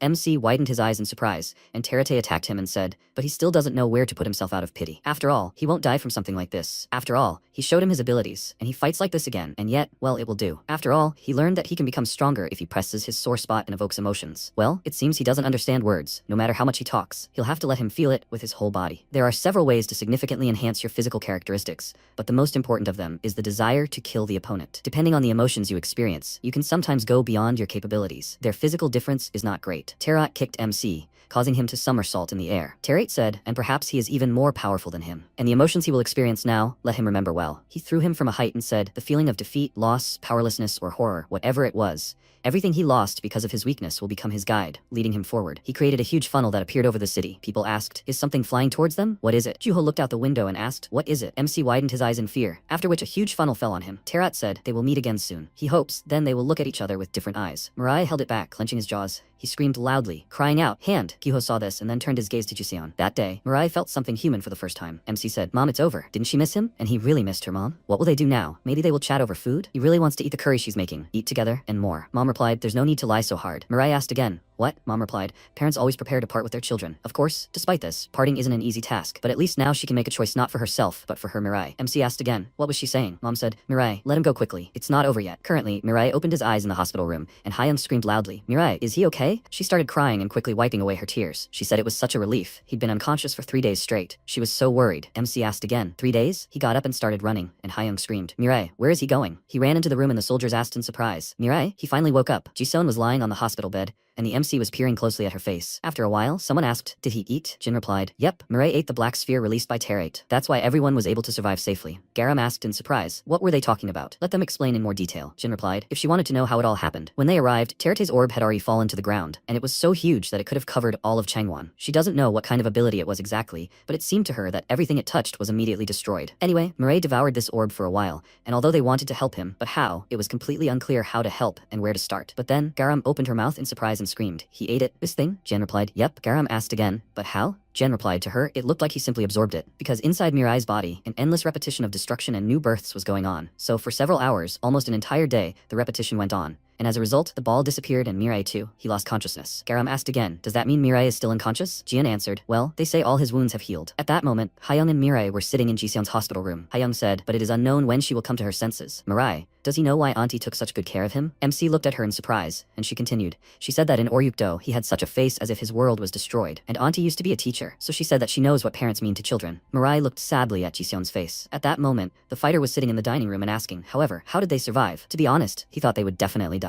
Did Juho save them? Jian nodded and said yes. She heard he used Mirai's blood, but she would ask for details later. Yulha slammed his hand on the table and asked, does it really matter now? He looked at Garam and asked why she didn't help the commander. Garam asked, puzzled. What? Yulha screamed. She should have helped the commander to the last. Why did she run away like a coward? Garam looked down and replied, the commander asked her to take them and run. Yulha screamed. And she really decided to run away? Even if they were dying, she should have fought to the very end. Then the commander would have survived along with them, wouldn't she? He slammed his hands on the table and screamed. Because of her, the commander. Garam couldn't take it anymore, knocking over the tray, screamed. What if he was eliminated from the start? He was out of action from the start. What did he succeed in doing to be picking on her? Yulha asked. Has she said it all, fool? He pushed her and said that he did everything he could until the very end. He fought so hard that they almost finished him off. Someone tried to stop them, saying, guys. Garam hit him and asked, do you think she wanted to run away? What was she supposed to do if the commander ordered it? And why was he even bothering her? Someone ordered them to separate quickly. That's enough, guys. Garam screamed. The commander isn't dead. She definitely just went away for a while. And she'll definitely be back soon. Yulha cried and screamed. Of course she's a fool. How could the commander die? Their commander is very strong. Jan raised her eyebrows in indecision and thought, since they haven't found the body yet, it can't be said that she's dead. And yet, her absence is felt very keenly. Everything is clear with the fighters, but even the commander has changed. After a while, Nuri stood in the office and asked, so, what do they want to tell her? Chun answered. As he already said, he thinks this is still too much. It's only been 3 days since Terret left, and they're still demanding that Changan be rebuilt and the surrounding area searched. Isn't it too much to ask of their people? At this rate, everyone who survived will die too. Nuri asked. So what? Chun asked again. What do you mean? They need to rest a little. They haven't fully recovered physically yet, and it's hard for them mentally too. Of course, they need to avoid the zombies, but they also need to rest. Nuri ordered him to get lost if he wanted to keep spouting such nonsense. Chun asked again. What? Nuri screamed. Every day matters now. They need to do something quickly to finish off the zombies. He doesn't feel any pity for the victims of the dead?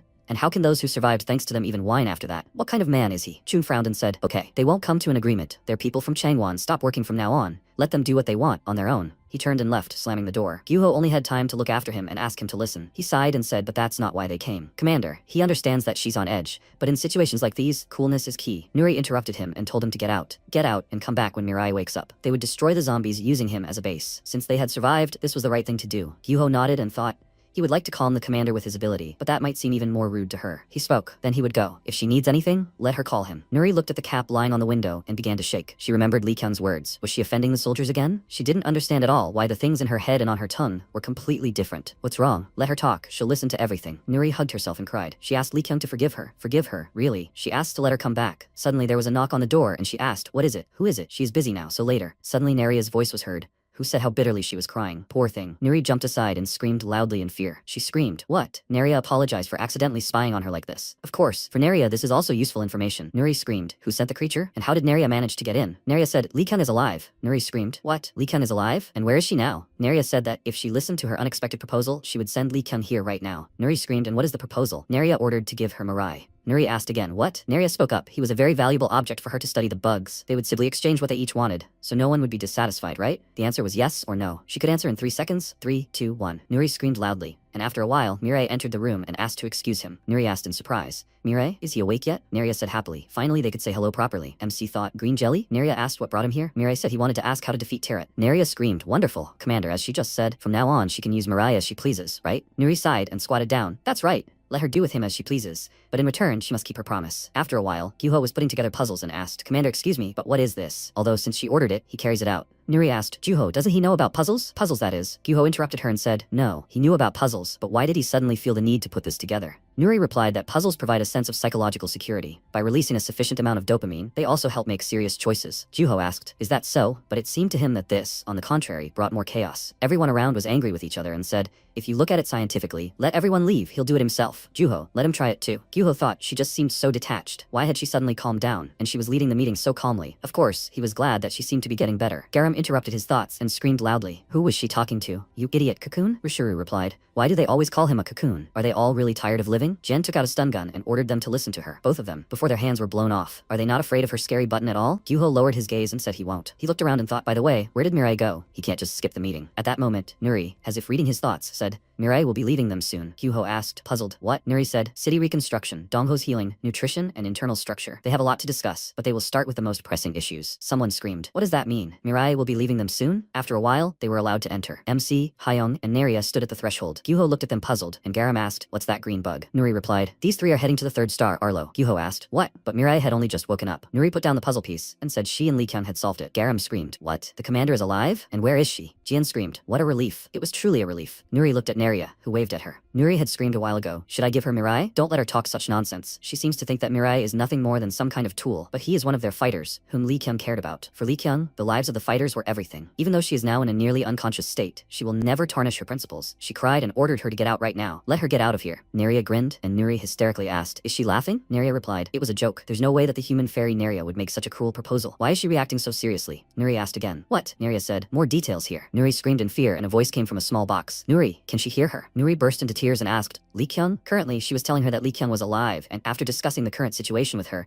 they decided that Mirai needed to improve. After all, despite all their victories and defeats, Mirai was the only one who could get close to Terite now. Jian asked, but where was the commander now? Why didn't she come herself, personally? Naria replied that she was healing the commander. The thing is, she had a lot of wounds. She'll be back soon, so there's no need to worry too much. Garam asked, puzzled. No, but what is that green thing over there? Nuri said it was Naria, a self-aware AI. Abandoned by the Natifi system. That's what she calls herself. She feels an interest in people, so she's willing to help without any special conditions, and she promised to become a teacher who would help Mirai progress. Rishiru thought, the Natifi system? Well, she'd made a lot of trinkets. Does a teacher need another teacher? He'll probably catch up with Terite quickly anyway. Gyuho put his hand to his face and said, they are certainly grateful for the help, and yet, she was created by Natifi. Could they really trust her that easily? Nuri thought about it. To be honest, there were a lot of suspicious things, but there were still some things that could definitely be believed. Some time ago, a voice came from a small box. No need to worry, Nuri. Even though Naria seems strange on the outside, she's not bad at all. Besides, Taram and they still haven't met. Until then, she will never die, so let her take care of the fighters. Currently, Nuri thought, no one except Lee Kyung could mention this person, so at the very least, she's sure that Naria's words weren't a lie. Naria laughed and said not to worry. She will help Mirai, and they will be able to defeat the officers. And during this, she will help him achieve great progress. Nuri said, okay, then the three of them can go right now. She's counting on him, Mirai. The fate of all humanity depends on his progress. MC went to the window and said, he doesn't care, but he will definitely be able to defeat Terra. Hyung jumped on his back and they flew over the city. Juho asked them to be careful. He asked, but why did Nuri send Hyung with them? She answered, she didn't send her. Naria said that they definitely needed to take her along. She said that she was so cute that they couldn't live without her. No, he didn't need to worry so much. After all, she asked Mirai to protect her properly. Juho clarified, will everything be okay? Nuri slammed her hands on the table and suggested they take a little rest and continue the meeting. They also have a lot of work. Everyone screamed, yes. Juho looked at Rishiru and asked, by the way, why doesn't he ask for Mirai? Rishiru asked, what if he whines, will they let him go? He's not a teenager in puberty anymore, so they need to focus on the meeting. Garam and Jin screamed happily. Wow, Rishiru? He walked towards the exit and said, but first he'll pop into the restroom. Gyuho smiled and said, okay, let him go. Rishiru closed his mouth and thought sheepishly, so they went to see Arlo, right? He ran down the hallway and mentally ordered the teacher to wait for him. He'll come to him soon too. Suddenly, he was electrocuted and fell to the floor, starting to cry. Gyuho sighed and looked at him with displeasure. After a while, on Jeju Island, Naria said, here, this is where Arlo is. After a while, a voice was heard. What? Who is this? Why did they come here? MC replied, to kill him. The hunt for the officers was resumed. After a while, Nuri walked down the hallway and thought, well, the meeting is over. There are certainly a lot of things to do, but they need to start with that very one. Even under pain of death, she wouldn't want to do this, but it can't be helped. Some time ago, she said, he did a great job, Gyuho. She'll clean everything up and he can go rest. Gyuho spoke up, Commander. He needs to tell her something. Nuri asked, what about? Gyuho said thoughtfully, well, in order to, as they discussed during the meeting, begin restoring the structures and increasing the army,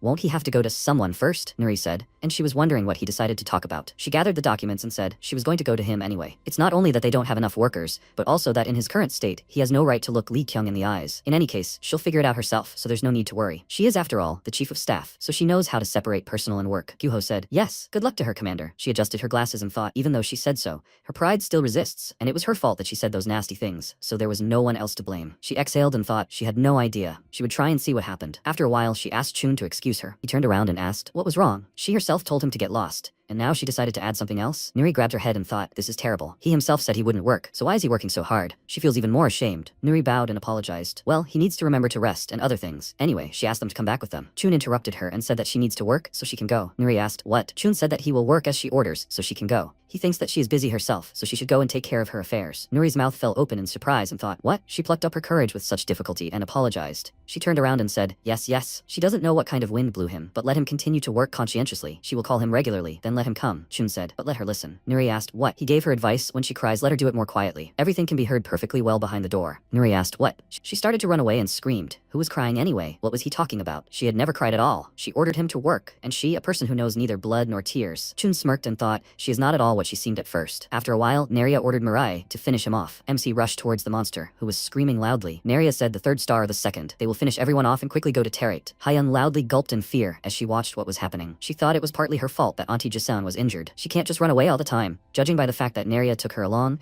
she probably has some kind of ability too. If Mariah is in danger, she will muster up the courage to help. Naria said, well, they can't let their guard down. Starting from the third star, they fight the leader's natural children, so they are completely different from the officers they fought before. Well, and yet for Mirai, they will be one hit away. Naria ordered to finish them all off, to destroy them. Suddenly, MC's head flew into a tree, and Hyung screamed in fear. Mirai. Naria looked at it in confusion and screamed, is he okay? Only his head is left. Mirai became like this in one hit. Suddenly, he recovered his body and rushed on, and Naria said, great, they're advancing again. She told him not to let his guard down. Hyung wished him luck. The monster continued to hit MC's head with every blow, sending it flying to the side. Hyung screamed in fear. Mirai. Naria said, wow, that's weird. According to her data, Alu isn't that strong, but why is he pushing Mirai back? She needs to thoroughly check what the problem is. MC thought he would finish off Terate. To do that, he had to win. He remembered Terate's words that in his current state, even after dying a bunch of times, he wouldn't be able to defeat him. After all, he wasn't thinking at all about how he could defeat him. MC froze, and Naria asked, what? Why was he just standing there doing nothing? The monster attacked Mirai and screamed, enough. He's asking, why is he doing this to him? MC's head flew to the side, and Naria said, Mirai, he has to attack. Why was he just staring around? Mirai asked to listen and asked, what does desire to win mean? Naria looked at him puzzled at first,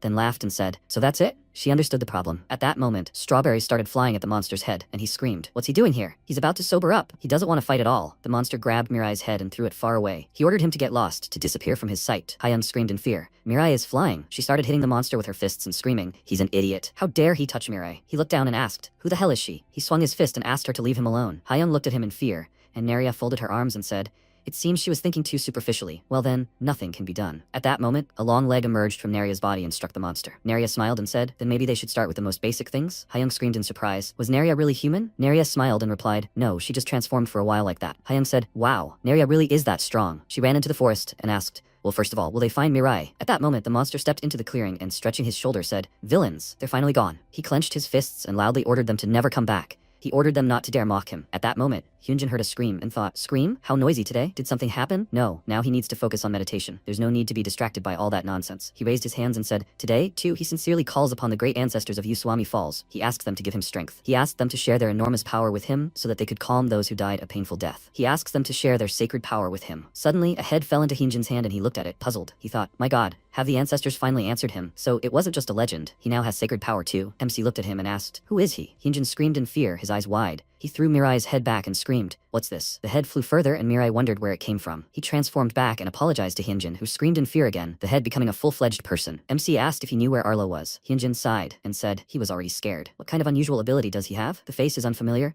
So is he here for the first time? It's okay. Everyone makes mistakes at first, just like him. He will see him out. Mariah looked at his hand in confusion, then took it and they walked away. Hyunjin said he understands that he wants to run away, but he needs to be careful. After all, outside is dangerous, unlike inside. Well, first they are going to the club. MC wondered if he will take him to Arlo. At that moment, Yokuya approached the monster and asked, Mr. Arlo, what happened? Why is he screaming so loudly? Arlo rushed towards him and screamed, Yokuya, a strange man tried to kill him. He told me he could remain quiet here. Yokuya asked Mr. Arlo to calm down first. Arlo continued screaming. He was telling him he tried to kill him. Yokuya said, calm down. He threw him a strawberry and told him to calm down. Arlo rushed towards the berries and screamed, strawberries, more. Let him give him more. Yokuya grabbed his head and thought, it looks like the people have come out again. These idiots can't even escape, but they give him a headache all the time. He needs to guard the borders even better. He poured out the strawberries and asked him not to worry, because he would do all the annoying work. Yokuya said, Mr. Arlo, as always, let him talk to the other officers so that their club can continue to exist. Arlo replied, yeah, he'll make sure they can't get to Jeju Island. He'll talk to them properly. Yokuya said, yeah, he's counting on him. He thought about it. He's an idiot. After a while, Hyunjin brought MC to the Paradise Club and said it was his first time here,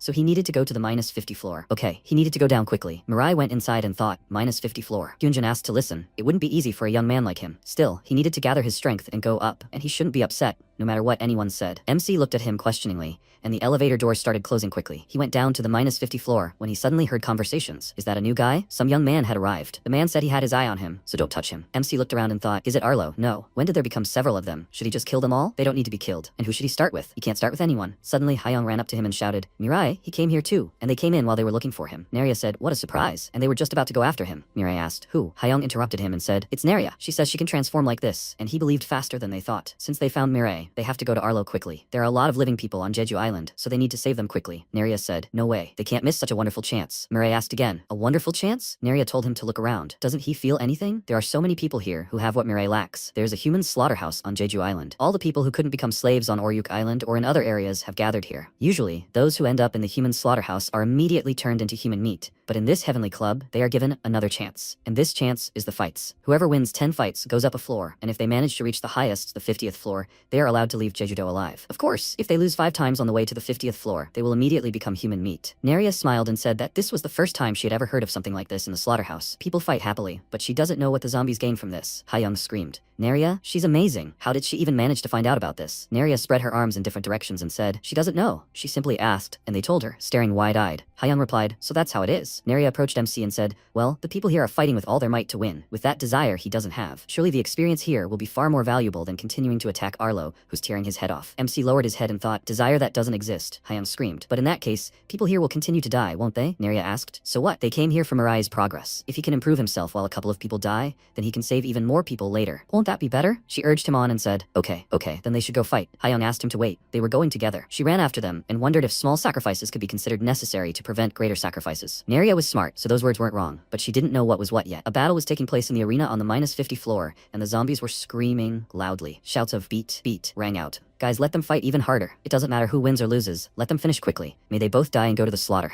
The fighting arena is where human destinies are decided. 500 people register here every day, and starting with number 1, they go out to decide the winner. The victory criterion is when the opponent surrenders, can no longer fight, or the judge has determined 20 effective hits. As soon as a winner emerges, the next number immediately begins fighting. The loser can register again the next day, but if he loses 5 times, he's executed immediately. The man raised his hands and shouted joyfully. A voice announced that number 354 wins by the judge's decision. Next, number 356. He goes on stage. Hayoung joyfully shouted, Mariah, it's his turn. Neria wished him luck. He walked into the arena and the referee said, both athletes come to the center. The guy looked at him puzzled and asked, but isn't this a child? The fat man looked at it and said, that's awful. He's jealous. He wanted to fight this kid himself. The guy grinned and replied, he'll have to take the number right in front of him tomorrow. MC's opponent laughed and said, looks like he'll have an easy win today. Thanks, kid. The referee waved his hand and announced the start of the match. The guy swung his hand and said not to blame him. He doesn't have any either. A voice announced, number 355, 1 effective punch. The guy looked at his hand and thought, what? It felt like he hit a rock. He screamed, looks like he's trained a lot, but he still has no hope. The referee announced number 355 has effective punches. Hayoung looked at it and asked, what should we do? It looks like Mariah is still in trouble, so he's going to lose. Neria looked thoughtfully at the scene, and MC pondered the desire to win, which he lacked. What was it? He still didn't know. The zombies shouted joyfully, well done, let him finish soon. It's been so long since we've seen children. This is going to be delicious. The referee announced number 355, 19 effective strikes. The guy jumped up and said, 1 hit left, and yet, for a kid, he held up well. MC looked down and heard the words. He turned his head 53 degrees to the left. He successfully dodged the attack, and then heard the order to extend his arms. His goal is not to hit his opponent. You have to think that he's simply extending his fists forward. Mariah attacked his opponent and threw him aside, which shocked everyone. Someone said, well done. There's no point in overthinking things. Doubting doesn't help when he uses his fists. He must fight as best he can. After all, he's done well so far. Mariah turned around and saw Lee Kyung behind him addressing him. Hayoung joyfully shouted that Mariah had won, and she was so worried because it seemed like he would really lose. MC looked at the commander, and Hayoung asked in surprise, where is he looking? Neria replied that she tried a little. She used an illusion on the protagonist. Now there is someone in front of MC he can trust, but even she doesn't know who it is. Kyung's illusion instantly disappeared. Mariah was surprised and thought that she wasn't real. The referee raised his hand and declared that number 355 cannot fight. Number 356 has won. The referee looked at the number of the defeated man and clarified, so this guy now has 5 losses? In that case, number 355 becomes human meat. The referee threw the man into the crowd of zombies.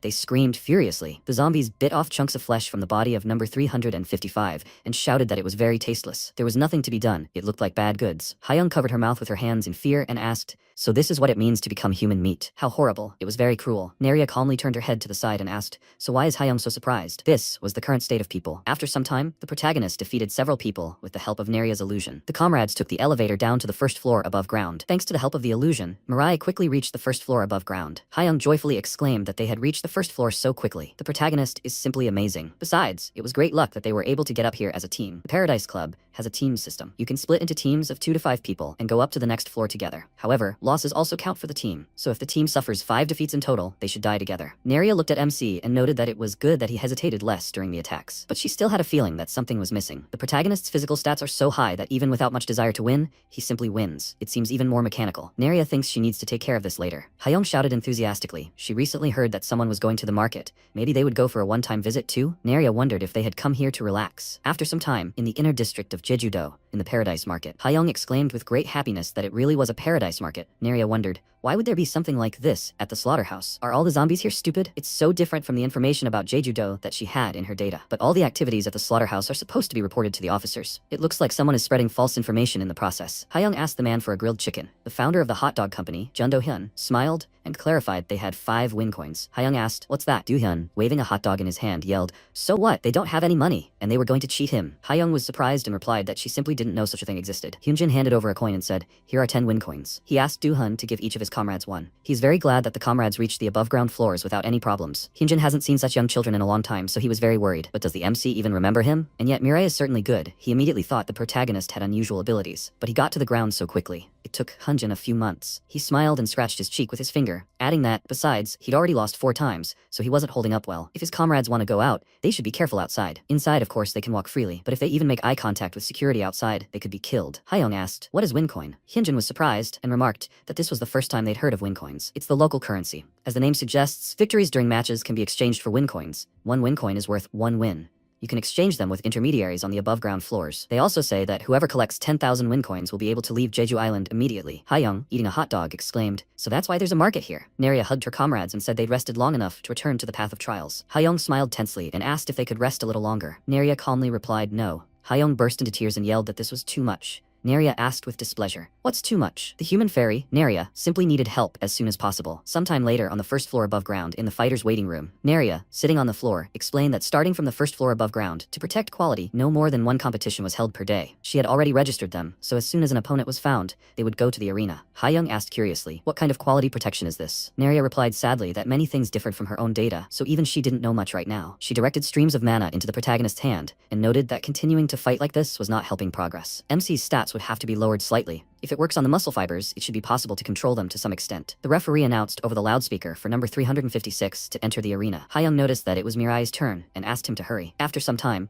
they entered the arena on the first above-ground floor. The zombies screamed, is there no one with a 5th defeat today? They exclaimed that it was number 356 and ordered him to kill everyone. The zombies placed 2 pieces of human flesh on Mirai. Hayoung screamed that she was shaking badly. What if the people on the first above-ground floor turn out to be much stronger than before? Naria thoughtfully replied that she really wanted that to be the case. The fighter entered the arena, and Hayoung looked at him in amazement. Fighter 42. Hyunjin tensely noted that this was an amazing coincidence. How he and the protagonist met. The referee ordered the athletes to get ready. Hyunjin said that fighting a small child doesn't make him happy at all. The referee waved his hand and announced the start of the match. Hyunjin was very surprised when he saw his opponent disappear. Mariah immediately attacked him, but Hyunjin managed to dodge. Hayoung screamed in amazement that Hyunjin had dodged the protagonist's attack. It seems people on the above-ground floors are different. Naria excitedly exclaimed that a worthy opponent had finally appeared. Hyunjin thought MC was fast. It seems his quick appearance on the above-ground floor was no mere coincidence. Don't let your guard down. Thinking the protagonist is just a child, he quickly jumped up and waved his hand to push Mirai aside. The protagonist struck his opponent. The zombies praised MC and asked him to kill number 42. Hayoung noted that only Mirai could hit after all. Naria said she thought Hyunjin was worthy, but he already has 4 losses? Does that mean that if Hyunjin loses now, he will become human meat? Hayoung cried out in alarm. What should he do? And who should they root for now? She didn't want Hyunjin to die. Mirai kicked his opponent with great force and Hyunjin flew to the side. Hyunjin breathed heavily as he lay on the ground and thought that this was a disaster. Was it really a mistake to relax when he saw a child in front of him? No. Even if he hadn't lost concentration, it would have been difficult to overcome such a gap. He had somehow held on until now. Maybe this was only possible until now. Hyunjin filled his body with mana and raised his fist. He thought that the promise not to appear in front of the mentor seemed impossible to keep. Hyunjin delivered a powerful punch to MC's face. Mirai quickly flew to the side. The zombies screamed. 356 isn't going to fight properly? Hayoung screamed in amazement. What's this all about? Did Mirai really want to give in to him? Naria looked at the gadget with a smile and shouted, could this really be it? She doesn't know how it happened, but the way the enemy controls energy has changed. Of course, this wasn't the only thing that surprised Naria. After all, Hyunjin controls energy like Terret. Hyunjin used a powerful stream of energy, and Terret's shadow appeared in front of the protagonist. MC clenched his teeth in rage and started shaking. Hayoung was scared and asked what had suddenly happened to Mirai. He had become somehow strange. Naria blushed with pleasure and thought that this was not surprising. After all, the enemy releases energy like Terret. Just in case, she told MC not to use the ability. So Naria is eager to see how he will resolve this stimulating situation. The protagonist ran with great anger, raising his fist. Hyunjin raised his fists, preparing to attack. MC struck, but the enemy instantly ducked. Hyunjin stood up and attacked Mirai's chin, thinking it was interesting. The whole time, the protagonist had been moving like a robot, but then he suddenly looked like a wild animal. The protagonist kicked the opponent hard in the face. Hyunjin grabbed MC's leg and threw him to the floor. Mirai pushed off the arena net with his feet, looking terrifying. Hyunjin snorted tensely and exclaimed that the opponent was still holding on. He kicked MC with tremendous force. The zombies MCs roared with rage. The protagonist had been doing well this whole time, and now what is he doing? They ordered MC to just become human meat. Mariah lowered his head and breathed heavily. He became very angry and screamed. The protagonist used the ability, and a huge bone flew to the side. Mariah put her finger to her lip and exclaimed that she had definitely said that the ability was forbidden. If everything here is destroyed, there will be a lot of problems. Kyung's illusion asked, is he going to do it again? The protagonist had already realized that there is nothing good in explosive emotions, hadn't he? He wants to defeat Tarot, and MC hasn't changed anything since last time? Will he understand again only after losing everything he holds dear? The bone instantly stopped and vanished into thin air. Kyung ordered Mariah to suppress his emotions and come up with a way to defeat the enemy with his mind. The protagonist calmed down and rose to his feet. Hyunjin tensed up and wondered, what's going on? MC's energy had changed again. Kyung asked how he had been fighting until now, pounced on opponents, screaming loudly. She noted that this was not the case and asked him to remember. How had MC been fighting until now? Mirai raised his fist and covered it with his hand. Hyunjin was terrified and screamed that this was his technique. A powerful energy engulfed the protagonist's body. The zombies were horrified and screamed, what is this all of a sudden? It was as if even the air had become heavier. Naria screamed with intense pleasure. At the same time, the great sage Kim Jiho, Hyunjin's teacher, smoking a cigar, asked, has he finally arrived? Hyunjin rushed into battle and shouted that it was dangerous. He struck MC in the head with his fist. The referee announced that number 42 had landed 20 blows. 356th was defeated. The protagonist looked at Hyunjin in surprise. Naria irritably called them freaks and exclaimed that the fun had only just begun. Hyun looked at her in bewilderment and asked, what happened? Hyunjin smiled happily and remarked that Mirai had surprised him. The fact that the protagonist could follow him with his gaze was astonishing. He felt foolish for looking down on him, since Mirai was just a child, and yet he shouldn't imitate her power. The teacher said it was very dangerous. At the same time, Yokuya said that they seemed to have found a high-quality product. He ordered them to proceed according to procedure. They also needed to arrange a couple of strawberries on the way. After all, they needed to be given to that fool Arlo. Number 8, Manager Yokuya replied over the radio that he was obeying him. Hyunjin noted that, in any case, he had also learned a lot thanks to the protagonist. The referee approached the MC and asked for the number plate. Hyunjin headed for the exit and exclaimed that if the opportunity arose, he would like to fight again. Mariah apologized and asked to tell him about what had happened in detail. Hyunjin turned his head and replied that, unfortunately, it was not up to him to decide whether he could tell about it or not. Naria smiled madly and thought that it was a pity. Of course, that they couldn't bring the duel to the very end, but obviously, this technique is essential for the protagonist, so she couldn't miss it. After some time, Hyunjin raised his hands in fear and screamed that he couldn't make such a decision on his own. After the fight with Hyunjin, Naria followed him around constantly, asking him to tell her about his technique, but Hyunjin continued to avoid her. The protagonist climbed out of the toilet and threw his head to the side to catch up with Hyunjin. He burst into tears and asked why they were acting like this. MC is already very strong. Why does the protagonist want to learn this particular power? Mariah lowered his head and, after thinking for a moment, answered that it was because he didn't want to repeat it again. Hyunjin thought that he, of course, didn't understand the meaning, but MC's words seemed very heavy. What had happened to MC that was so heavy? He irritably put his hand to his forehead and sighed, saying that then he would first take Mirai to the teacher. Naria shouted, if Hyunjin had decided to take her anyway, why was there so much disagreement? Hyunjin wondered if there was any point in taking the protagonist there. The teacher would probably refuse flatly anyway. After a while, Jiho agreed, picking his nose and saying that they would begin training right away. Hyunjin was very surprised and asked, didn't the teacher say it was dangerous power, so he can't use it as he pleases? Jiho replied that weak people like the student shouldn't. Hyunjin asked, but this kid fought on the same level as him, right? The teacher asked, does the student really think they were on the same level? That's why he was talking about the student's weakness. Hyunjin didn't even understand that the protagonist was limiting his power, and he was fighting with less than a quarter of MC's true strength. If the protagonist had used his true power, Hyunjin probably wouldn't have been able to even keep up with MC, let alone counterattack. Naria grinned and asked how the old man locked up here knew about this. Jiho jumped off the pillows and said that they're people who escaped destruction, passed down spiritual power from generation to generation. So for some time now, he's been vaguely sensing that something amazing is happening. Even though his homeland is currently being destroyed by zombies, the mentor still believes without a doubt that the day will come when they will be able to overcome this problem. Of course, this guy will be at the center of it all. Hyunjin was amazed and thought, so this was only a quarter of his strength, and he had to fight tooth and nail. Mariah is so strong that even the teacher says so. What kind of power does this guy have? Jiho wondered if they should go now. Since people with the same intentions have gathered here, there's probably no point in wasting time. First, he wants to know the protagonist's current condition. Of course, before that, he needs to show respect. The sage ordered them to follow him. He bowed and asked them to try hard. MC asked what it was. Jiho replied that they say that being polite before a fight helps one better control one's power. MC remarked that he was very lazy. The sage said that this guy was even more amazing than he thought. The power Jiho would now teach Mirai is connected to willpower. The beginning of controlling power is unwavering serenity, and showing politeness to the opponent helps strengthen the will and give the ability to not succumb to idle thoughts. Jiho asked the protagonist to get rid of unnecessary thoughts and look inward. One should not give in to overwhelming emotions, but focus on why MC must defeat the opponent and become stronger. Mariah wondered why he should become stronger. An illusion of Kyung appeared behind him. Jiho asked, can the protagonist do it? The illusion of Kyung instantly disappeared. MC calmly clenched his fist and agreed.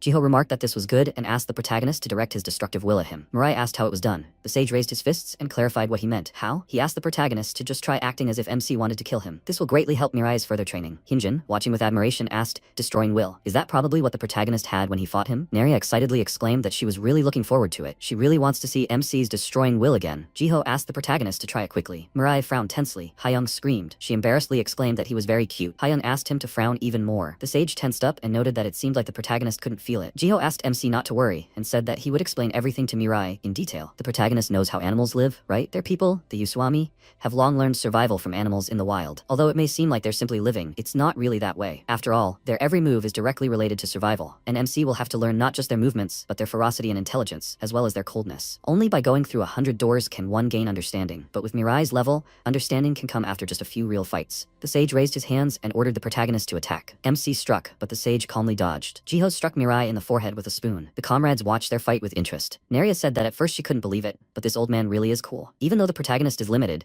he fights better than she expected. If Mirai wants, he can remove these restrictions of his own free will, and his will is much stronger than before. In any case, Naria wants to see a cool Mirai as soon as possible. Hayoung, her cheeks puffed out, handed Naria the food, and her friend thanked her. Mirai had been immersed in training for several days without a moment's rest, and yet he hadn't made any significant progress. Jiho thought this was odd. The MC's physique was definitely outstanding, but the fists strike as if simply following some kind of rhythm. What makes the protagonist doubt? MC struck, but the sage calmly dodged. Jiho asked if the protagonist knows how the strongest predators fight. The sage instantly approached the protagonist's face and said that they already have everything they need, but they still fight fiercely. What does MC think is the reason? The protagonist replied that he doesn't know at all. The sage jumped up and explained that the correct answer is actually hidden in the question. Predators already have everything. That's why they are so fierce. After all, defeat will deprive them of everything they have. Why is MC fighting now? The comrades looked at the protagonist with great interest, awaiting an answer. Mariah clarified. Maybe because something irritates him? The sage inquired. So what is it? The protagonist thought sadly. MC replied that people dear to him are always getting killed, and it irritates him. Jiho thought for a moment and asked Mirai to hold out his fist. He touched the protagonist's fist with his finger and asked, after all, he doesn't want to lose what he has either, does he? It turns out that Mirai is fighting to protect something. The result at the end of this fist is the reason the protagonist must win. This will end their duel with MC, and starting tomorrow, Mirai must fight again at the club. Hayoung happily noted that they had worked very hard. Naria grinned slyly and thought that the old man was even tougher than they thought. He accurately identified the protagonist's problem, which even she hadn't mentioned. Jiho said he hoped that today's lesson would be beneficial to MC. Mirai looked thoughtfully at his fist. After some time, the sage asked the protagonist to quickly go to sleep. Sleep is also one of the important elements of training. Hyunjin, sitting in bed, remarked that the mentor had also worked very hard today. Hayoung smiled, clutching the blanket in her hands, noting how soft it was. She asked what was on the ceiling. Hyunjin replied that it was one of the traditional talisman dolls. It was created to honor the memory of those who had gone before them. According to legend, when they are particularly hard up, a spirit enters the doll and protects them. He asked Hayoung to get some sleep, as it was already late at night. After some time, number 42 was called to the 50th floor of the cube. Hyunjin was surprised and asked, "What's this in the middle of the night?" The sage yawned and remarked that he hadn't just said not to run into zombies for no reason. Hyunjin headed for the exit and asked why him and not the protagonist. Hyunjin would have to go. The sage turned to the student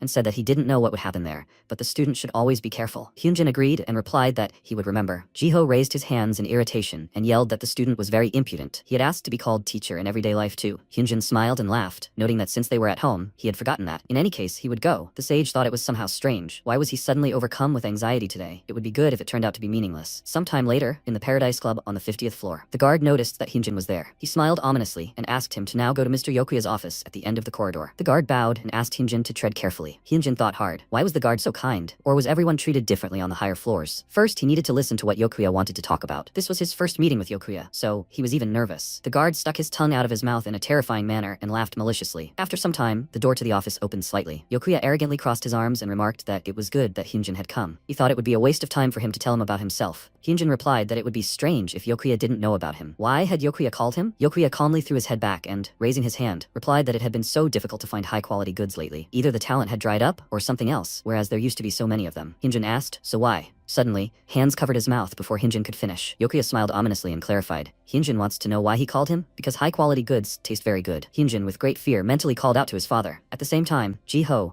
looking at the dark sky, noted that so much time had passed and the student still hadn't returned. A silhouette appeared in the darkness and the sage yelled that Hyunjin was an idiot. Jiho was really worried about the student's behavior. The sage fell silent and number 8 Yokuya threw the package on the floor. Jiho yelled, "What is this?" The manager replied that this was number 42. He calmly asked, "Where is number 356? The sage took the package and opened it. The package contained Hyunjin's severed head. Jiho yelled, "What is this?" He showed the package containing the pillow and asked if it was a souvenir. Number 8 looked tensely at the package and yelled, "What is this?" He definitely brought number 42's head, right? The protagonist hid his knee in the opponent's face with great force. The manager flew to the side and, sliding on the ground, screamed. The sage asked, does the MC remember what he taught him? Jiho calmly asked the MC to try his hand at a real fight. He thought that fortunately, they were just worried for nothing. It seems everything is going as planned, just like that girl said. Now let's go back to the moment when Hyunjin was about to leave. Mariah asked him to stop. She would like to test the effect of all their training. But wouldn't it be better to do it not on the weak, humans, but on zombies? And what are they all thinking? Hyunjin asked, what was she talking about all of a sudden, and what kind of species was that? Mariah clarified, he was going to the very top of the club now, right? Hyunjin agreed and asked, what was it? Mariah noted that the manager who took Arlo's place would definitely be there. He would definitely prove to be a worthy opponent for Mariah, so they would go together to kill him. After a while, Mariah appeared behind the enemy and clarified, he didn't know she was here? Yokuya asked, what's that? Mariah asked, so he means Yokuya and he's the one sending the fake reports? Yokuya got up from his chair and asked, how did she know him? He ordered number 8 to deal with it. Mariah picked up the bag with the pillow and said, here's number 42's head. Number 8 should probably follow number 356's head. Number 8 asked what kind of green creature that was. A green spot instantly appeared on his head. Number 8 headed for the exit and asked, where's number 356? Yokuya called out to the manager and yelled, where's number 8 going? Mariah thought the protagonist should deal with this guy. Yokuya irritably remarked that he didn't think they could defeat number 8 that way. Hyunjin asked, and Yokuya seems quite unfazed. He'd heard from Mariah that Yokuya was completely incompetent in fighting. According to his data, his stats were close to 0. So that's how Yokuya kept eating people? To select the best quality, he even built a 50-story building. Hyunjin angrily put his foot on the table and said that Yokuya had deceived hundreds of people. Even if he had to die, he wouldn't leave him alone. Hyunjin firmly ordered the enemy to attack and said that he would destroy his paradise. Yokuya calmly agreed and replied that that was exactly what he wanted. That guy with glasses who just came out was his manager. Does Hyunjin know why he calls him number 8? Until now, there were many people who wanted to vent their anger on Yokuya, like Hyunjin, and among them, some even defeated managers. And so, the managers changed. Now reaching number 8, he found a book on the shelf and turned to number 42. Hyunjin said that was enough of this pointless trick. Now, Yokuya had nowhere to escape. Yokuya looked at the book and replied that, if you look at it that way, maybe number 42 was right. Isn't Hyunjin interested? What tricks helped him? A zombie with 0 stats. Survive until now? Yokuya pressed the red button, and the floor beneath Hyunjin's feet instantly opened. Mariah screamed, claiming it was a trap she hadn't thought of. Hyunjin, falling into the hole, shouted that it was a curse and called Yokuya a freak. He landed on the ground, propped up on his hands. Hyunjin quickly turned his head to the side, surveying the enormous ring. Yokuya, descending on the platform, explained that he had conducted an investigation into the top-quality people beforehand. He apologized and noted that his club hadn't been an impromptu move, meaning a man like Hyunjin couldn't destroy it single-handedly. 2 years ago, the Hyunjin family, including his mother, Han Hyo-seong, and his younger sister, Kim Yoo-jin, disappeared. Hyunjin quickly turned his head to the side and looked at the disfigured chimera of his mother and sister. He asked in horror, why are they like that? Yokuya grinned and asked, will number 42 be able to kill these two? Mariah clarified, wasn't it enough for Yokuya to turn people into zombies? He also created a chimera out of them. The chimera rapidly approached Hyunjin. It launched a powerful attack at him, running forward. Hyunjin ran away from the pursuing chimera. Yokuya angrily asked, what is number 42 doing? We all need to fight together. He smiled joyfully, raised his hands, and remarked that Hyunjin was fighting very well. Hyunjin became extremely angry, ran to the side, and called out to Yokuya. He approached his opponent and called him trash. How dare Yokuya do something like that? Hyunjin madly struck the bars repeatedly and shouted that he would kill his opponent. Yokuya asked, does Hyunjin think he would install bars that could be easily broken? Number 42 didn't need to worry about him now. The chimera instantly grabbed Hyunjin by the throat. He clenched his teeth with great effort and began to cough. Hyunjin struck the bars and screamed. He cried with rage and yelled that he would never let this go. Even if he died, he would curse Yokuya. That's right. In fact, Yokuya wanted this even more than human flesh. It was as if he were looking at wild animals locked in a cage, suppressed freedom and, as if thrown into the void, compassion from superiority. Yokuya threw his head back in bliss and called Hyunjin poor. He laughed terrifyingly. The guard yelled into the radio that a disaster had occurred. A man suddenly appeared on the 50th floor. Yokuya yelled,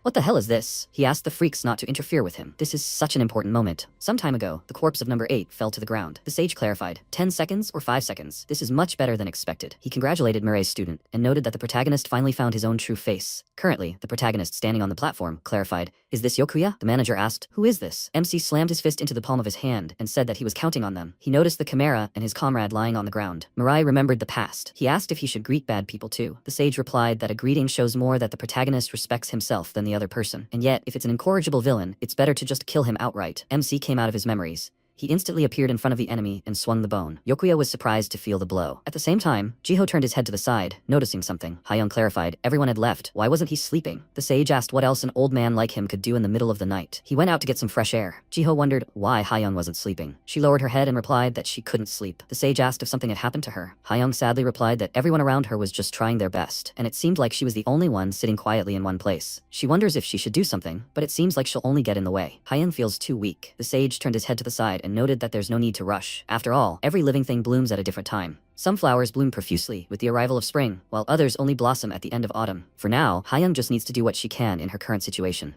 After all, soon her confident character will emerge into the world. Such a time is sure to come for each of them. Yokuya flew to the side with great force and, putting his hand to the wound, screamed, "What is this?" Naria asked admiringly how the protagonist managed to appear so quickly. "It seems like grandfather's training is having an effect." MC, clutching a bone in his hand, clarified, "We need to kill Yokuya and go to Arlo, right?" He quickly jumped towards the enemy. Naria noted that for some reason she thought his character had gotten even better. She'll see how big he's grown. The bone flew at great speed, but Yokuya, overcome with fear, managed to dodge the attack. He turned his head to the side in great fear and yelled that the protagonist is number 356, the guy who lost to number 42. How can someone who lost to 42 come here? The bone hit Yokuya in the side with tremendous force. The protagonist waved his hand and a gust of air threw the opponent aside. Yokuya fell to the ground and grunted in pain. He quickly pressed the red button. The arena rose to a huge space. Naria exclaimed that Yokuya made everything so similar to Natefi's lab. He stole absolutely everything. MC quickly ran towards the opponent. Yokuya called him a freak and yelled, since he felt sorry for the protagonist. MC dared to come here? He opened his jacket with many buttons and shouted, "Does the protagonist think he's funny?" Yokuya pressed all the buttons at once. The doors to the lab opened, releasing the demons. They prepared for battle and began coughing. Yokuya ordered that this freak be captured immediately. Kill the protagonist and place him before him. He will make MC beg for mercy. Mariah calmly tossed the bone aside. Then Jiho said something that was natural for ordinary people, but new to the protagonist. The sage managed to awaken one answer, "Just win, and then no one else will die." The protagonist instantly killed the enemy, and Yokuya looked at him in amazement. Naria noticed that MC dodged accurately and attacked precisely. Mariah attacks to win. Jiho thought that people are amazing creatures. After all, even the same attack can have significantly different effectiveness, depending on the feelings invested in it. The calmer a person looks at an opponent, the more savagery they convey, as ironic as it may sound. This forces you to look for a more cold-blooded and precise way to win, and the enemy experiences even more pressure and losses. This is the power he wanted to show the protagonist, a bright, deadly energy. Yokuya pressed the buttons and yelled that the protagonist had attacked the wrong person. Does MC really think that's it? Demons enveloped Mariah's body. A powerful stream of energy tore the opponents apart and blood gushed towards Yokuya. The sage thought that his role was complete. He only hoped that MC would follow the right path, unlike that student. Yokuya, overcome with fear, knelt down on one knee and screamed. He quickly pressed the buttons and yelled, "Is there really no more left?" Yokuya ordered the protagonist to stay back and asked why MC had done this to him. What had he done wrong? Was it all because he had played with people? Is that why the protagonist had done this to him? After all, they had played with him too. They locked Yokuya in a cage and laughed at him, calling him poor. After all, they were the ones who started all this. But why can't Yokuya do the same? He simply returned to people what they did to him. But why does he have to die? Mirai put his hand to his opponent's forehead and replied that it wasn't that, simply because the opponent was Yokuya. The opponent froze and began to cry. The protagonist immediately tore Yokuya's head off. Naria laughed and said that, unfortunately, she wouldn't mention Yokuya's death even in the comments. In 2-3 weeks, he would completely disappear. She asked him not to be sad, because there is always room for unknown tragedies in the world, and Yokuya is just one of such passing tragedies. Naria wished him a safe journey. Mariah asked if he could go kill Arlo now. Naria agreed and exclaimed that she needed to repay the insult, but she didn't even know where he was now. Maybe Arlo was still where they first saw him? After a while, Hyung reacted to the sound and asked, "Is that the sound of crying?" She quickly ran into the darkness and yelled that she was going. Maybe it was a lost child. The sage raised his hand and ordered the disciple to stop. Hyung froze in surprise when she heard Arlo asking for a strawberry. He opened his mouth in front of her face and noticed that there was a strawberry. Arlo put his hand on her shoulder and brought his mouth to her head. Hyung closed her eyes in fear, and the sage asked her to be calm. It's okay. She should stay in the same position as now. Jiho dared to assume that the enemy had no bad intentions now. Arlo instantly raised his head and began to cry. He removed his hand from Hyung's shoulder and instantly jumped up. Hyung fell to the ground and sighed. The sage asked, "Is she okay?" Hyung looked at the sage in fear and asked, "Did Arlo suddenly appear? Did that mean Naria's plan hadn't worked?" Jiho, kneeling, replied that he felt that wasn't true. However, for some reason, it seemed as if something had happened. If Hyung followed the river's current, she would come to a waterfall. There was a cave there. She could hide in it. Hyung screamed. Where was the sage going? Jiho replied that they needed to go to Hyunjin. At the same time, Arlo landed on the ground with a powerful blow, cutting through the air. He placed his hand on the lava and said he couldn't take it anymore. After a while, the guard screamed, "What's this? Why are all the guards on the 50th floor dead? Number 9 is the next managerial candidate. Didn't he hear anything?" The guard shouted, "Is number 9 listening to him? What even happened here?" Number 9 turned his head to the side in fear and screamed, "Mr. Yokuya is dead. Arlo will soon go berserk." The building shook violently. Arlo screamed with tears streaming down his face. Lava erupted from the volcano at incredible speed. At the same time, the protagonist noticed this. Number 9 pushed the guard away and ordered him to leave him alone. The guard yelled, "Did number 9 really just tell the truth?" He asked number 9 to wait for him and said that they would go together. Naria noticed that Arlo seemed to have arrived and suggested they go to him. Hyung called out to her friend, and Naria asked when she had given her the phone. At the same time, Hyung, running at full speed, yelled, "What kind of volcanic eruption was that? Are they fighting Arlo now?" Naria disagreed and replied that they didn't even understand what was happening yet. Hyung exclaimed that she had just seen Arlo and wondered if he had gone to them. Naria asked where he had gone. Hyung didn't answer, and Naria said that everything was fine. They would go look for him, and that was it. Hyung asked her friend to wait and yelled, "But there's nothing she can do to help?" Because of the volcano, people could be in danger. Naria replied that she understood her friend's feelings, but she had already told her. What's the point of saving just a couple of people? They will do everything on their own, and Hyung must hide well. Hyung asked Naria to wait. Naria turned off the phone and, quickly flying upward, asked the protagonist to go. MC noticed Hyunjin lying on the floor and asked, "Comrade is dead, right?" He quickly jumped up, pushing off from the chimera. Hyung, holding the phone with trembling hands, clarified, "Really only a couple of people?" She called Naria an idiot and screamed that she was also one of that couple of people whom Mirai saved. And Aunt Jiseon, and Hemi, and Yulha, everyone is one of that couple of people. Naria cannot appreciate the significance of all people. Hyung threw the phone on the ground and said that she will also do what she can. She exclaimed with fury that Naria is not smart at all. Hyung quickly ran deep into the forest. Sometime later, on the outskirts of Jeju-do Island, in the security line of zombies, they ran away quickly, screaming and asking, where are they supposed to run? The guard looked at them and asked, where are they going? But what about guarding? He irritably crossed his arms and asked, what's going on with these idiots? It's already hard because of the volcano. The comrade put his hand to his mouth and asked, is that the problem? The zombie asked, what is it? The comrade exclaimed, at Arlo. They say that when Arlo doesn't eat strawberries, he goes berserk. The zombie asked the comrade not to say such a strange thing. Surely Mr. Yokuya couldn't have refused to give Arlo some strawberries. Arlo quickly jumped away from the volcano and landed in front of the guards. They screamed in fear. It was Arlo. The zombie told you about it. The guard ran quickly and exclaimed, they say that when Arlo goes berserk, he kills everyone indiscriminately, even zombies. Arlo threw his head back and screamed. He ran past the zombies, dealing multiple attacks. The guards asked for help, but Arlo instantly killed them. Arlo quickly covered his mouth with his hand. He asked for food. Arlo, unable to contain himself, spewed a stream of lava from his mouth. Naria said there was food here. The protagonist delivered a powerful kick to Arlo's head. Naria wished the enemy bon appetit. Arlo fell to the ground, shattering it with his body. Naria noted how much time had passed. Maybe a week and a couple more days? They were happy to meet Arlo. A powerful explosion thundered through the trees and dark smoke rose into the air. Arlo jumped towards the enemy. Mirai struck Arlo and the enemy quickly flew down. The protagonist calmly flew towards the enemy, cutting through the air. Arlo tucked his legs and breathed heavily. He opened his mouth and spewed a stream of lava. The protagonist's head caught fire. MC spat black blood from his mouth towards the enemy, and Arlo grunted. Naria laughed and remarked that this was a very funny fight. Arlo punched the protagonist, but MC dodged the attack. Mariah slammed his hand into the opponent's head. Arlo grunted and, with a punch, exploded the protagonist's head. MC's head instantly regenerated, and he attacked the opponent. Arlo's cheeks puffed out, and he tensed up. Naria asked, isn't this very unpleasant? She apologized, and said that from now on, everything would be different. MC returned to himself. Arlo put his hands to his cheeks and screamed. Mirai let out a mocking cry, and Naria laughed. After a while, the protagonist spun in the air and kicked the opponent with great force. He raised a bone with the intention of attacking. MC slammed the bone into the opponent, and Arlo flew to the side. The opponent fell and quickly slid across the grass. Arlo, breathing heavily, turned his attention to the strawberries lying on the ground. He laughed with great effort. Arlo reached out towards the strawberries and remembered the past. He was sitting at the table and asked why Mom liked strawberries so much. Mom, smiling and sitting in front of a plate of strawberries, asked, maybe it was because their grandmother loved them? When she eats strawberries, she feels as if her grandmother is right next to her. That's why Mom wants more and more. The answer to Arlo's frequently asked question was something he couldn't understand at the time, but understanding soon came. Arlo changed his appearance, becoming a zombie, and looked at his mother's bloody body. He cried with great horror, and putting his hands to his face, asked, what did he just do? Having turned into a mutant, Arlo ate his mother. Full of disappointment, he tried to suppress his hunger on his own, but in the end, everything didn't turn out the way he wanted, just for a single moment, and it was at that moment that it seemed as if he were with his mother. Arlo felt as if his mistakes were understood and that he had tried hard. This was his only support. He came out of the memories, and the protagonist crushed a strawberry with his foot. Arlo, shaking, asked what was wrong with the protagonist. He was trying so hard. No matter how much he missed her, he could handle it. Arlo tried to keep from making a mistake. Arlo ran quickly, hugging MC, and clarified that he was asking what was wrong with the protagonist. He broke the trees in front of him while running quickly. MC calmly slammed his hand into the opponent's body. He looked at his broken fingers and thought that it was getting more difficult. Mariah, having torn his body apart, flew up. He quickly aimed the bones towards the opponent, but they hit Arlo's body and broke into pieces.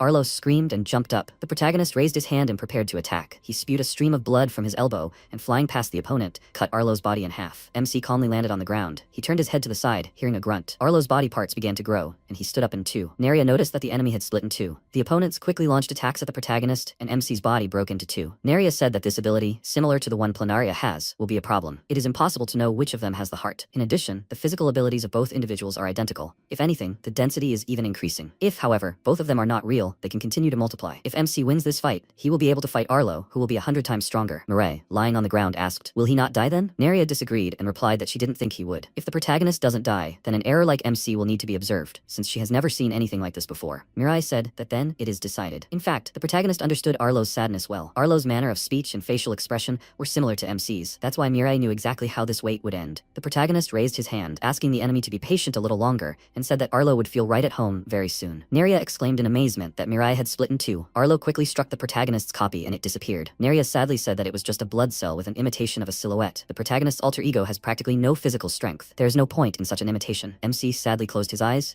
and Naria laughed and noted that he looked sad. But it was a good try. It is not possible to attack using several doubles at the same time, but even so, one can resort to optical illusion. The opponents attacked the copies of the protagonist. MC struck the enemy with his fist, tearing his body in two. He confidently raised his hand, and the veins constricted Arlo's body. The veins returned to MC's fingers, exploding the enemy's body. Naria said that in any case, the main problem won't be solved in the end. Numerous Arlo copies looked at Mirai. Naria clarified that she thought all the objects except one could be considered fake, but that turned out to be wrong. Each of them has a heart. That is, they are all real Arlo, and the skin layer becomes twice as strong with each new influx of individuals. If this continues, the current level of attack will no longer work. Until then, will they be able to find a way to kill Arlo? After some time, dark smoke rises into the sky from the crater of the volcano. The bodies of people float in bright lava. Hyosung floated by and wondered, "What is this?" She fell into a memory. Hyosung happily showed the doll and asked, "Didn't it turn out well?" She worked hard to create it for a whole week. Little Hyunjin laughed and replied that he thought it didn't turn out very well. His mother, offended, asked for praise. Her son pointed at the doll and asked to look here, because everything had fallen off. Hyoseong asked him to just compliment her. Hyunjin asked, "So what is this?" His mother noted that he had scolded her first, and then asked so innocently, "It's a traditional tribal doll. She got the same one from her grandmother. If mom or dad were to die in this world, the soul inside the doll would be able to help them. Therefore, it must be carefully preserved." Hyoseong emerged from her memories and, pushing the stone with her son lying on it, thought that even though she had become a doll, she still protected Hyunjin. The stone hit the shore. The sage asked if the brainwashing had stopped now that Yokuya was dead. He thanked Hyoseong for saving Hyunjin. Hyoseong, smiling, began to dissolve in the lava. She looked at the sage and drowned. Jiho asked her not to worry, because at the right time he would find her, and they would talk. At this time, he will take care of Hyunjin. The sage stood on a stone and, placing his hand on the student's body, clarified that he needed to get up. People need their help. Hyunjin clenched the doll in his hand. After some time, the protagonist directed a stream of blood from his hand. He instantly cut down the opponents. Arlo's hand emerged from the ground and grabbed MC by the leg. The second opponent instantly kicked Mariah in the stomach. The protagonist calmly slid across the grass. Naria said that, besides Arlo's immeasurable ability to reproduce life, she could not have imagined anything like this. It is as if the entire Jeju-do is made entirely of Arlo. Or maybe Arlo was not assigned to Jeju Island. It is quite possible that he was sent here in exile. It would certainly be difficult for Terra to contain the ever-growing population, even impossible. Even with a great desire to win, the protagonist cannot analyze the enemy. Right now, MC cannot defeat Arlo. It seems that the protagonist is having a hard time. Mirai replied that he couldn't figure out what to do. Naria pointed out that that wasn't necessary. She would do the thinking, and the protagonist could simply act. That's exactly why she came with him. Right, Mirai can't win without her. She looked up at Naria. She asked if they could clearly see the location and number of Arlo copies. The protagonist in glasses agreed. Naria explained that, according to the analysis, the hearts of all individuals beat identically. None of the doppelgangers were dependent on each other. They were organically connected. What would be required to kill Arlo was to aim for all the hearts of the copies simultaneously. Is the protagonist capable of that? MC, leaning his hand on the ground, agreed. He ran across the grass at incredible speed, leaving a stream of air behind him. Currently, the number of all Arlo copies is 1,300,205,000. Within the boundaries of their possible reality, destroying all objects at once is impossible. Naria clarified that Mirai would 100% meet his death here, though he might possess an ability beyond anyone's imagination. MC jumped over the last Arlo copy. Naria said that Mirai truly had abilities that were unimaginable. The protagonist, having destroyed 1,325,000 Arlos, landed on the ground. He calmly noted that this was not the first time. The ground began to split. Naria noted with fear that Jeju Island was collapsing. It seemed that this was because the Arlo copies that held the island afloat were beginning to disappear. Since it was all over, they should go try to find Hayoung. The protagonist noticed something and turned his head to the side. MC wondered if he could hear crying. He ran across the crumbling ground. Mirai stopped and wondered if that could be a heart. After a while, Do-hyun, holding a stick in his hand, shouted decisively, "Number 9 still wants to go this route. Even after Lee Jikin's appearance?" He ordered him to think twice. Survival is a priority now. Simple unity is not enough. What's wrong with zombies? Number 9 barked that he was acting this way precisely because Jikin had arrived. Do-hyun thinks that anything will change with his help. There's chaos outside. What kind of survival can there be? Death is everywhere. Number 9 ran quickly and shouted that if that's the case, he will eat them without any regrets, and they will die a good death. Do-hyun raised a stick and shouted. Hayoung decisively hit the zombie on the head. Number 9 stopped, grabbed his head with his hands and shouted, "What is this?" Hayoung held out her hand and asked to give it to her. Do-hyun handed her a hot dog, and Hayoung clarified that it wasn't a hot dog, but that stick. Number 9 asked furiously, "Didn't she bring people here?" He called her a fool and clarified that so that's who had been following him everywhere without his knowledge. Hayoung jumped towards him with the intention of attacking. She thought that she, too, had been observing the training course for months. Not very well, but looking back, she had learned something. Hayoung is not so weak as to be unnoticed. Number 9 instantly smashed her head with his hand. The people covered their eyes with their hands in great horror. Number 9 asked, "What's going on?" She attacked so ferociously. He already thought that she was capable of something. But nothing special happened. Hayoung hit the enemy's legs with a stick and ordered him to leave. Number 9 looked at her in bewilderment and wondered what this was. Hadn't he just killed her? The zombie grabbed her head with his hand and exclaimed that, after all, on the threshold of death, one can go crazy. Number 9 tore her body apart and said that this time he would definitely kill her. Hayoung appeared behind him and, raising her stick, screamed, Didn't he leave yet? Number 9 turned his head to the side in fear and wondered what the hell was going on. He was sure he'd killed her this time. He threw her aside in rage and screamed, "What the hell is this?" Number 9 thought hard. Have he gone crazy? How could this happen? The people asked in surprise. Didn't he just kill her? But why was she okay? As if nothing had happened. Had they imagined it? That's right. In such an emergency, you can see even more amazing things. Du-hun asked what just happened. So, she was supernatural too? Hayoung asked, confused, what he was talking about. Du-hun replied that he hadn't and exclaimed that he simply misunderstood. The ground began to rapidly collapse. Number 9 looked in fear at the ground that had cracked under his feet.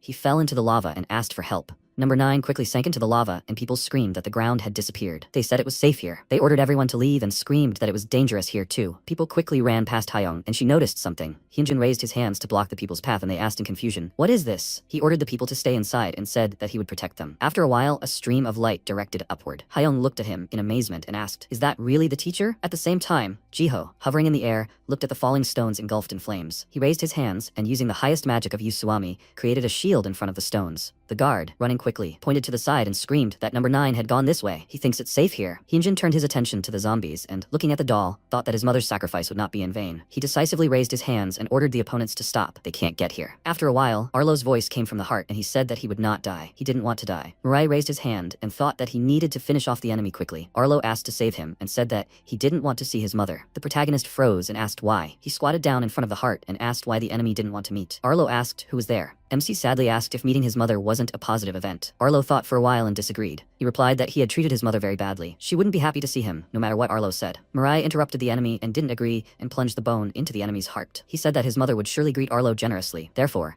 if the enemy sees his mother, he should just smile. Lava quickly broke through the heart. The protagonist looked down sadly. Mariah noted that MC has a way of saying something sentimental. Is that what the protagonist's precious aunt said? Mariah, without answering, flew into the air with the help of blood. Mariah screamed, "What is this? Why is the protagonist ignoring her?" After a while, the sage thought that this cave was located farthest from the volcano. As long as the zombies were so stupid, they would surely all reach this cave soon. Hyunjin wouldn't be able to cope with so many zombies. Also, they don't know exactly when the destruction of Jeju Island will end. If so, they need to leave the island. Du-hun lifted part of the island with a cave into the air with magic. He looked at the student and ordered him not to let the people escape. The sage would send them to safety. Hyunjin prepared for battle and asked him to wait because there were still quite a lot of zombies. As long as the shaking continued, he couldn't fight. The sage replied that everything was fine, he would be back soon. The protagonist, with numerous clones, quickly flew past his comrades. Hyunjin asked in amazement, "What is that he sees now?" Hayoung joyfully covered her mouth with her hands and clarified, "Really a whole bunch of Mariah?" The sage turned to the protagonist, and the MC and numerous clones simultaneously answered. Jiho asked who was answering now. There were still a significant number of zombies left on Jeju Island. He asked the MC to make sure Mariah finished them off here before they reached the continent. The protagonist and his clones quickly jumped toward the zombies. The volcano violently erupted with lava from its crater. The lava spread across the ground and quickly rose upward. The comrades watched as rocks and magma exploded in the air. Hyunjin was stunned and remembered his past with his parents on Jeju Island. He noticed an object flying through the air. The protagonist's head fell into his hands, and the MC thanked his comrade. Hyunjin smiled, looking at his comrade. A day after the explosion of Jeju Island, the people who survived built a new house not far away. In honor of those who contributed to the island's creation, it was named Mirai Island and its distinguished army. Hyunjin remarked that the name was too long. "Comrade," he thought, "doesn't he think so too?" Du-hun smiled and exclaimed that they should have named it Hot Dog Island. His voice couldn't be considered the majority's. Hyunjin, surprised, asked,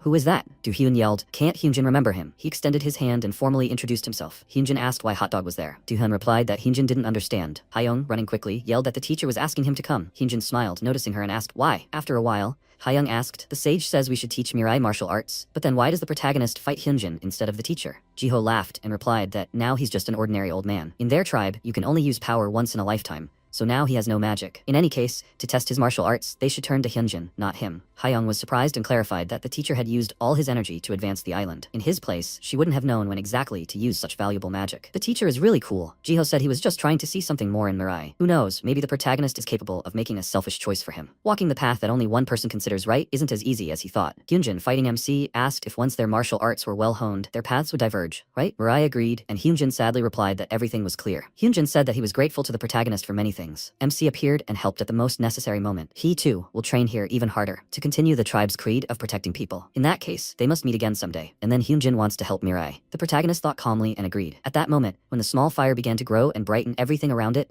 it seemed as if the whole world had stopped, but it had come to a new beginning. 6 months later, Garam put her finger to her ear and exclaimed that she would be there soon. Half a year had already passed since the operation to capture Changwon City. The result of this advance was the continuous establishment of small-scale camps. During this time, they captured most of the city, which belonged to the zombies. A key branch of the Red Cross, they reached the outskirts of Busan, but all the routes leading to Busan had been blocked for some time by a single zombie. The location was named Nuri, as the border of Honggimun. There were a total of 3 shields on the border of Honggimun. Apparently, each time one of the barriers was overcome, more and more power was absorbed. Until now, breaking through the second protective barrier had been easy, but no one had yet been found who could get through the third barrier. Difficulties arose every time, of course, until now. I would like to thank the expedition members who had to grow up so quickly. They managed to break through the third level, protecting the Honggimun border until Mariah returns. They need to investigate a single zombie. Rishuru sternly said that when this operation is over, he will send this zombie to the teacher. He ran around saying that he will do it. Garam replied that she understood this and asked him to get ready. Rishuru ominously yelled that he had promised and given his word. Garam irritably remarked that this was too much. Spetter smirked, sitting on the ground. She wondered how good the chances of catching Spetter were now. She thought she should try this time. After all, Rishuru was also on the team. The mission leader was the same. Maybe something will work out. Spetter smiled and remarked that this was very good. Otherwise, she was already dying of boredom. By the way, she didn't expect Garam to come with Rishuru. Had he really become a slave to humans? Rishuru didn't answer. He turned his head to the side and asked what was wrong with her. Why was the enemy pretending to know him? Garam replied that they might have crossed paths a couple of times while traveling to different places. She tensed up and thought, what did she even expect? This is all happening now because of Rishuru. He was tortured with electricity so often that he lost his memory. Instead of getting the information he needed from him, Rishuru simply turned into a stupid zombie. Rishuru screamed in rage. He realized that she also wanted to get his teacher, but still, his love for Mariah remains the same. Garam put her hand to the ground and thought that there was no need to think about unnecessary things. Until the protagonist arrives, they won't be able to do anything special. The priority now is to gather information for future attacks. They quickly rushed into battle. At the same time, a pencil was lying on the table. Nuri, looking at the sheets, thought that even if she wrote down just a little, it could help him. Now she needs to see how things are outside. She went outside and asked how Garam was doing. The man noticed her and said they were finally finished. Nuri asked, with what? The man replied, with the capture of Spetter. After a while, Nuri crossed her arms and clarified,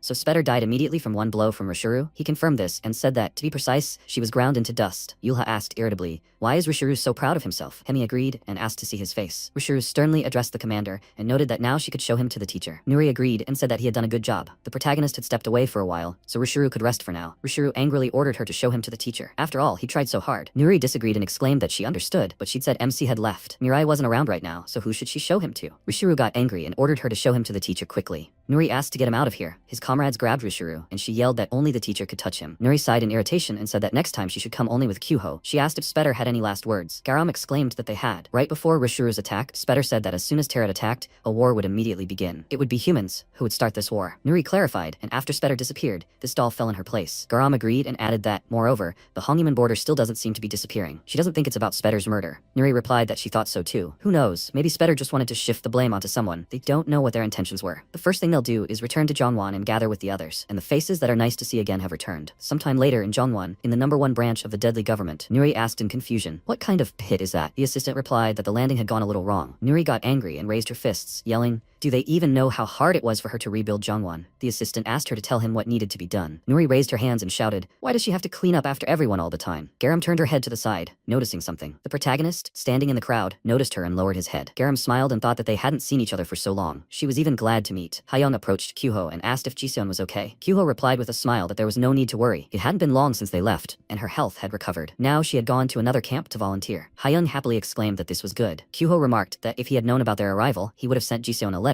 He lifted the pot of dreadful liquid and asked, Jiseon made the curry before leaving. Do they want to eat? Hayoung tensed and replied, he'd better keep it for himself. Kyuho remarked that if he tried it, it wasn't so bad. What about the protagonist? MC doesn't want to try it? Mariah replied that he didn't want to eat. Kyuho happily exclaimed that if they were upset later, it wouldn't be his fault. The man remarked that he didn't think anyone but Kyuho would be upset. Hemi sadly agreed and asked where Naria was. Hayoung sadly replied that Naria had suddenly disappeared about 3 months ago. By that time, Mariah had already secured an interim result. They wanted to redistribute their forces in another direction. Hayoung diligently sent inquiries, but never received a concrete answer. Kyuho asked if by another direction she meant the captain. Nuri crossed her arms and said that she thought so. She thought that they shouldn't relax about Naria, but she wouldn't turn her back on them in such a situation. Nuri clarified that it is important to discuss these toys now. That was the most important thing. They would talk about Naria later. Nuri leaned her hands on the table and explained that the Hongyimun border was still standing, and the spatters were mentioning war. The Red Cross had been inactive for 6 months now. Judging by the available facts, she believed this was a declaration of war. Now the Red Cross had the ability to attack people. She feels like they are trying to artificially create an ethical justification. But Nuri doesn't know why they've suddenly become so kind. Perhaps these dolls contain some kind of clues about future attacks. attacks. For example, information about the targets to hit. There was a loud knock on the door, and Kyuho turned his head in that direction. Rishuru, wrapped in chains, furiously yelled that he could hear them all. Kyuho shouted that Rishuru was tied up. Rishuru burst into the room and asked, "They said this doll would curse the teacher?" They yelled, "What is a comrade saying?" Garam quickly got up from her chair and asked where the remote was. Rishuru, enraged, tore the doll in half and exclaimed that you just need to tear it apart. That's all. The doll fell to the floor, and his comrades screamed. Nuri barked furiously. What is he doing? This is too important. Rishuru replied that the teacher is most important to him. Spheres of mana enveloped the torn parts of the doll. The sphere announced the start of the game. Nuri asked in confusion, what does that mean? The sphere grew in size, and hanging over the table, ordered them to play as much as they wanted. Nuri asked in fear, what is that? A bright light from the sphere illuminated the room. Suddenly, it grew in size and enveloped the building, illuminating the street. After a while, the sphere disappeared, and her comrades asked, did nothing really happen? Jen called out to the commander through the earpiece, and Nuri asked, what is it? Meanwhile, in War 2, the deadly government, Jin said that right now they received a message from the transmitters of all the camps, and they all reported the appearance of a red light. They see dead participants in front of them. Nuri asked if there was anything else special. Jian replied that in some camps, not only participants, but also other figures appeared. Nuri tiredly put her hand to her face and noted that it was because of Rishuru. She paused and said that in any case, everything had already happened and they needed to think positively. Nuri ordered Kyuho to send Yulha and Hemi to the Eastern Division. Kyuho was surprised and agreed with her. Nuri turned to Rishuru and said that he would go to the Northern camp. If he returned safely, she would allow him to talk to Mirai. Rishuru yelled with great embarrassment. Really talk to the teacher? Nuri ordered Garam to go to the Southern Division. After Garam restored order there, the commander asked her to join them in Jungwon. Garam confidently accepted the task. Nuri sternly noted that not much time had passed since the protagonist's arrival. Things looked very difficult, but he had to go to the Western camp. Jiseon was working there as a volunteer, so that wouldn't cause any inconvenience to the MC, right? Mariah calmly agreed. Nuri took off her glasses and, lowering her head, said that she was counting on them. The comrades quickly jumped down from the window. Nuri, tapping her finger on the table with tension, thought that given the size of the garrisons in each camp, in any case, they would have little time to spare before their comrades arrived. Hayoung rose from her chair and, turning to the commander, noted that she knew she was being impudent. Wasn't there a camp where she could help too? Nuri noted that she understood Hayoung's feelings. Such a task would be too difficult for Hayoung now. She didn't doubt her comrade's potential, but the time had not yet come. Hayoung sadly lowered her head and agreed. Kyuho inquired if it would be wise to send all the key personnel to the camps. What if they used this as an opportunity to attack Jungwon? Nuri tossed her pistol and replied that they would block the way. Right now, the priority was to limit the damage in each camp. She wondered if the calm could mean readiness for an attack or a different plan. Be that as it may, there is some good news. A defensive fight will serve as good experience for the workers. After a while, Rishuru laughed joyfully. The boy raised his hands in fear, looking at the huge opponent made of threads, and screamed. Rishuru instantly struck the opponent. He smiled and laughed maliciously. Rishuru noted that several months had passed since their last conversation with the teacher. His heart was simply fluttering. Rishuru had accumulated so many stories for the teacher. He threw his head back and looked at the shadow of himself, asking, what is this? Why does the shadow look so much like him? The shadow quickly struck, but Rishuru raised his hands and blocked the attack. Rishuru calmly asked, does the opponent also need a teacher? He quickly lifted the opponent into the air and, laughing, exclaimed that this is a fight for the teacher. The winner will take all the love. At the same time, Garam thought that it was a turn to the left and a diagonal to the right. A stream of mana passed her hand, and Garam grunted tensely. Paladin's shadow slid back, and Garam thought she could see where the blows were coming from and knew how to dodge them. She remembered the past. Garam fell to the ground and screamed, it's Paladin. He is a member of the Red Cross. The protagonists shouldn't even think about it. They need to run. Garam came out of her memories and felt her body refuse to obey her. She decisively wiped the sweat from her chin with her fist. Garam put her hand to the earpiece and said she was there. She met Paladin in the southern camp. Fortunately, he hadn't managed to inflict much damage yet. Nuri remarked that it was good work and asked how he was doing. Garam replied that Paladin didn't seem quite himself right now. She thought he could be perceived as some kind of scarecrow created by the spatters. Nuri disagreed and clarified that she wasn't talking about Paladin but about her comrade's condition. Garam could win, right? If difficulties arose, it would be in another camp. Garam interrupted the commander and replied that everything was fine, she could do it. Garam lowered her cap and thought that now she could feel it. The horror and pressure the captain felt, as well as the responsibility. Garam quickly leaped above the enemy and created a manosphere in her hands. Garam thought she didn't have the luxury of fear. The captain's empty seat would be hers. After a while, the protagonist, running at full speed, wondered where she was. A thread monster loomed over the girl, and she screamed in fear. A bone instantly pierced the enemy's head. The girl joyfully exclaimed that the protagonist had come to the rescue. He had saved her life. MC thought it wasn't her. He asked if she knew where her aunt was. The girl clarified, isn't he talking about Jiseon? Auntie recently went to the eastern camp. Jiseon said she would return to Changwon. Mariah thanked her and headed off. The girl grabbed his hand and screamed, will he really go there? Won't the protagonist help them? MC looked at the many enemies. The girl exclaimed that if he left, it was unlikely that anyone here would survive. She burst into tears and asked Mariah for help. The protagonist sadly lowered his head. Yer clarified, he seems to be looking for someone else. Everything is fine. The protagonist can go. They will be under her protection here. The girl's mouth fell open in great surprise. Yer asked why he was looking at her so strangely. She'd already told him they existed beyond ordinary life. Yer smiled and asked if her friend had really forgotten so quickly. The girl, looking frightened, said that it was Yer. He should drive her away from here. He calmly pointed his finger at her and asked questioningly, Is she yada yada? She was very indignant about this, said her name loudly, and said that they were not alike at all. He said that it was a thing. He was checking if it was really her. She, looking a little displeased, said that there was something reasonable in this. She jumped off her sword and said that in any case, it seemed to her that the person he was looking for was elsewhere, so he could go. She would deal with Spetter and the dolls that remained here. The girl, looking frightened, called Mariah and said that there was no way he could leave. What if these were all empty words? When he leaves, she was sure that she would kill them all. She was still a zombie. She couldn't be trusted. She, looking a little displeased, looked the other way and said that she didn't ask him to trust her. She just wanted to help. He approached her and said that he believed her because they were friends. He jumped very high and said that he was counting on her. The girl called his name loudly in a very worried voice. She stood nearby, smiled at his words, and said that she should not be afraid because she was not going to do anything stupid. She set her sword on fire and with a serious expression said that from now on, she was joining the human side. At the same time, Rishuru hit his clone, laughed loudly and asked what he was doing. He could not believe that he was using such a technique. He could only mock him. Nuri contacted him, called him by name, and asked how the situation was there. He laughed loudly, and she asked why he was laughing like crazy there. How was the situation with him? He dealt a very strong blow to his clone and told the commander that she should not worry. His opponent is very weak. It's only a copy of the outer shell, there's absolutely nothing inside. Also, the doll that's in the heart is their weakness. If you attack the doll, he won't be able to do anything. Hoyoung came to him, called him by name, and said that if he's finished, he should go and help over there. He turned to him, agreed, and said that he'll be there now. He should wait a little. Okay, he'll finish here quickly. Although, wait, why is he so close to people? After that, Nuri contacted the eastern camp and asked if they heard the information on the radio just now. Hemi looked at her opponent, the Natefi clone, with a slightly confused look, agreed and said that they heard it.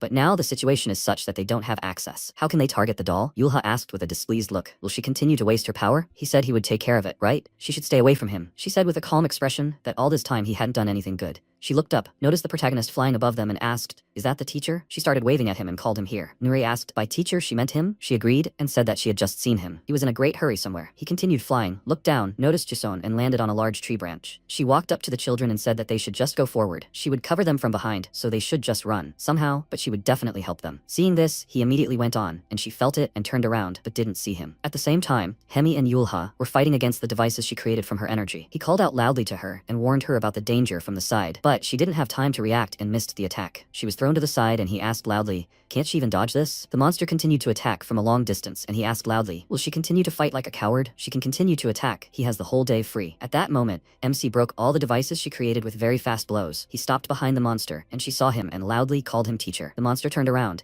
and he immediately began to release a very powerful aura. Looking at this clone, they watched what was happening from the side and asked in surprise, "What is this feeling? Is it her imagination, or has the air become heavier?" Right now, Natefi doesn't have a soul as such. It's just a scarecrow that was molded from DNA and it doesn't have any thoughts either. However, it was shaking so much, this state was insanely strong. More precisely, her neurons were shaking. Most likely, she didn't even think about fear, but her senses remember what it is. As a result, her senses found the most rational way to free herself from this fear. She immediately pulled the doll out of her body and threw it on the ground. They looked at him after that and asked, "What just happened? What did he do that made this monster suddenly do this?" Mariah was confused by what happened and thought that he hadn't even done anything. At the same time, Nuri was walking down the corridor and asked why he suddenly appeared in the eastern camp. Gyuho walked next to her and said that it was good anyway. The teacher had arrived, so everything would work out for the best. This caught her attention and she asked, "Did he call him teacher?" He said with a smile that no matter how you look at it, for other people, it would be a difficult task. She thought about it, nodded, and said that it was true. Does he remember how they came up with a secret password a long time ago? He asked why she suddenly mentioned the password. She said that Rishuru had split into two now. They didn't know which one would show up, so they needed to be prepared for anything. He laughed and said that, however, it had been a long time ago. He didn't remember it well. Could she remind him again? She said that he couldn't have forgotten that easily. She would tell him again. He should listen carefully. First, he never called him teacher. She thought he should be more careful. He was surprised by this, and she took out a gun and said that, second, he doesn't call the workers that way like this. Lastly, third, they never had a secret word. Who is he? At the same time, Hemi called the commander and said that the situation with the eastern camp was settled. They were currently cleaning up. There was no serious damage, but there were a few minor problems. By the way, why did the teacher suddenly arrive at the eastern camp? She only heard strange sounds and asked what it was. She interrupted the commander, and Yulha asked, "Is this radio broken?" The protagonist approached him and asked, "In which direction is Changwon?" He looked at him with a calm expression and asked, "Is he now pretending that they are close just because they saw each other a few times? He should ask someone else." He looked away and said that everyone else looked busy, but he seemed to be free. He got angry because of this and asked, "Isn't it too rude?" He wasn't here having fun, he was observing. He pointed his finger and asked, "Do you see that building sticking out from behind the mountain? That is Changwon." He thanked him for this and was about to leave, but he asked with a displeased expression why he speaks to him informally. He speaks respectfully with other people. He turned to him and asked how old he was. He said with a displeased expression that he was 19. How old is he for him to address him informally? MC silently looked away, and he said that it was written all over his face that he was younger. He continued to look away and quietly said that it was annoying. This made Yulha even more irritated, and he loudly said that he actually hears everything. He started to leave, ignoring him, and he said with a displeased look that he should not talk to him anymore and not catch his eye. He left, and he was still looking at him with displeasure and said that he was very annoying. annoying. Hemi looked at him and asked why he hated the teacher so much. He asked since when has she been here. He's just so strong and cool. This makes him jealous and irritated. She was a little surprised by this and said that his answer was more honest than she expected. Nothing can be done about jealousy, but at least he shouldn't make such a fuss if he doesn't like someone. It's impolite. He himself heard that the teacher didn't get his power for nothing. Besides, at least he still had a family. He remained silent and she started to leave, saying that he should stop slacking off and go help them with their work. Yulha threw the baseball at the tree again and asked if he really did have a family, but so what if he didn't have the power to protect them? Mariah then flew to where he needed to go, but a rock flew next to him and someone loudly called his name. He landed because of it and wondered what that was. Jiseon came up to him, squeezed his face and asked with a displeased look if he was really going to walk past her like that. He didn't even say hello to her. He was about to say something, and she asked why he wasn't answering. He was just going to walk past her, right? What does he want to say? She was surprised because he said that he didn't know what to say. She let go of his head and asked if everything went well on Jeju Island. Since he was there for quite a long time, he must have had a lot of things to do there. Can he tell her what happened there? He asked why he should do that. She sat down on the ground and asked if he can't even say hello to her now. Then how is he going to tell his mother anything when he meets her later? They should try to talk. He remained silent and she asked if he was hurt and how he liked Jeju Island. He sat down next to her and said that he arrived on Jeju Island and met Arlo. Eventually, they started talking to each other about everything that happened. A little earlier, Nuri started shooting at the monster that was pretending to be Juho, and he quickly ran away from her and dodged her shots. She said loudly that he should stop immediately. How much longer is he going to run away? Does he want to play tag? She ran down the corridor after the monster, breathing heavily from fatigue, and asked where he went. She should at least do a little exercise. If she had the strength, she would have caught him already. She closed her eyes and thought that she should try to catch him, like an office worker. She needed to think about where he could have gone. She remembered the doll's words and thought that she had definitely said that this was a game. When this creature first showed its true form, she was convinced that it was not him and shot, but it ran away without any counterattack. It keeps a distance between them, but it is not clear why. Could this be a game of tag? Then his disappearance could be interpreted as a notice of the end of the game, and simultaneously as a notification of the loss of meaning in this place where the leader was chosen. This means that she needs to leave this playground. She went up to the roof and said that here they were at a place where they could get down to business. She pointed a gun at him and said that, to be honest, she came to the roof after remembering Spetter's peculiarities. She didn't know that was the right answer. He shouldn't do anything stupid. He had nowhere to run now. What is he, Spetter? And where is the real Juho? He stood on the edge and said that he hated sunsets, because when the sun sets, it seems like everything is coming to an end. He jumped down, and she ran to the edge of the roof with a worried look and asked loudly why he just jumped. She was surprised when she noticed that he pointed at her and said that she should look back. Unexpectedly for her, the second monster grabbed her, jumped from the roof, and asked what happened to her face. They had played well, so she should smile. Now, it was time for them to go home. She was falling down, screaming in fear, looking around and wondering what to do. If she fell, she would die. She remembered how Jian had called her commander earlier and asked if she wanted her to help her. They had technology that was stored in a research institute. She still didn't know how it worked, but if she had a device compatible with it, she would be able to use it. She did have the communicator that Naria had given her, didn't she? Remembering this, she started looking for the communicator in her pockets and wondered where it was. It was definitely in her pocket. She found it and thought that now she just needed to make it work. The monster who had pushed her grabbed her legs and looked at her with a wide smile. She started kicking him and loudly told him to let go of her. She started shooting at him with a gun so that he would let go of her and sharply turned down. They both fell to the ground. The monster crashed,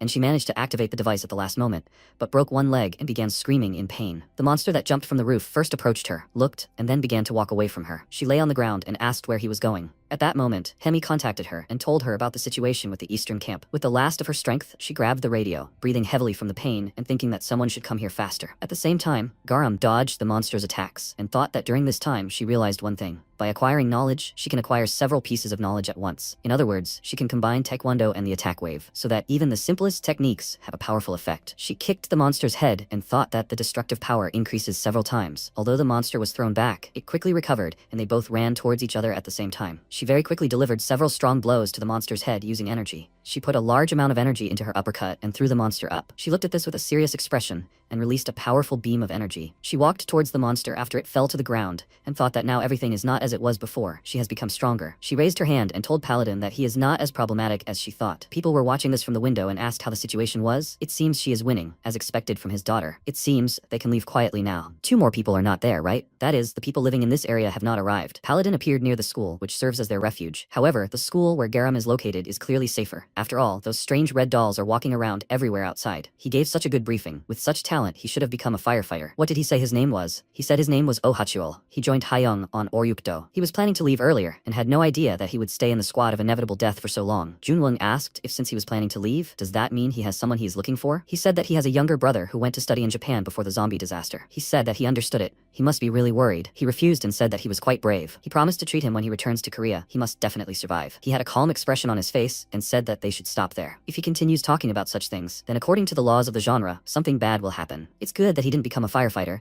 It seems like he would have died right away. At the same time, She looked at the lying monster and said that it should get up. It's a pity that this is already the end. She thought that she wanted to check something else. I wonder what level she was at now. He suddenly stood up, ran very quickly towards her, and she thought that he was attacking. She dodged the monster's attack and thought that Paladin's patterns were simpler than she thought. In that case, she should use techniques. The monster missed her with its attacks, and she thought that he would throw blades. Wait, where was he even aiming? She turned around and thought that he hadn't just been aiming at her. She was very surprised when she saw Hacheol and her father being attacked by the monster. She ran towards them and thought with a worried look that she thought that he definitely didn't have self-awareness, so she never expected that he would make such a decision. Why did those two come out at this time? It's not too late. She can repel the attack. If she runs at top speed, she can save one. However, who should she save? She won't be able to get to both of them in time. Everyone has a moment in life that they regret and want to go back to. For Garam, that moment was today. Chun pointed at the guy, which is why she immediately decided to save him. However, because of this, she didn't have time to help her father. He was badly injured and fell to the ground, and she immediately turned to him. She ran up to him very quickly and asked loudly, "Is he okay?" She asks him to open his eyes. She started crying with a very dissatisfied look and thought that her body instinctively reacted to what he said, not giving her time to think. She said that if he was going to say something like that, he should have dodged. Hachel turned to the monster,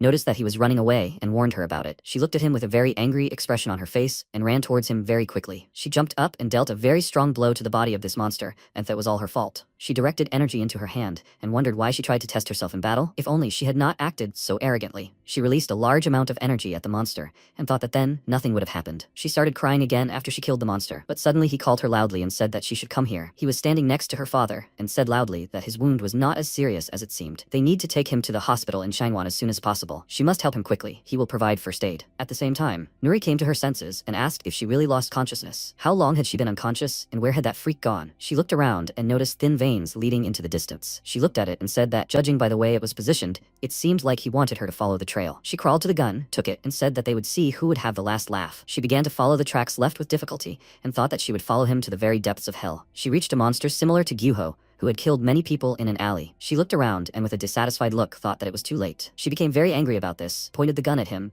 and asked what he even wanted from her and why he was doing this. He must answer her immediately. He called out to the commander and asked, "Is it her?" His hands began to shake. He dropped the weapon and said he didn't remember anything. The last thing he saw was a flash of light coming from the doll. After that, it felt like something had taken possession of him, and he was wandering around the street all this time. She ordered him to stay put, and he looked at her with a frightened look, started crying and asked if it was really him who did all this. She called his name with a confused look, and he was about to say something, but at that moment, a dart hit him in the neck. Jin came up to her and asked if she was okay. What even happened here? She rushed over as soon as she decoded her message in Morse code. However, why are there so many corpses here? And why did she point a gun at him? Nuri fell to the ground, clutched her head and said that she didn't know what was even going on. Sometime later in the hospital, Yulha asked, so there would be an imposter posing as Gyuho? Hemi said that judging by the commander's words, that's how it was. She said that during the meeting, the doll emitted a flash of blinding light, and there is a high probability that the imposter switched places with him then. He asked, is this some kind of ability for Spetter? How did the commander know that he is an imposter? She said with a calm expression that obviously only he could copy Gyuho's appearance and behavior. She must have realized it herself since this person did not have his memories. He asked, by the way, how are her clothes? She said that she asked those in charge of creating the clothes to make something that would be easier to move in during battle. He said that it will not save her from losses. She said that she is not wearing these clothes for him, so he should watch himself. He asked, by the way, how is he? Is he alright? She said that, of course, he is not. He is a doctor who just killed someone. He said that, however, he was being controlled. She said that none of this matters.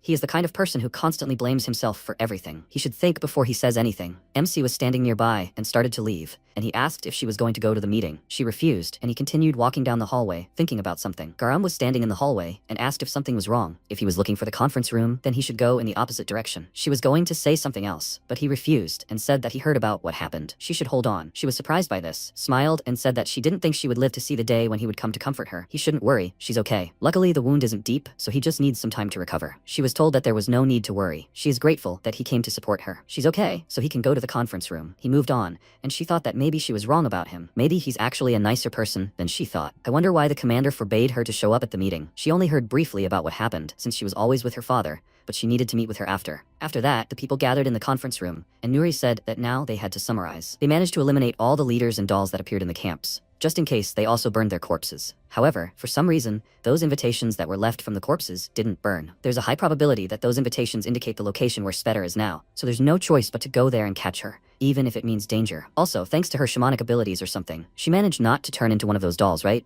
Your Yere said that this ability is called Dokaibi. To be honest, she herself doesn't know how it happened. she just opened her eyes and realized she was alive and well. She looked at her with a calm expression and said that whatever happened, she was in direct contact with Spetter. It was assumed that this could play into their hands. She should tell the others why she decided to cooperate with them. She said that it was because she felt guilty. No matter how much she justified herself, the truth is that she killed many people. She knows that her past sins will not be forgiven just because she wants to help them now, but she would still like to atone for her guilt with her actions. She understands that she is no longer welcome in this society, but she cannot turn a blind eye to her close friend and his debt. Still, she is surprised that they accepted her so easily. She thought they would be less accommodating. Nuri said that she is not the first one like this. Come to think of it, why hasn't he returned yet? Although it doesn't matter, she still has so much to say, so they will deal with him later. She looked at her and wondered who she was talking about. She said that since they had brought it up, after this meeting she should try to stay out of sight. It seemed she herself understood that there were people who hated her so much that they were ready to kill her. Garam approached the conference room, heard her name, immediately went inside, and immediately raised her fist to attack. Mariah stood in her way and stopped her punch. He looked at her with a calm expression and asked what she was doing. She said with a serious expression that she wanted to ask him, who was he protecting now? He knows who she is, right? He agreed, said her name, and she asked, then why was he stopping her if he knew everything? She killed Minsung. He was a little surprised by this and asked what she said. She said with a displeased look that she killed everyone they tried so hard to protect, after which she declared war on them over the radio. That's who he was protecting now. He said he didn't know about it. Yer came up to him, put her hand on his shoulder and said that everything is fine. She wants to talk to her. She was going to start with an apology, but Garam didn't listen and immediately grabbed her by the throat. She asked with a serious expression on her face she wants to apologize? How noble of her. What will she gain from this apology? It won't bring Min-sun back. She looked at her and said that she was absolutely right. If hitting her will make her feel better, then she can hit as much as she wants. She squeezed her throat harder and asked loudly, did she say she would feel better? Does she think she's doing this just to make herself feel better? She remembered what she promised the villagers, and with a very serious expression on her face, said that she will never understand how much those people meant to her. Nuri loudly called her name and said that she has to stop. How much longer will she behave like a child? It was because of her that there were no casualties in the Western camp. Thanks to her, their medical team returned safely. Come to think of it, her father was able to receive treatment only because of her contribution. She understands her feelings, but she should at least try to be a little more reasonable. They really need her help now. There is no use in arguing. She listened to this, let her go and said that she understands it. She kicked Yer away with a very strong kick, broke the wall and said that in that case, she just wants to let off some steam. Nuri was surprised by what happened and loudly called Garam's name. Jen looked through the hole in the wall and asked how she used her abilities, even without the books on her. She came closer and said that she must have a summary hidden in her pocket. She told her that she only needed the annotations of the books she had already read. What should she do with this? At the same time, she jumped down onto the street and asked why she didn't move. She could have easily dodged her punch.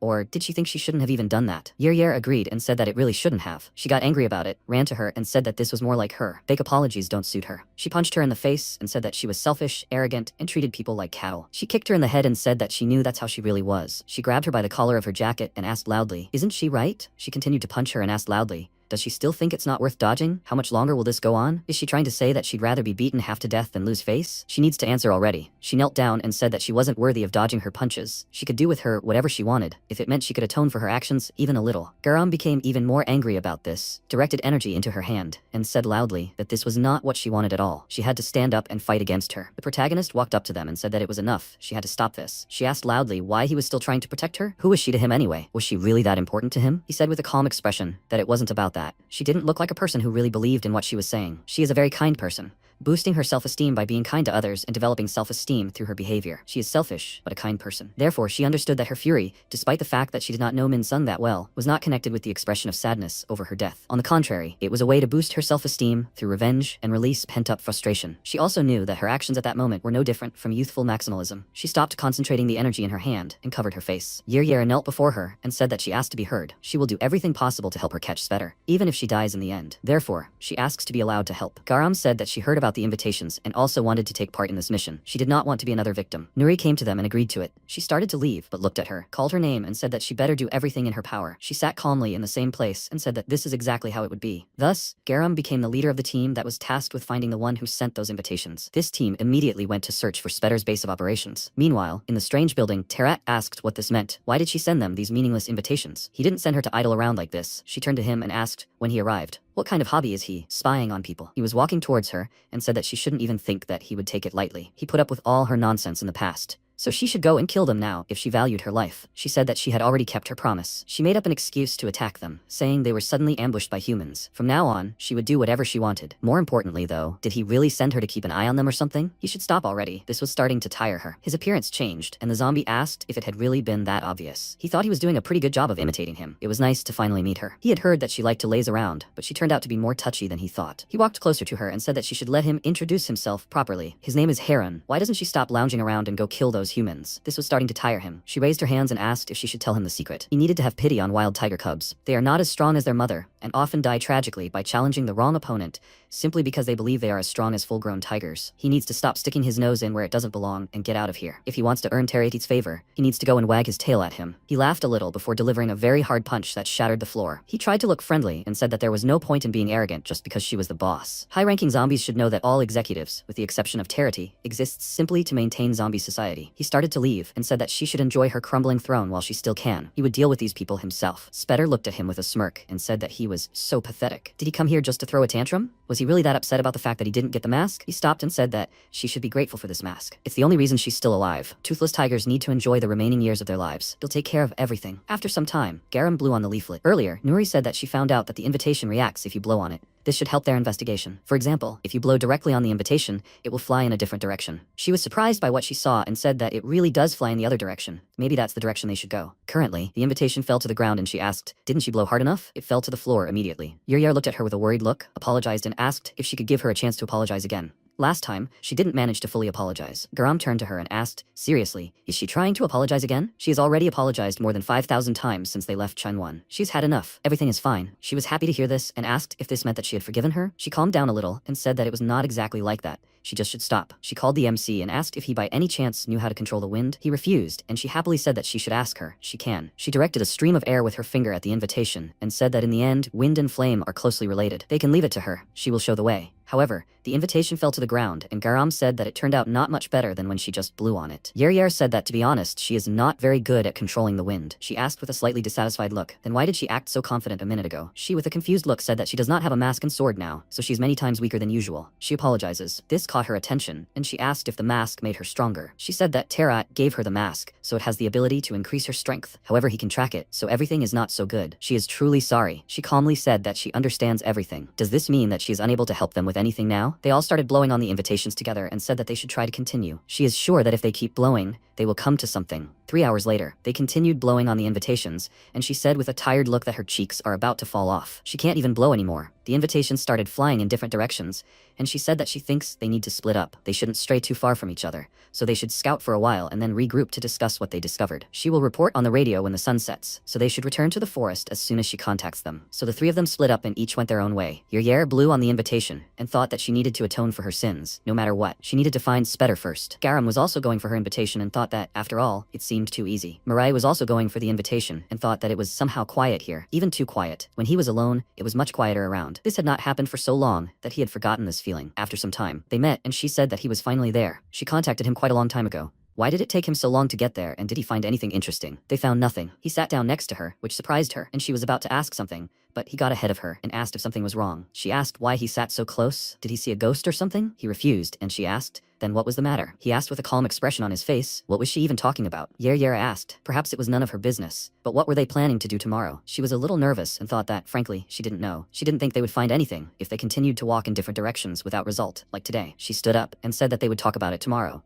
But for now, they both needed to rest. She wanted to take a little walk. She came to the sea, sat down by the cliff, took off her cap, and looked down with a sad expression, remembering the past. Then, Jiho called the commander with a worried voice and said that she urgently needed to return. There was a child. She said loudly that they should leave her alone. Do they think she will trust them just because they are people? They must leave immediately. One more step, and she will kill them. He said that they will not harm her. She should calm down. Dongho called him and said that he could just use his ability. He agreed, but Kyun came to them and stopped him, putting her hand on his shoulder. She said that in these terrible times, not all people are good, but this does not mean that they are all bad. At least, there is no need to fear them. She sat down next to her, extended her hand, gave her name, and said that she is the commander of the squad of inevitable death. What is her name? Garam looked at her in surprise and thought that it was so strange. For some unknown reason, hearing her voice, she felt relieved and believed that she could protect her. She took her hand and told her name. She gave her cap and said that if she stays here, she will catch a cold. She should get up and go with them. For now, she continued to sit on the cliff and asked if she was doing everything right. Would she be able to fill this void? She turned around abruptly when she heard an unfamiliar voice that apologized to get attention and asked if she could tell him the way. Heron looked at her and asked, "What is this? A human?" He came closer and said that he was so glad that he ran into her. He needed to ask the human something. She looked at him and wondered who this zombie was and how long he had been standing here. He said that he is looking for people who received invitations from Spetter. Does she happen to know them? She wondered with a surprised expression. Was it she who sent him here? However, it seems that he has not yet realized that he is looking for her. What should she do? Should she fight? She can't do this. She doesn't need to fight him to understand that he's clearly not simple. She definitely can't fight him alone. She needs to somehow get out of this situation. He put a sword to her head and said that it was written all over her face that she was the kind of person person he was looking for. Anyone would have realized that she had one of the invitations. It's good that he didn't have to look for her for long. He calmly told her not to worry. He wasn't going to kill her. On the contrary, he would even help a little. After that, she returned to the squad members and said that apparently the invitations were useless. He said that the invitations had nothing to do with Spetter, and that they were just tricks she used to buy time to achieve her goal. Did her goal have anything to do with what she was going to do in Changwon? Ye said that it sounded pretty convincing, especially considering how they spent today. However, it was also easy not to believe it. Why would he tell them such things? She told him that Heron had told her that she was terribly rude. Even though he had only met her once, that was his first impression. She looked at him and asked if he was helping her only because of that. He laughed and said that of course not. He had his reasons. It would be a shame if they were caught up in her plans and ended up dying in vain. They all had a big role to play. Thanks to this, he would have another chance. Yer looked at her and asked if that was all he said before leaving. She didn't understand what he meant at all. Garam asked if she knew who he was. She asked if she had said he was wearing a black mask and wielding twin swords. She apologized, but she didn't know who it could be. Such signs weren't particularly memorable. However, would they abandon the investigation into the source of these invitations? She refused and said that she didn't trust him at all. Instead of worrying about whether he was telling the truth, she would rather see for herself. She said that in that case, it was probably better to stick to the original plan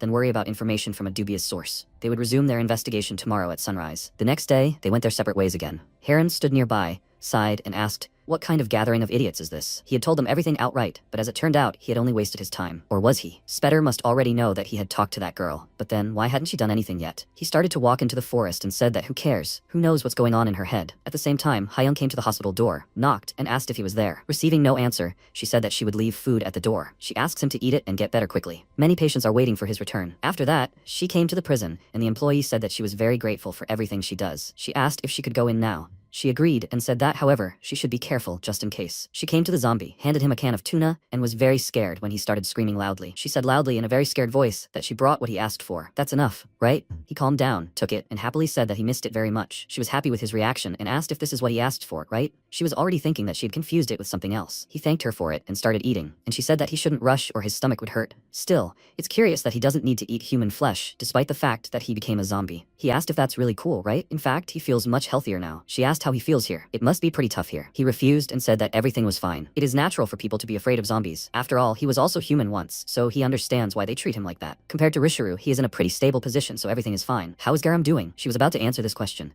but she noticed something and looked away. He looked at her and asked if something was wrong. She said that everything was fine. It seemed like someone was here. Rishiru was standing around the corner and listening to their conversation with a serious expression. At the same time, Yulha was doing push-ups with a serious expression on his face, after which he suddenly stood up and loudly said that he had done 1,000 push-ups. Nuri, with a calm expression on her face, said that this is great. Now they should run a couple of laps. He loudly agreed, started running and loudly said that he was getting strong and would get even stronger. Hemi ran after him and said that he should remain silent while running. She sat to the side with a thoughtful expression and thought that she knew that her training method was not so effective. It was impressive that he managed to keep up with it. She said that he was doing great, she would be back soon. She left and thought that she needed to concentrate on resolving the threat of human imposters. She looked at the documents and said that they could copy the appearance and manner of movement. She needed to find out as soon as possible if there were other imposters among them. Her attention was drawn to Rishuru, who was standing nearby and said, "Cola without whiskey, a bun without a sausage, an airplane without a wing." She was very surprised when she realized what had happened. Called his name and asked where he had been for so long. Did he even understand how long she had been looking for him? He walked towards her and said that he was also without a teacher. He stopped in front of her and asked what these facts had in common. She asked him with a blank expression. What was he talking about? She looked at his expression with a surprised look and wondered why he returned to his original form without her permission. He swung his sword and said that he only stayed because he wanted to fight Mariah again. Then why is he here if he is not here? She was very scared because of this and looked at him silently with her mouth wide open. He folded the sword into a heart shape and said that it seemed like she was having trouble finding the answer, so she should let him tell her himself. It was all because he loved her. He couldn't stop thinking about why he had been getting along so well with people lately. It turned out that the answer was surprisingly simple. Maybe deep down, he already knew it. The teacher loves people, that's why he loves them too. This is how he expresses his devotion to him. He knelt down in front of her and said that this is the highest form of love. He created a small ring and said that he loves them, insignificant humans. Nuri looked at him and thought that she thought he had finally come to his senses. But now it seemed he was completely hopeless. Now she could only feel sorry for him. She pushed his hands with the ring away and said that she understood him. In that case, could he do her a favor? He immediately agreed and said that he would do anything for her. After that, they came to the training ground together and said that they should let her introduce him. This was Rishuru, the preacher of love, who would be in charge of their training from now on. Hemi asked with a calm expression what she just said. A preacher of love? Nuri said that they shouldn't even ask about it. He just wants to be called that. In any case, compared to her, he has more experience and can advise them on how to fight zombies. He is, of course, a bit strange, but they should try to learn everything from him. Yulha said that he would do anything if it would help him become stronger. She refused and said that she didn't like it. She would rather die than learn from this idiot. He leaned towards her and asked, "So, does she mean to say that she doesn't like him?" She was very scared because of this, tried to hit him and loudly said that he should leave her alone. He easily dodged and said that she shouldn't worry. Very soon she won't be able to get enough of his love. He looked at him in surprise and thought that to repeat such a thing, very powerful muscles were needed. He tried to get into the same stance, and Nuri looked at them and thought, they will be okay, right? But this is the best she can do now. Her attention was caught by the fact that someone called her. She saw the Garam squad and said that they had already returned. She said that they were told that she was here. Something happened while they were gone. Yer noticed Rashuru, called his name and said that she thought he was dead. What is he doing here? He also noticed her and said that this can't be. He ran towards her with a wide smile and loudly said that there are zombies here. They need to kill her. Who does she think she is and how dare she set foot on this land? He was about to say something else, but the protagonist punched him in the face. Later, the reconnaissance team shared what they discovered. Nuri, with a thoughtful expression, said that they received this information from a mysterious zombie, but decided to ignore it and stick to the original plan, which was to continue investigating the invitations. That's when they came across these bracelets, right? Garam agreed and said that the others had them too. The invitations led them to a small crater in the middle of the mountains, where they found 3 bracelets. It automatically attached itself to their wrists. They can't tear it off or cut it off. So far, they haven't noticed anything else special. Apparently, the zombie they encountered could be telling the truth. It seems she gave them these invitations to buy them time. She asked, "Does she mean to attack Changwon?" She calmly said that it was probably for that. She looked at her bracelet with a serious expression and said that she believed everything would happen within a month. However, she wouldn't be surprised if she continued her game tomorrow. From now on, the main branch of the government of inevitable destruction must be prepared for anything. To prepare for the blow that could fall at any moment, the commander began to strengthen the entire army. For a certain period of time, all members of the inevitable death squad trained intensively. At the same time, MC came to the house with Yer, and she said in a worried voice that he should wait. She said she was fine. He ignored her words and said that her name was Yami. She was indignant and said that he should stop pretending. What if they really believed it? Jiseon and Hyong laughed with smiles and said that they were glad to see her. She refused, said her real name, and said that they should remember her name and stop bullying her. They entered her house. She put food on the table and said that they should eat. She prepared several dishes because she heard that he returned. She leaned towards him with a worried look and asked, what was that in the middle, and was it even edible? He agreed, but she didn't believe him and asked, is he really sure about that? She looked at them from the side and thought that she had heard that she was the leader of the Crimson Squad. She could easily be mistaken for a child about the same age as him. Although humans and zombies have different plans for the future, in general they can move in similar directions together. Well, zombies used to be humans after all. She kindly handed her the pot and said that now she should not be shy and try her dish. She probably hadn't tasted normal food for a long time. Yer, looking worried, said that she wasn't very hungry. Jiseon started to cry and asked with a very sad look, do you also think her curry looks just awful? She put her heart and soul into these dishes. She worriedly said that it wasn't so. That's not the point. Mariah, with a calm expression on his face, sat next to her and said that some people actually like it. She won't know until she tries it. She said that it wasn't the taste that put her off. It was just that she hadn't had dinner with anyone for so long. She finally pulled herself together, took a deep breath, and agreed to try it. She held out a spoon to the pot and said she'd just try a little. She looked at it with a sad expression and thought, dinner, huh? And with other people too. She started bringing the spoon with food to her mouth and remembered how everyone refused to spend time with her. However, when she tried it, she remembered how her father was cooking something, called her over, and asked, he's doing everything right? She asked with a happy expression. He doesn't mean to tell you that he can't even fry eggs, does he? Why did he separate the whites from the yolks? He said that he thought that was how it should be. Currently, she started crying when she tried the food and looked at it with a sad expression. Jiseon became worried about this and asked, what happened to her? Hyung was also worried and asked, is it really that bad? She became even more worried about it and asked, is it so bad that it makes her want to cry? At the same time, Spetter looked at several flying cubes made of string with a smile and said that everyone seemed to be having a great time. She channeled energy into these cubes and said that, however, it was time to return to cruel reality. At the same moment, Yer apologized and was about to say something, but stopped because an earthquake began. The commander was called over one of the radios and asked if she saw it. Nuri asked what happened there. She was told that a large number of Spetter dolls were currently approaching the outer wall near the main entrance. She thought with a serious expression, which meant that she had finally arrived. She said loudly that all units should listen carefully. They were now at war. They must prepare for defense. The perimeter security should move in their assigned formations, just like they trained. She needs squad leaders in each zone to allow zombies in. They must make sure they give clear instructions to each member of their team.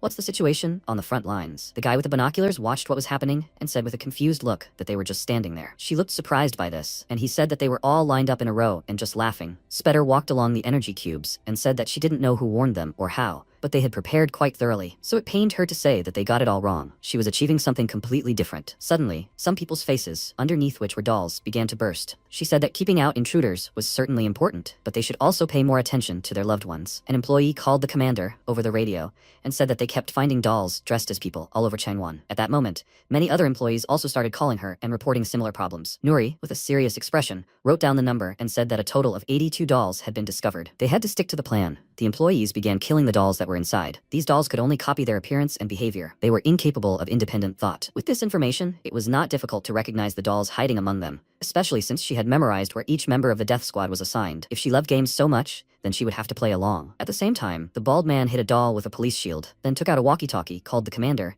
and said that they had done everything as she requested. There were two hypotheses that needed to be tested for her to carry out her plan. First, she needed to make sure that the dolls would focus on chasing the marked targets. Nuri started to leave the office, thinking that the invitations she'd given them were meant to weed out the strongest among them. Team members assigned to reconnaissance missions were usually strong enough to fend for themselves, so the bracelets had marked them as targets to be eliminated. Secondly, she needed to ensure the dolls would only attack marked people. Apparently, she thought that wasn't the case. She assumes that they were told to track their targets and engage them, but only at a certain distance and under certain conditions. They just need to avoid getting too close to them. Marked squad members can lure these dolls away, while the others deal with them from a safe distance. This way, they can reduce the number of casualties and effectively defend themselves against any surprise attacks. They will deal with all the dolls outside their walls at once with the supercluster cannon. Spetter is too overconfident. She saw through all this. She called Jen and told her that she should start preparing. She was already moving. At the same time, she sat on her cube, counted to 82, laughed and said that that's not all. She appreciates their efforts, but in fact, she has prepared 83 dolls. At that moment, Nuri met her doll, who was holding a knife in her hand. The monster struck, and she was very surprised by this and thought, it seems Rishuru said that she needed a strand of hair for the doll, right? Did she really get a sample of it that time? Her predictive analysis and tactics are impressive. But there was one fatal mistake in all of this. Her belief that she was prepared for everything. A worried employee called the commander and asked what they should do now. A member of another squad ran into him and asked what they were doing. They were supposed to take a different route. He said that, however, he had not received any orders. A monster ran up to them and bit one of them on the shoulder, and he screamed loudly in pain. The other employees were also attacked by dolls. They screamed loudly in pain and called for help. Garam, looking worried, called the commander and said that their squads were encountering each other on the same routes. She saw the monster running towards the employee and asked why she suddenly stopped responding. It seems something happened to the commander. She kicked the monster and said that they needed to help everyone immediately. Yulha said with a wide smile that it sounded great. It was already getting tiring to deal with them one by one. Yera ran down the corridor with a serious expression on her face and said that she was already on her way too. We need to save people, right? Spetter pulled out some cubes from the strings and asked if they thought she would allow this. She dropped them on the base and they all encountered large monsters along the way. She was surprised when she saw it and asked what the hell that was. Garam dodged the monster's attack and screamed loudly in surprise. She contacted the others and said that some strange doll had just fallen from the sky. It seemed that she would be busy for a while. He said loudly that it was the same here. They can't leave here. She called out to Yere and asked what was going on with her. She attacked the monster with fire and said that she had the same problem. She didn't think she could handle it quickly. She looked at the monster standing in front of her and thought that this was bad. If things continued like this, there would be many casualties. Spetter played a fictional game against Nuri and said with a smile that it was such a shame. She didn't want to say that she was confident in herself because of something like that, did she? She was very badly wounded after being stabbed by the monster, but she managed to reach out and take the radio. She thought that nothing could be done now. She hoped that it wouldn't come to this, but she would have to use her last card. She threw a fictional Joker card and thought that she would count on Mariah. She had previously told him that he would not participate in the upcoming mission. On the contrary, he would only act if they were losing. He asked why she said that, and what if it cost them casualties. She said that it was not like him to worry about other people. He had changed a lot too. He should let her ask the question. Does he think that their squad members are weak-willed? He refused and said that they may be weak, but they are not weak-willed. She smiled and said that then everything is fine. He should just follow her instructions. She has a plan. Only he must not forget. He needs to become their greatest hope when it is needed most. Currently, he flew very high, and this attracted the attention of the staff who were fighting against the monsters. They looked at him and asked, is he not going to help them? Is he really going to abandon them? Nuri gathered her strength, managed to get up and said that all squads should listen carefully. Everyone was surprised when they heard her voice and she said loudly that he would not help them. She ordered him to hunt down and destroy Spetter. They were surprised because of this and asked loudly, however, what will happen to them then? Will she leave them, ordinary soldiers, to die? They need help too, she asked. They all believe in him, right? He believes in each of them too. Are they really that helpless without him? Do they really think so? They have all come this far, risking their lives. He will have his own battle, and they have another battle. Today, they will not rely on him to achieve victory. Today, they will declare their own victory. The staff ran to the attack and loudly said that they cannot give up. They must win. They must capture them. They must fight at any cost, because their lives depend on it. They will do whatever it takes to win. She thought that right. That should be enough. He is not a weapon. Instead, he should become their ray of hope. The contingency plan she prepared in case everything failed helped fill the void she left behind. She lay on the floor with a smile and asked, how does this feel? It seems she already thought that victory was in the pocket. She's sorry that she's spoiling her happiness, but her death won't lead to collapse. It's time to begin the second round. Yulha, looking happy, called out loud to Garam and asked, did you hear that? It seemed like the others were also inspired now. They can concentrate on their battles, right? She agreed and said that they should do everything as she said. They should concentrate on destroying the enemy standing in front of them. He asked with a wide smile. He can finally relax, right? He swung the baseball, called out to the monster, and said that it should be ready for his very fast pitch. He threw the ball very hard, But the monster was able to dodge this attack. Hemi hit the ball, wounded this monster in the shoulder, and said that it was useless to try to dodge, he would just get hit from behind. He caught this ball and said that they spent several days developing their new technique. From now on, he better take the fight seriously. They will not hold back anymore. He started laughing loudly, and Garam ran and thought with a dissatisfied look, is it really that hard to turn off the radio? This is very annoying. She needs to end this as quickly as possible and move on. She can't shake the feeling of unease. She jumped towards the monster and thought that she needed to urgently help the others. At the same time, the monster hit Yera hard and threw her several meters away. She remained on her feet and thought that she knew that she promised not to use this technique to convince them that she would not betray them. But fighting without her sword was extremely difficult. She tried to make a good impression to join the people. However, at this rate, she would just become a burden. For now, she can't do anything about it. She just needs to give it her all. Rishuru stood in front of her, took the monster's attack on himself, and said that such thoughts were no good. She was surprised by this, and he said with a smile that he apologized for being late. He was immersed in memories of the time the teacher hit him in the face. It was hard to forget the surge of strength he received then. Was she the weakest zombie that the commander was talking about? She looked at him with a confused look and asked if he really didn't remember her. He asked, so who was she? She said that he could forget about it. In any case, she wanted to go to him as quickly as possible. He punched the monster and said that then she should stop messing around and help him settle everything here. He would leave her here if she was slow. She agreed and said that it reminded her of old times. At the same time, Spetter said that if he didn't play, he would lose. She played rock, paper, scissors with MC, won and hit him in the face with her palm. She continued to punch him in the face and asked with a wide smile why he continued to play along with her. How could he be so unlucky in such a game? He calmly continued to receive punches in the face and said that he would kill her anyway and none of it mattered. She laughed loudly and asked, he's just full of confidence, right? This is him, right? The man Terat is so interested in. She wanted to meet him for a long time. That's why she sent those invitations. She lost this game and said so. He started to warm up his hand before the punch, and she said that it looks like he managed to win after all. He really wants this, right? It seems those slaps affected him more than she expected. She kept wanting to know, is it true that he is so strong and cannot die? Then he must be the Black Knight she was looking for. At the last moment, she dodged his punch, laughed out loud, and said how she liked the expression on his face. She didn't say that he couldn't dodge. It was his own fault for standing there and letting her hit him. She kicked him really hard and said that perhaps enough childish games. She wants to check if all the rumors about him are true. What about him? Doesn't he want to get to know her better? She waved her hands, created a rift in space, and said that for this they should get some privacy. She remembered her past when on the school rooftop, her classmates said that he hated sunsets. It's because of the feeling that everything will end as soon as the sun sets. He turned to her, smirked, and asked, is something wrong? She was covered in paint. There were cuts on her body. She was crying, and he asked why she was looking at him like that. She should be smiling. It was fun, and now it's time to go home. Currently, Spetter continued to increase the rift in space. He looked around and wondered what was going on. He turned around, saw the student who was bullying her, and he pushed Mariah down really hard. He ended up in a strange space and wondered where he was. She asked, he knows about the barrier they call the Hongnam Gate, right? The purpose of this is not to prevent him from entering Busan. She put it there to keep Terate out because she wanted to meet him first. The student tried to attack him, but he easily dodged the attack. Immediately after that, he struck back and broke the threads from which he was created, but his body recovered very quickly and squeezed his hand. He thought that this doll was very annoying. She watched what was happening from the side with a smile and thought that it was too early to lose patience because he would stay here until the end of days. At the same time, Jin asked in a worried voice, what was going on, and what was this anyway? She thought that the commander was not responding. She didn't know exactly what happened, but she could still activate the supercluster cannon on her own. But he was gone. She said that Changwan had completely disappeared. She couldn't find his coordinates using satellite. How is this even possible? People in different places began to notice rifts in space. Yer looked at it and wondered, what the hell was that? She felt a strong pain, fell to the ground and thought that she felt something spreading throughout her body. Are these Spetter's orders? Is it really because she was created with her threads? She started running away with a serious expression. Rishuru noticed this and asked loudly, where was she going? She didn't answer, continued running, and thought that the dolls surrounding the outer walls of the city, as well as the ones that attack only people, and not the city itself, everything is clear. She should have guessed earlier. She pressed the button on her earphone and said loudly that Spetter did not intend to attack Changwan. From the very beginning, her goal was to absorb people's life force. They should look at the sky. They did so, and noticed a huge ball of threads, and she asked, do they see this enormous power? She is fighting Mirai inside it. She is trying to turn this sphere into something dangerous and is going to use people to charge it. Garam, with a surprised expression on her face, said that she thought her ability to control dolls. Yer continued running and said that she thought so too.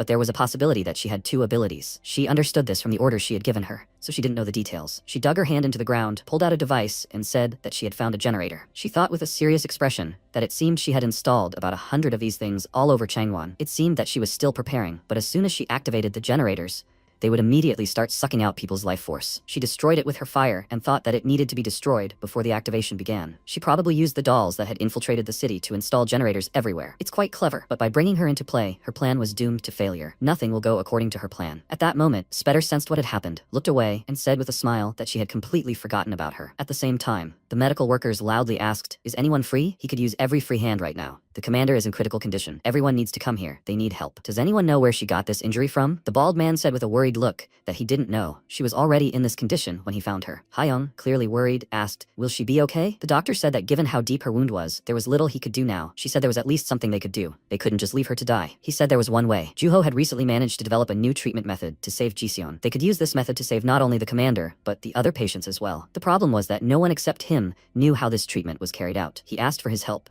but he refused to leave the room. He didn't have time to finish because Hyung ran out of the room and loudly said that she would try to talk to him herself. She quickly ran to the room where he was sitting, started knocking and loudly asked, "He's here, right? They have a lot of seriously injured patients. She's asking for help." He covered his ears with his hands and asked her to leave and said that he couldn't help. She said loudly that the commander was in serious condition. He was surprised by this and asked, "What did she just say?" She continued knocking and said that most likely there would soon be even more injured patients here. She was asking him to come out and help. They need him. He continued to refuse to do so and loudly said that he had killed people. He didn't have that right. He couldn't save anyone. She asked, "So that's why he'd been sitting here locked up all this time?" She loudly asked, "Since when did he need the right to save people?" He didn't have the strength to save anyone, so he locked himself in here, unable to do anything. So even though he has the opportunity to save people, he's going to stay there and argue about whether he has the right to do so? His duty as a doctor is to save people's lives, and he should stop complaining. He should hurry up and help them. She let out a disgruntled cry, started running away, and said that she wouldn't ask anymore. Juho sat there, looking very confused, and thought that the reason he decided to become a doctor was quite simple. He wanted to save lives and wanted to earn the right to save them. However, he was deprived of that opportunity as soon as the zombies appeared. He never stopped trying to save people. It was because he thought that one day he would earn the right to do so. He ran out of the room, ran down the hallway, and wondered why he was acting so pathetic. Hyun was right. He didn't need the right to save people. When did that ever play such a role? He ran into the room, asked everyone to get ready, and thought that he would just continue doing what he'd been doing all this time. After all, he always saved lives, no matter what. He said he apologized for being late. They could begin the surgery immediately. The doctor asked, "So the secret of their new treatment is using Mirai's blood along with his ability? He means that his blood will heal any injury if he can convince it to do so. Is he serious?" Juho agreed and said that he knew it sounded ridiculous, but it was the truth. The treatment his blood provides is superior to any other treatment, but it chooses who to help. The doctor asked, "Does that mean his blood has its own will?" He agreed and said that ultimately, that's the point. His job is to convince his blood to help them. That's why he didn't tell anyone about this treatment. There's no guarantee it will work every time. He's finished his preparations, but he needs something else. The patient receiving the blood transfusion must overcome the effect of dopamine. It's ironic that a patient must endure 100% of the pain they've suffered from their injuries to fully recover. It's all very well, but it's quite a challenging process. Hyung called the doctor and said they were done with the preparations. He turned to her and said it was time to continue. They ran to another room, and the doctor thought he'd said it was all very well. But creating a new treatment method isn't easy. His dedication to saving lives is truly impressive. He looked at Juho and thought he could say for sure that no one deserves to be a doctor more than him. At the same time, Yulha caught his baseball and said that this freak just doesn't give up. Hemi was also exhausted, stood behind him and said that they had already done enough, so they needed to go destroy the generators. Let Rishiru deal with him. In the worst case, they could ask the teacher to deal with the monster. They just had to stick to what they could do for now. He had to stop wasting time and move. He began to stretch his arms and said that she should go forward. She said that he had to stop being stubborn. More importantly,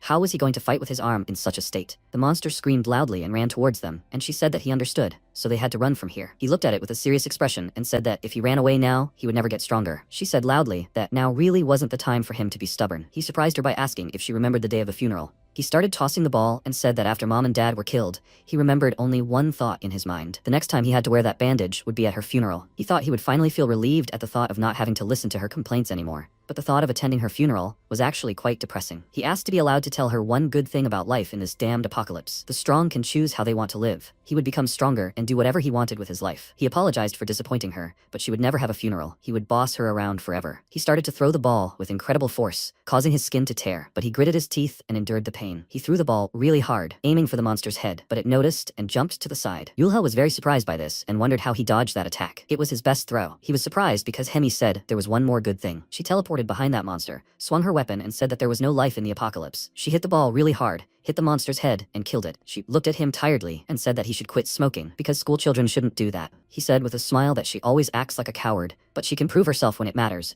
He fell to the ground, called her a loser, and said that she did a good job. She sat down next to him and said that she swears he will be her doom with his useless stubbornness. He has to get up because they need to go and destroy the generators. He said she should let him rest. Could she let him rest for at least 10 seconds? He was about to say something else, but noticed that the monster was still moving and said loudly that she should look at it. She became very worried about it and said that he should get up quickly. He was worried about her and said that she just had to run away from here. She ran to him and, looking worried, said that she could still use her abilities and would get them out of here. He loudly warned her about the danger. She turned around and was very surprised when she saw a monster running towards her. He became even more worried about it, loudly called her name, and said that she had to run away from here immediately. She closed her eyes in fear, but at the last moment, Rishiru jumped on the monster and asked what that smell was. He folded his hands in the shape of a heart with a wide smile and said that he knew it smelled like love. They were happy that he saved them, and said that he came just in time. He knew that he would save them. He continued to smile, and said that he was very happy that his students were finally starting to get used to him. They were surprised when they realized this, and asked who told him that he could approach them like this. He shouldn't pretend that they were close. It's so disgusting. He began to wipe away tears of happiness, and said that anyway, he saw everything. He was so proud of their growth, they made him cry. They both did a good job, and now they should take his hand. They will go together. Even though it seems incredible, he sincerely said every word. Before he realized it, he overcame mutant emotions and began to feel human emotions. Hemi looked at him with a little displeasure and said that she was grateful to him for saving them, but they should not forget who he was. She got a little carried away earlier, but he is still a mutant. They will just temporarily team up with him. He thought it was clear, so he is still a mutant after all. It is impossible to get close to them. Yulha asked, anyway, how did he defeat the other doll and get here so quickly? He noticed the monster running after him and asked, did he not finish his business before coming here? He said with a calm expression that, to be honest, that is not entirely true. The mutant who was fighting next to him suddenly ran away, and he followed her in anger. Then he got lost and stumbled upon them. The monster threw him up, and he said that as a result, however, he was able to see the growth of his students. He asked loudly how he could still move. It was his fault that they had to fight both monsters at once. They were already having a hard time dealing with one of them. Rishuru, with a calm expression, said that they don't need to worry. He had received hits from both monsters and said that he knows how unpleasant it is to fight them. They can recover from small wounds, and they are fierce. They are definitely not weak. They looked at him in surprise and asked how he could pose while receiving such blows. He attacked the monsters very strongly and said with a wide smile that, however, that didn't make them a challenge either. Yulha was surprised by this and asked, did he just destroy them both with one attack? He laughed and said there was no need to be so surprised. That's why previous experience is so valuable when facing enemies he has already met. It's a waste of energy to rush in and attack them without thinking. They shouldn't be upset. He's not saying that the two of them are weak, he's just a little smarter than them. That's all. She got angry because of this, but they noticed something behind him, called his name and warned him of danger. Rishuru calmly looked at them and asked, what is it? Did she send more of those boring dolls after him? At the same time, Yeryera felt a strange pain and wondered what this feeling was. Could this be it? She was wrong. It was impossible. Right now she should be busy fighting Mariah. However, at that very moment, Spetter stood behind him and he looked at her.